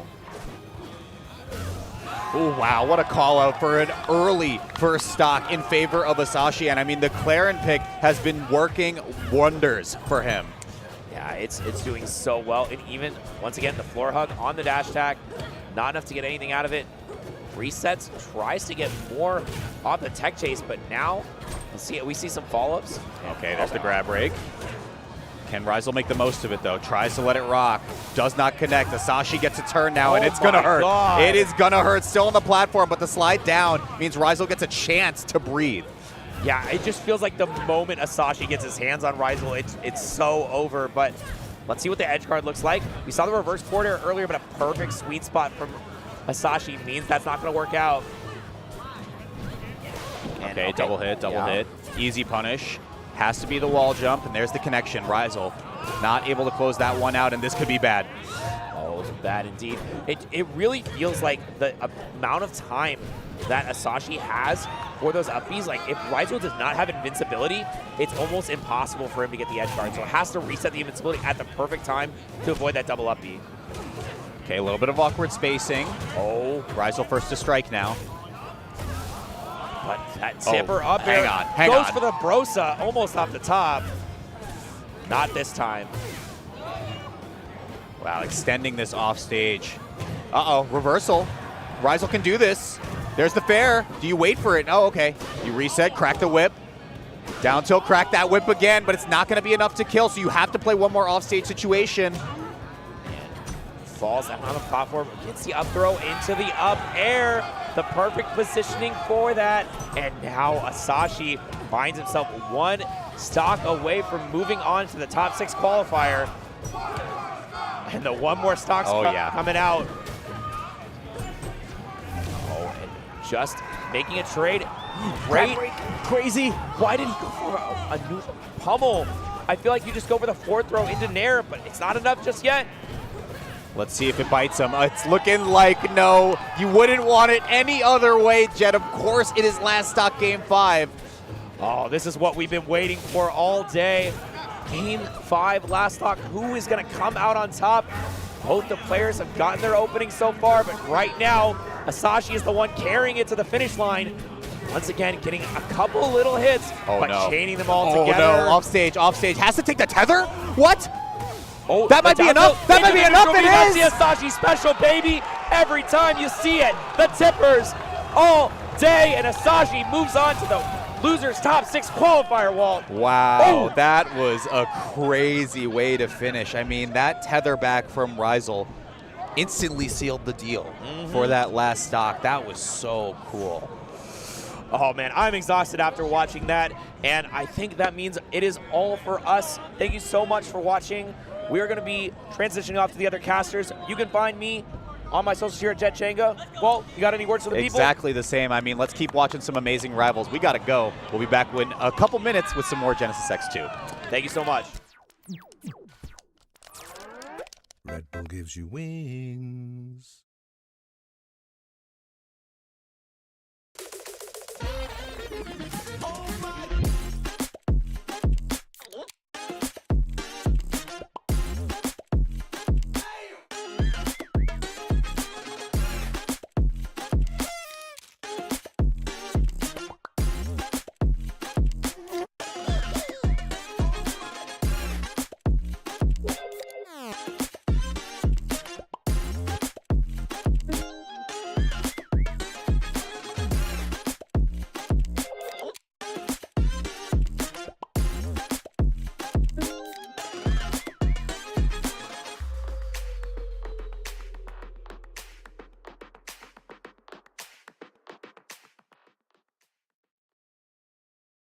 We're here.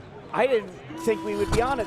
We just no countdown. We're just All right, in it. folks. All right. It's Rivals 2 time, and we're speedrunning these last 2 sets.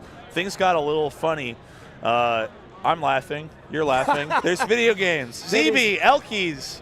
Oh my God. If you said things got funny, we were about to have a very, very silly set. Dude, ZB's a stand-up comedian on the sticks. I'm going to be honest. ZB is a comedian on the sticks. Elkies is a combo fiend on the sticks. Dude, but she's also, crazy. Yeah, no matter what, you're going to see some stuff you've literally never seen before. Yeah, ZB, so I ran into ZB Cake, Stango, and B-Bats at Lavix, the Tuckeria out I here. have not been to Lavix yet. You got to hit I gotta Lavix. fix it. When you're in San Jose, you got to hit Lavix. You got to eat some street dogs, you got to hit Lavix. ZB, Street dogs is tonight, Lavix tomorrow. They were saying, they're like, who's the swaggiest player? It's Elkies. They're like, Stu. Oh, no, like, who's the swaggiest player? The 4 of them. Oh. Right. And I was like, I pointed to Cake, I was like, swag as hell. Yes. I pointed to B-Bats, I said, fleet player. I pointed to Stango, I said, cool as fuck, you know? And then I pointed to ZB and I said, plays like kind of a moron, but like in a really endearing, cool way. Yes. Right? Like, I did an interview at LACS with ZB, and I'm actually finally getting to editing it, where ZB is like, I just do whatever I think is the funniest option at any given time. He's just a mad lad. Truly mad lad on the stakes. Second place is that for Dubs? No, that was for Rivals 1. Oh, She got second in Rivals 1. I love today. that Rivals 1 brackets are still happening. I didn't see it on stream though. It was on stream. Yes, Soul Rifle did win. The kid is good. The kid is very good. The kid is incredible. But no, the way that ZB and I had this conversation was, you play and describe the game like every 1-2-2-2 like Ganon local player. Yeah. Except you somehow got to top 10 in the world in 2 different games at it. I just do whatever I think is funniest, man. It's like it's goofy, and I did the thing, and then they kept nerfing it. And then they died. And then they died, and it was awesome. No, it's wild to me. Because, like, as a Crag player, I watch CB, and I'm like... You can't copy him. It doesn't work. It's like Mango for Falcos. Yeah. Right? It's like... There has to be such a crazy base understanding of the game. I've heard ZB described as Super Crag.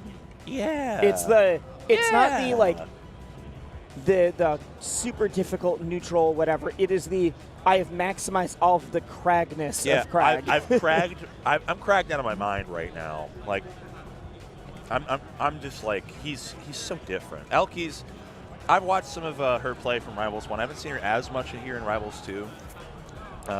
She was on the fence of like was struggling to adapt to some of the Rivals 2 things for a bit. Clearly is now fighting. Like top 8 is fighting to get on the stage for top 6. Yeah. She is one of the I've described as like has maximized her skill points into punish game. Yeah, she's high dex kind of. Yeah, it is. You are going to see, like, you hear about like the re-wrap combos. Oh my like, god, those yeah. were Elkie. Yeah. Like Elkie's was the person who got all of these to be like, not just popularized, but like, oh, you can do that. Yeah, you can That's do a that. thing the game allows you to do. Yeah, you hit the wrap, you hit them out, you hit them again, you Yeah, re-wrap. and they're all like. Every single one is a tech read option, but it looks like the person's being wobbled. Yeah. It really does. Yeah, I remember seeing the first clip, and I was like, oh. You're like, this game's isn't over. okay. I was like, game's over. Pack it up, boys. And then all the Rivals people are like, no, every single one of those was a hard read on the option. Like, yeah. It looks like it's impossible until you break it down. I'm like, oh, she's just that good. She's filth. She's got it. This will be interesting. Now, Maple, Crag, as a Crag player, I don't like this matchup. I'm going to tell it. I'm going to tell it as it is. This is a concerning matchup for Crag at times. Maple, low profiles, a ton of stuff. Yes. Her dash animation, low profiles, rock throw. She dashes in on you when you try to chuck it at her. Yeah. But you can combo food her for a bit. The thing is that you will also see yourself being absolutely destroyed with a 150-50 to save your life at the end of a combo a lot of the time. I do need to point out quick before this starts, Elkie's not only got top 8 here and is now fighting for top 6, but then got second in Rivals 1, all while wearing Maple cosplay. Hey. Like, if you got it, I guess. Absolutely. Oh my god! Okay. I saw that for the first time like a week ago, and I was like, you can do that? And now we're seeing it in top 8? Okay. Yeah, no, this character is designed to kill the bug. Call the Exterminator, honestly. Okay, up tilt. Tries to go for command grab, but that second place is still going to cover. God, the way that she gets the seed out so fast. Like, you're going to be wrapped 90% of the game. You're at least going to have the watcher's mark on you at any given moment. Oh, crazy option. Yeah, okay. Just your wake up DP.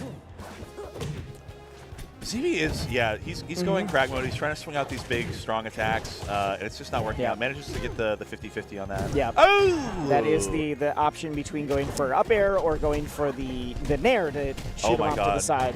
I love side B cancel into Waveland off of off side B. Yep. Off the plan.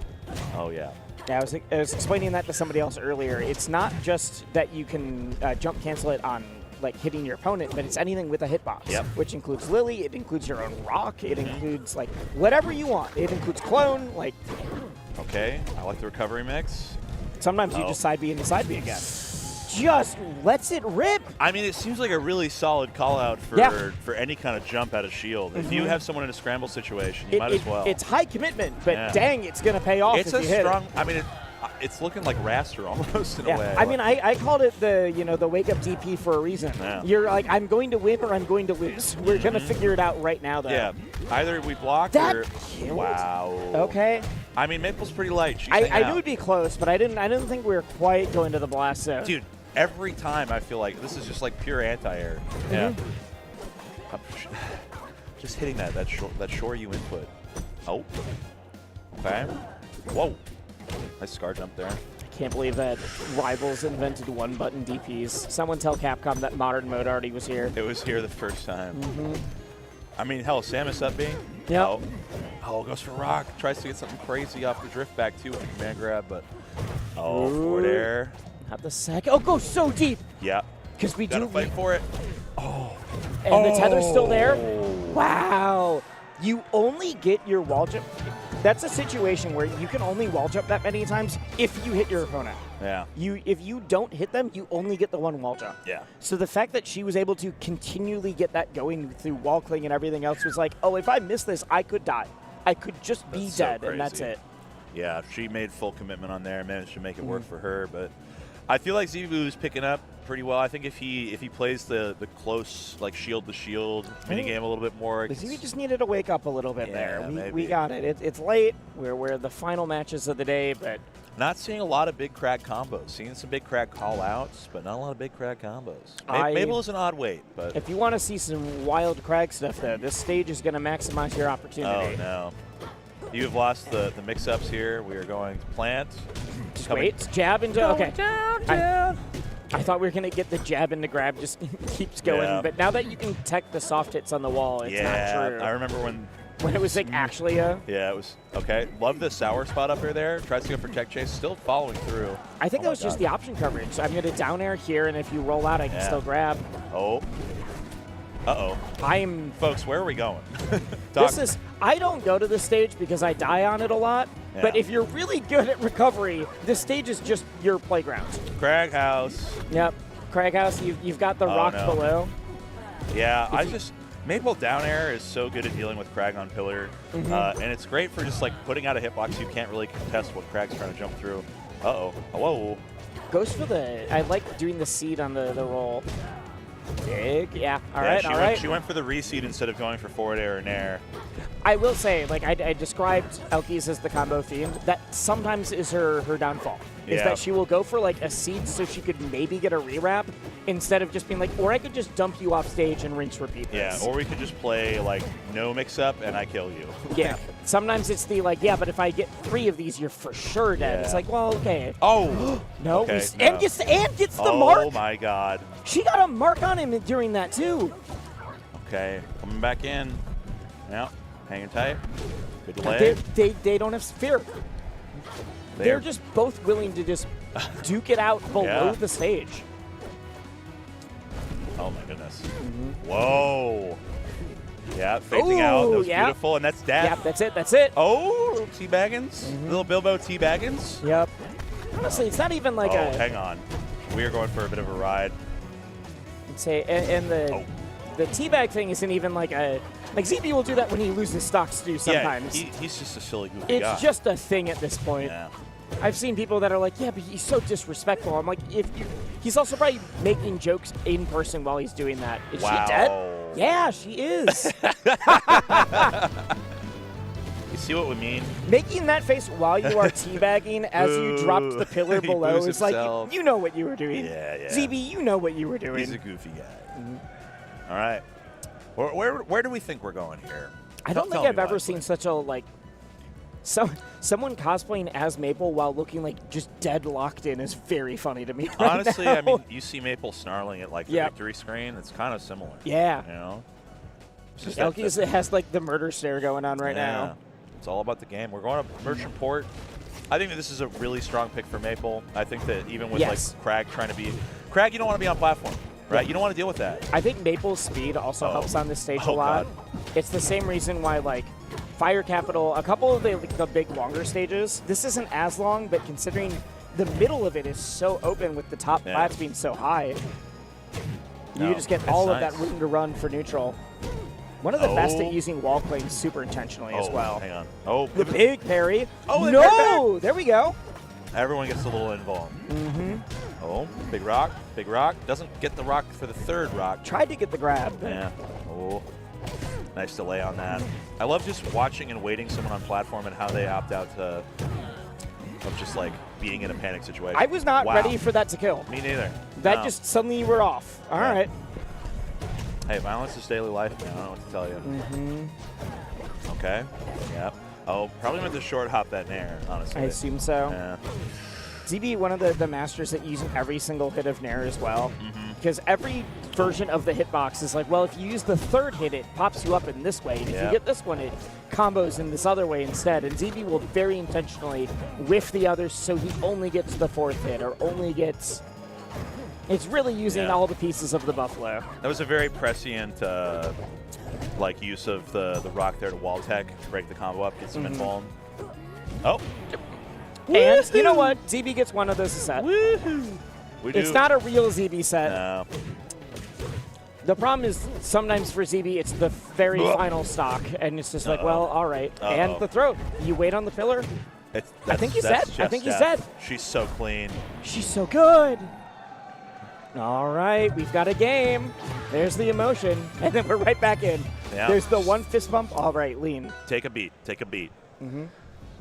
I mean, if ZB hadn't put himself, one, straight into the blast zone, that second stock, and then Yes. two, almost straight into the blast zone again, maybe we see a better game. Maybe. We don't go merchant port. I said we are going to see a very goofy but very good game. Oh, yeah. This is exactly what we're getting. We It's- saw Harbor, and then we saw that. Dude, Harbor's such a mess, bro. And somehow that almost felt stranger than the I'm Harbor going to one. be real. Dan Fernacci, you got to figure it out, man. Harbor's a bad stage. Harbor's a bad stage, man. It's not well designed, bro. It's telling when Dan was like, oh, but we had to have like a goofy fun stage. Like, I really like this. I tried to make it still competitively viable. And then someone to his face was like, Dan, do you also auto-ban Harbor? It's like, yes. Yeah. Dan also doesn't go to it's that. It's like he gets it, but he doesn't get it. Yes. You know? That's why Dan is a game dev and not... Not top 50 in the world at Rivals. Yeah. Oh, that's...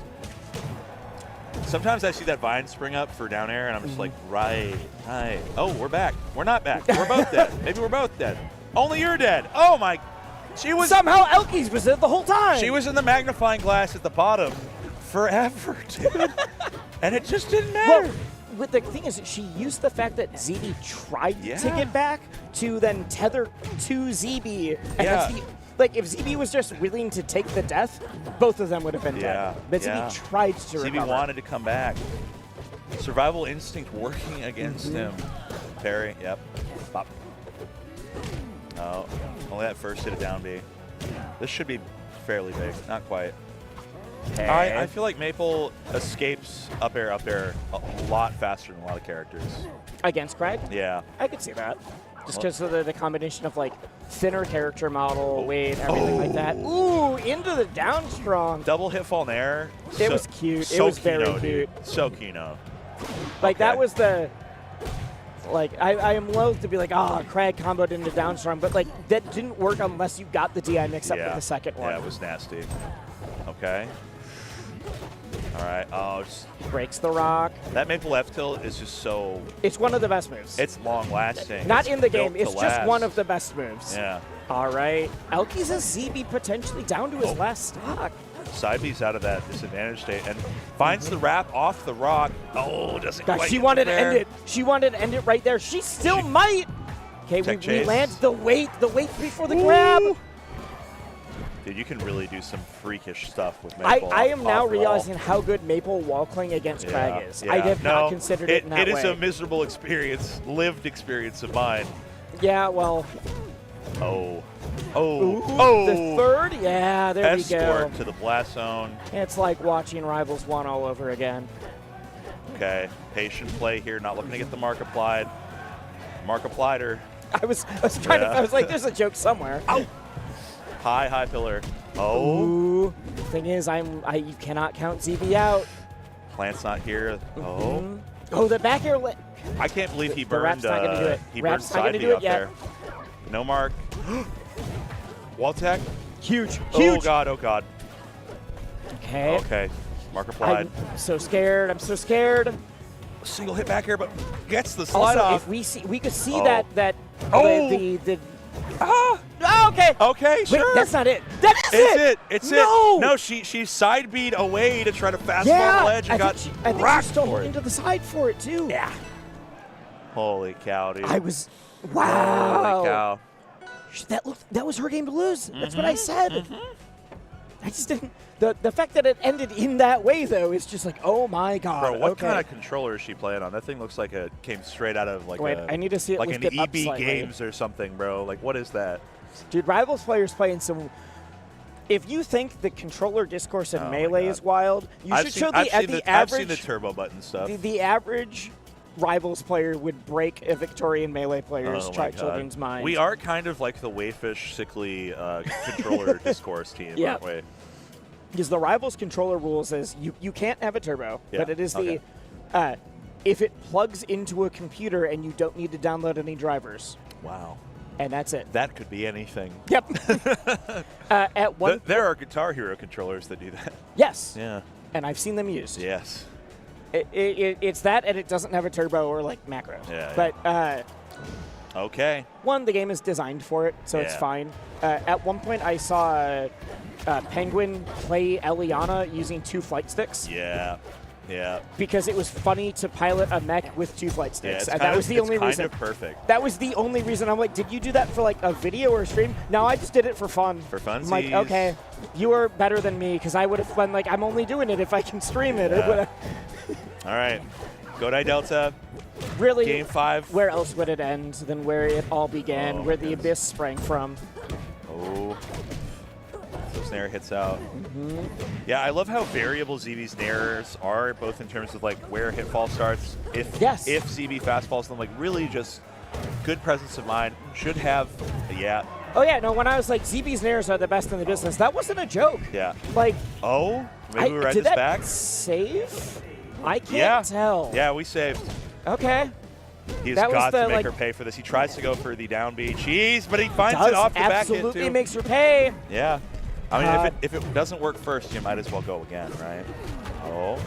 Tries to get a juicy pivot fair out. We also got the audio bug where you hit someone out of like the barely beginning startup of a move, so it does the whole charge. Oh my God! There it is again. No, so I'm There it is again. so sad because CB won the mix-up off of it because holding shield next to Elkies, like she thinks so often that CB is going to rip a jump out of shield, Yeah. and then immediately in trying to punish it gets upbeat out Yes. again.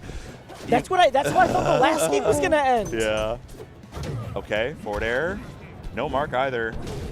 Oh, God. And that is the tried and true, the Rube Goldberg. Oh my goodness. I don't care what way you go, as long as you die. Okay. I think I'm not. I'm scared. This is going to last game, or this is going to last stock. It might, but I mean, think it is. He's got a big lead, but this corner control right now from Elkies. No!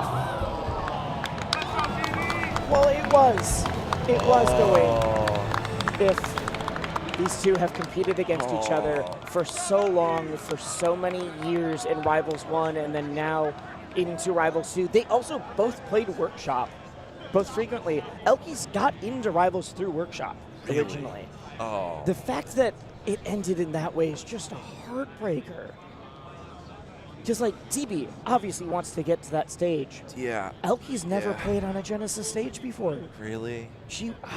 I'm so sad that's how it ends. Dude, that's heartbreaking. Yeah. Like, one. I mean, you saw the look on both of their faces after that. It's No, like, no one wants the set to end that way, No, Sam. Nobody wants it to go out wanted with a just good a game. crummy little whimper, Sam. Yeah. No, nobody wants that. We and didn't it's get like, the bang. We did get the whimper. I mean, her corner control for that second to last stock was looking so pristine, and then The wall clings, the everything, and I think you just held down slightly too long. You let it. that is our second to last set of the night too. Mhm. We got one last On the one for you final, folks. before you guys tune in the morning. Top 6. I will be there bright and early. But I will we've be got there bright and early. This is a crazy one. So we got our classic melee player, multi-platform fighter player, Asashi. Yeah. Incredible melee player. The myth, the legend. Has split focus entirely almost to Rivals 2. Yes. One of the best Claren setters to do it. Started with Rano, then switched to Claren and Zetters. Yeah. Mainly Claren now. Yeah. Put on a banger in the last set. Oh my God, that final combo was crazy. Oh my God. Worthy pop-off too. Yes. Oh, absolutely. 100%. Asashi's been in this moment of like, at the very beginning during like demo days, was popping off, and then hadn't really been able to like bring that same. Everyone knew Asashi could do it, but didn't quite have those same like highs. Yeah, couldn't make it cohesive. Yeah. Right. Wasn't And- able to put the pieces together, and to finally do it at Genesis, getting top 8 is monumental. But let's talk about Beastly. I was going to let you do this. I know Beastly's from Dallas, Fort Worth. That's true. Beastly Hit me with DFW, you it. see it in the Twitter tag. Zetterburn main extraordinaire, low tier complainer. Beastly, this guy has grown up insane. Beastly was a top 10 DFW Smash 4 player, I believe, for a bit towards the tail end of its lifespan. Yep, I know. And he's almost very good at immediately Ultimate. incredible in Ultimate. I believe got ranked top 100 in some of those ranks. Yep. I'm not for certain about that. Has but gone through a that's couple what I know. different mains. He was a Pokemon trainer main for a while. Okay. You know. But really taken to Rivals too. That's BC was one of those names that I'm like, I don't, not during this, but earlier in like some other brackets. I'm like, I don't know who this is, but they're making some huge upsets. Beastly and now it's Beastly not an beat me in upset. Melee one time. Yeah. Like, he's nice with it. You didn't have to say that. No, I wanted You to. didn't need to tell I everybody need y'all to that. clarify. Like, I did all right this weekend. I wish I'd done a little bit better. I got 193rd. You know, like, I wish I hit, 128. But right now, Asashi is alive because I guess we tried to go for straightaway. Yep. Sure. Why not? Ooh, the down air into the side special. Always very cute. God, this combo's still going. So there are 2 Clarence that I have played where I feel helpless and hopeless. And Asashi is one of them. The other one is Run Gun Shoot, right? makes Which sense. tracks. But playing Asashi, I was practicing and just getting posterized. Yes. Just rolled over. Hurt physically. My bones were aching. And right you know now, what? That's exactly what Asashi wanted. Yeah. I mean, this guy I is love threatening that space, has been using the neutral special to cover, and now doesn't even need it. And I'm like, yeah, Beastly, you're going to have to go low. Yeah. Figure it out. Doesn't get the pickup off mistag. But I did see a few people that are like, Beastly seems really high-seeded. I'm like, Beastly's been doing well and will prove it this weekend, and is now made top 8. But yeah, it's a little different. Making top 8, but you're on Saturday, it's not quite the same. Yeah, You want to get to that 9th seed and you get like 7th or higher. You get to tell them to shove it about the seeding. Points, exactly. right? People are like, yeah, I was 9th seed. I got 9th. Yeah. At least. I outplaced it. But I want to get to that stage, and you have to make a big comeback in this game. Oh, man. In fact, you might just need to make a big comeback in the next game. Yeah, this is going to require some work, but already starting off pretty strong. Grab ledge, go high. Okay, back air, forward air. Yeah. That should be death. It's just like watching Marth Fox back in 2019. Honestly, in a way. It's absolutely not in many other ways. Yeah, no, there's so many differences. But dude, if Marth paused, if he took the remote out of his pocket and paused like it's click, I'm losing. You know? It feels okay to me in here. Yeah, it feels if Marth did it though, oh my god. Screen shaking, earthquaking. My middle finger's ready to go. No. Rough start for Beastly here. Asashi looking polished as hell. I just noticed the Beastly sweatshirt. You got to channel the power of the Rock. He'll guide you. I feel like the Rock 20 years ago maybe, but the Rock now. Maybe, I guess. I'm thinking about the heyday. You're right. We go purple varsity, or no, not purple varsity. This is purple. Just purple. Yeah. You just keep it clean. We go royal. Honestly, I do like the royal. I'm a big fan of most purple skins, so. Yeah, I love all the purple. Oh, get that down smash. Especially now that we have all the Abyss ones too, that have like the kind of purple. I It's love Abyss Crack. I love the eyeball aesthetic so much. We also have the Abyssal palettes now too. Oh, true. Oh, but yes, the Abyss ones are dope. You know, sometimes you angle a little too hard. I mean, you hit the angle and you still maybe were holding down a bit. I know Beastly had to wait a while too. Yeah. Like might be pretty cold right. Oh, you mean like literally just had to wait before playing? I think so, yeah. Versus Asashi came hot off a good win versus Rizor. Okay. God, what a set. I'm going to watch that one back later. Big combo, cleans it up. Honestly, you get like one more of those and you're like, all right, I'm feeling myself again. Yeah. Getting a Galaxy feels good. Yeah. On one hand, it's the like, well, that's what Zetter's supposed to do. But on the other, it's like, yeah, but Zetter does have to work for it. Oh my god, yeah. Zetter is definitely one of the more honest characters to cast. Other than Edalus, who's only honest about being bad, sadly. Yeah. Trevor seems to think that Edalus is some secret sauce, but I don't agree. And I told him to his face. I think there might need to be like some more time in the kitchen, maybe. Oh my god, these texts. Another? What do you mean take de Jesus? Oh man. You know, that's the way most of those crazy tech sequences work. Yeah. You do a lot of work and then you fall. Yeah, but like you made it. If you get any extra percent, it was worth it. Oh. Goes for the shield drop mix-up, but still manages to pick it up, even after failing with it. The Asashi chance coming out from SoCal, you know it. Love the hit ball and then up there. Oh, that was so far out! Oh, dude. You gotta do it like that, dude. Yep. You gotta do it like that. God, the forward air hitting so deep. Asashi, though, trying to get this. F strong. Oh, was trying to get a back air out. Okay, hang on. Up throw tech chase. Into the up strong. Oh, the PB grab. Boom. Okay. Boom. God, we have not landed yet. One more. We're on fire now, too. Oh, hang on, though. I think I was trying to send up to the plat. Ooh. God, I like that Clarence is now starting to fish for that final hit of Nair. Yeah, it's so good, dude. So strong. Hang on. Oh, he almost had the F strong. Gross. Oh my God! They are Okay. playing scared right now. Down strong. Not yet. Good deal. Oh, the does! Sasha said, yo, keep All right, keep settle it, down, keep- settle hold it down. down for me. Hold it down for me. Oh, Keep it my chill. goodness. Oh, my God. God, I wasn't ready for that to kill. You weren't ready. But Asashi clearly is like, no, I got it. I got it. I got it. Everyone else pops off. I'll tell them Keep to settle holding it down a for bit. me. He said, this one's not going to be worth the pop-up. Yeah. I'm going to clear this one 3-0. I'm going to go right on back to Merchant Port. The pop-out was for Rizal. I had to beat an Australian Yeah. first. I had to beat a guy playing upside down. Like, it's nothing. Oh, single hit there, re-grab. Oh my God, he's dirty. Okay. And I'm sorry, but Beastly, you gotta wake up. Yeah, I mean, he signs of life, right? Yep. We still got some Okay. great stocks. Okay. But everything Asashi's doing just Yeah. is, it's not just like, oh, it's good, but it's flashy. Yeah. It's yeah. the like, ooh, I'm. Okay. Okay. The triple. Another one? No, not quite yet. Yeah, it goes out straight. But I mean, based on what we were seeing from Beastly, I think if Beastly takes the first stock and is able to like just clean that up, Yeah. like, I think it's just the momentum thing. Ooh, okay. Not Yeah, set yet. that fire up. Grab Yep. that ledge. Can't quite get that drop shine, but forward Big, throw. yeah. And it's one of the scariest tomahawk attempts in the game is, well, if I think they're gonna grab me, but I'm on fire in the corner, Yeah. am I willing to take the up strong instead if they don't do it? Yeah.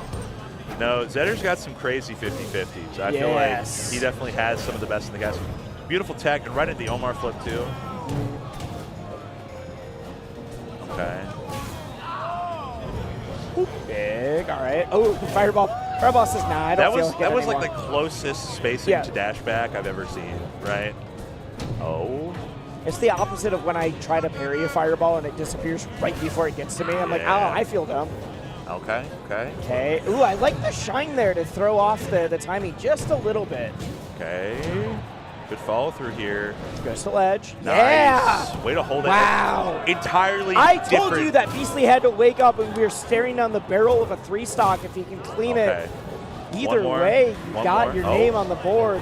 I like that. What an angle! Did you see that shine too? Yes. Spacing for Yeah. it? That was primo. Doesn't get the 3-stock, but dang, I am impressed. Oh, okay. Got the eye down away, just trying to get the ledge, reset the situation a little bit. But you don't have Gallant like you have in a melee, Asashi. No, you can ledge dash into shield, but you cannot ledge dash into remove. Oh. Okay. Boom. Bop. Ooh. Bam. Sometimes you just gotta let him know. You gotta make the noises. You gotta pull out your inner yikes. This could be death. This could be death. Okay, hits him. Yeah, just Ooh, immediately up has air not that. landed. Did Forward not- air. Say Asashi was not able to actually get on the stage there. There we go. There we go. Got a burn on him though. Forward strong. That Set burn positioning. does Air not dodge last through. that long. Oh, geez. Sometimes you do just eat the forward air. I thought that was dead. Oh, let it ride.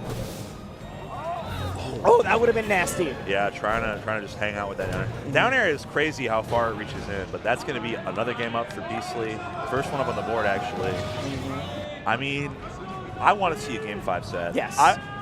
When Especially if Beastly's Asashi hits the, quiet down, quiet down. But then Beastly comes If back Beastly like comes that. back. Oh. Okay. This is actually, I feel like both these characters like this stage. Yes, I agree. Yeah. I often will ban this versus Zetter. I know a lot of people will. But, like, dude, playing against someone with disjoint against the Yeah. stage, you don't like that either. No, it gets a little crazy out here. I said, Beastly, you got to wake up. We saw it. Yeah. If you play like that, then Asashi fires right back the way. Okay.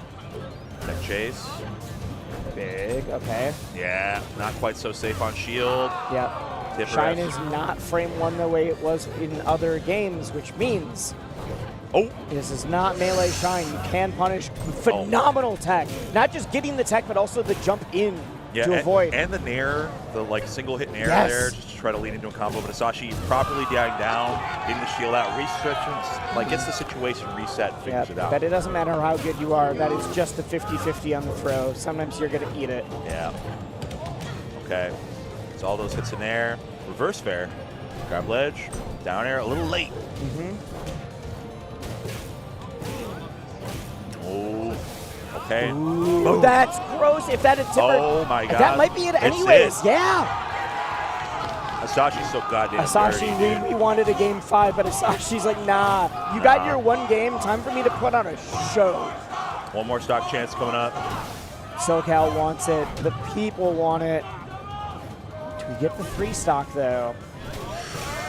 Okay. Big, big. Doesn't get it. God, Oh, fishing. it's been like, yeah, we're starting to see BC's fishing, and it's actually leading to his demise. I think. All right. Gets the grab, gets the throw. There we go. You're still on fire from before. Big head shake. 76% immediately gets tomahawk. Oh, Asashi's been doing so many of the tomahawk empty grabs. Beautiful air dodge. Yeah, but then Uh-oh. BC keeps finding himself off stage from his own volition. Yeah. I think he's trying to do some big commitments to make it work, but oh, that's it. Top 6. There we go, and I love it. Is not the pop-off for myself, it is the pop-off to the crowd. Big hug. It's the you know what's up. There we go, there we go. You know what's up. Liven it up a little bit. 26th seed, I think. 21st, maybe. All I know is Asashi's been wanting this so damn badly. Like, was not exaggerating when it's like we all knew Asashi was phenomenal, but just couldn't quite put the results together. It was like, well, I beat this phenomenal player, but then I lost here or whatever. Yep, Putting it all together at the tournament of a lifetime now. I mean, he's going to see the Sunday stage. Managed to knock down 2 incredible Hollowed players. grounds. Many incredible players, but some crazy sets. Absolutely. Yeah. Mm-hmm. Oh man. But you know, we gotta pay the bills. I gotta steal a Brandonism, a Waffism.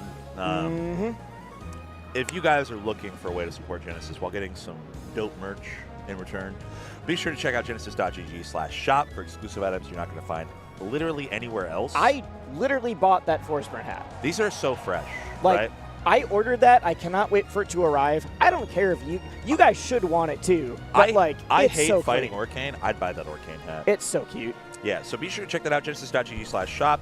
That is going to be exclusive Rivals of Aether 2 items, just like this exclusive skin available in the shop until February 21st, 2025. Not only that, but 50% of this skin sales go to the Rivals 2 pot bonus. Yep. And that doesn't end just because the tournament still has started. That's still ongoing. In fact, I'm going to pull up to see what number we're at. $10,720. Oh my God. $10,720. We have now made enough money from the Genesis Arcane sales that Rivals is a larger prize pool than Ultimate here this weekend. That's crazy. I think has gotten. That has, I'll do the like math. maybe a third of the entrance, if that. It has half the entrance. Okay. But Ultimate was a $15 entry game, and Rivals was a $10 entry game. Damn, y'all are winning by people really like by buying scale. People really like buying Arcane skins, it turns out. They do. That's it is crazy. sick. You can get one of your own. That's crazy. It's, Damn. we're supporting the scene, we're supporting the devs, we're supporting the tournament, we're supporting the players who are going to be able to get some of that prize money. Oh yeah, free shipping on all items, folks. That's crazy. Yeah, I ordered the hat and I didn't know I got free shipping on it. That's sick. You can't be mad about that. No, that's just a bonus. It's time for Wisely to return to the mountains and be the mountain man. It's me to be the boat captain. So we gotta get out of here. We will see you all later. Make sure you're tuning in tomorrow, 10 a.m. Pacific, is when Rivals 2 Top 6 is going to be starting. I will be losing my mind from the crowd, and you all better be watching at home. It's going to be crazy, folks. Stick around. All right. Yo, welcome back. It is time for day 2 of Genesis X2.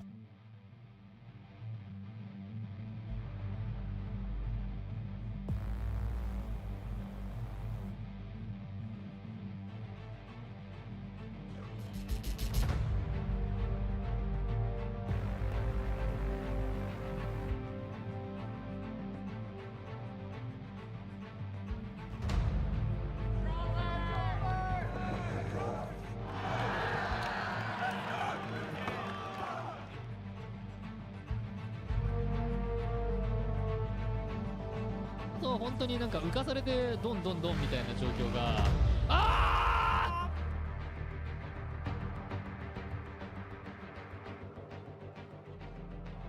I think that's gonna be it.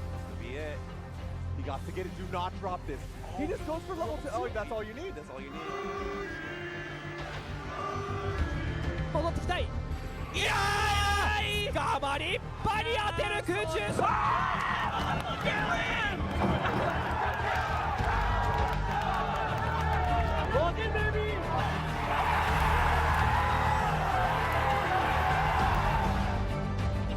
Committed to it. Oh, you could have grabbed. Oh, you did. You got it. Hungrybox just closes it out. 3-1. Yeah, we could feel the reverberations from backstage.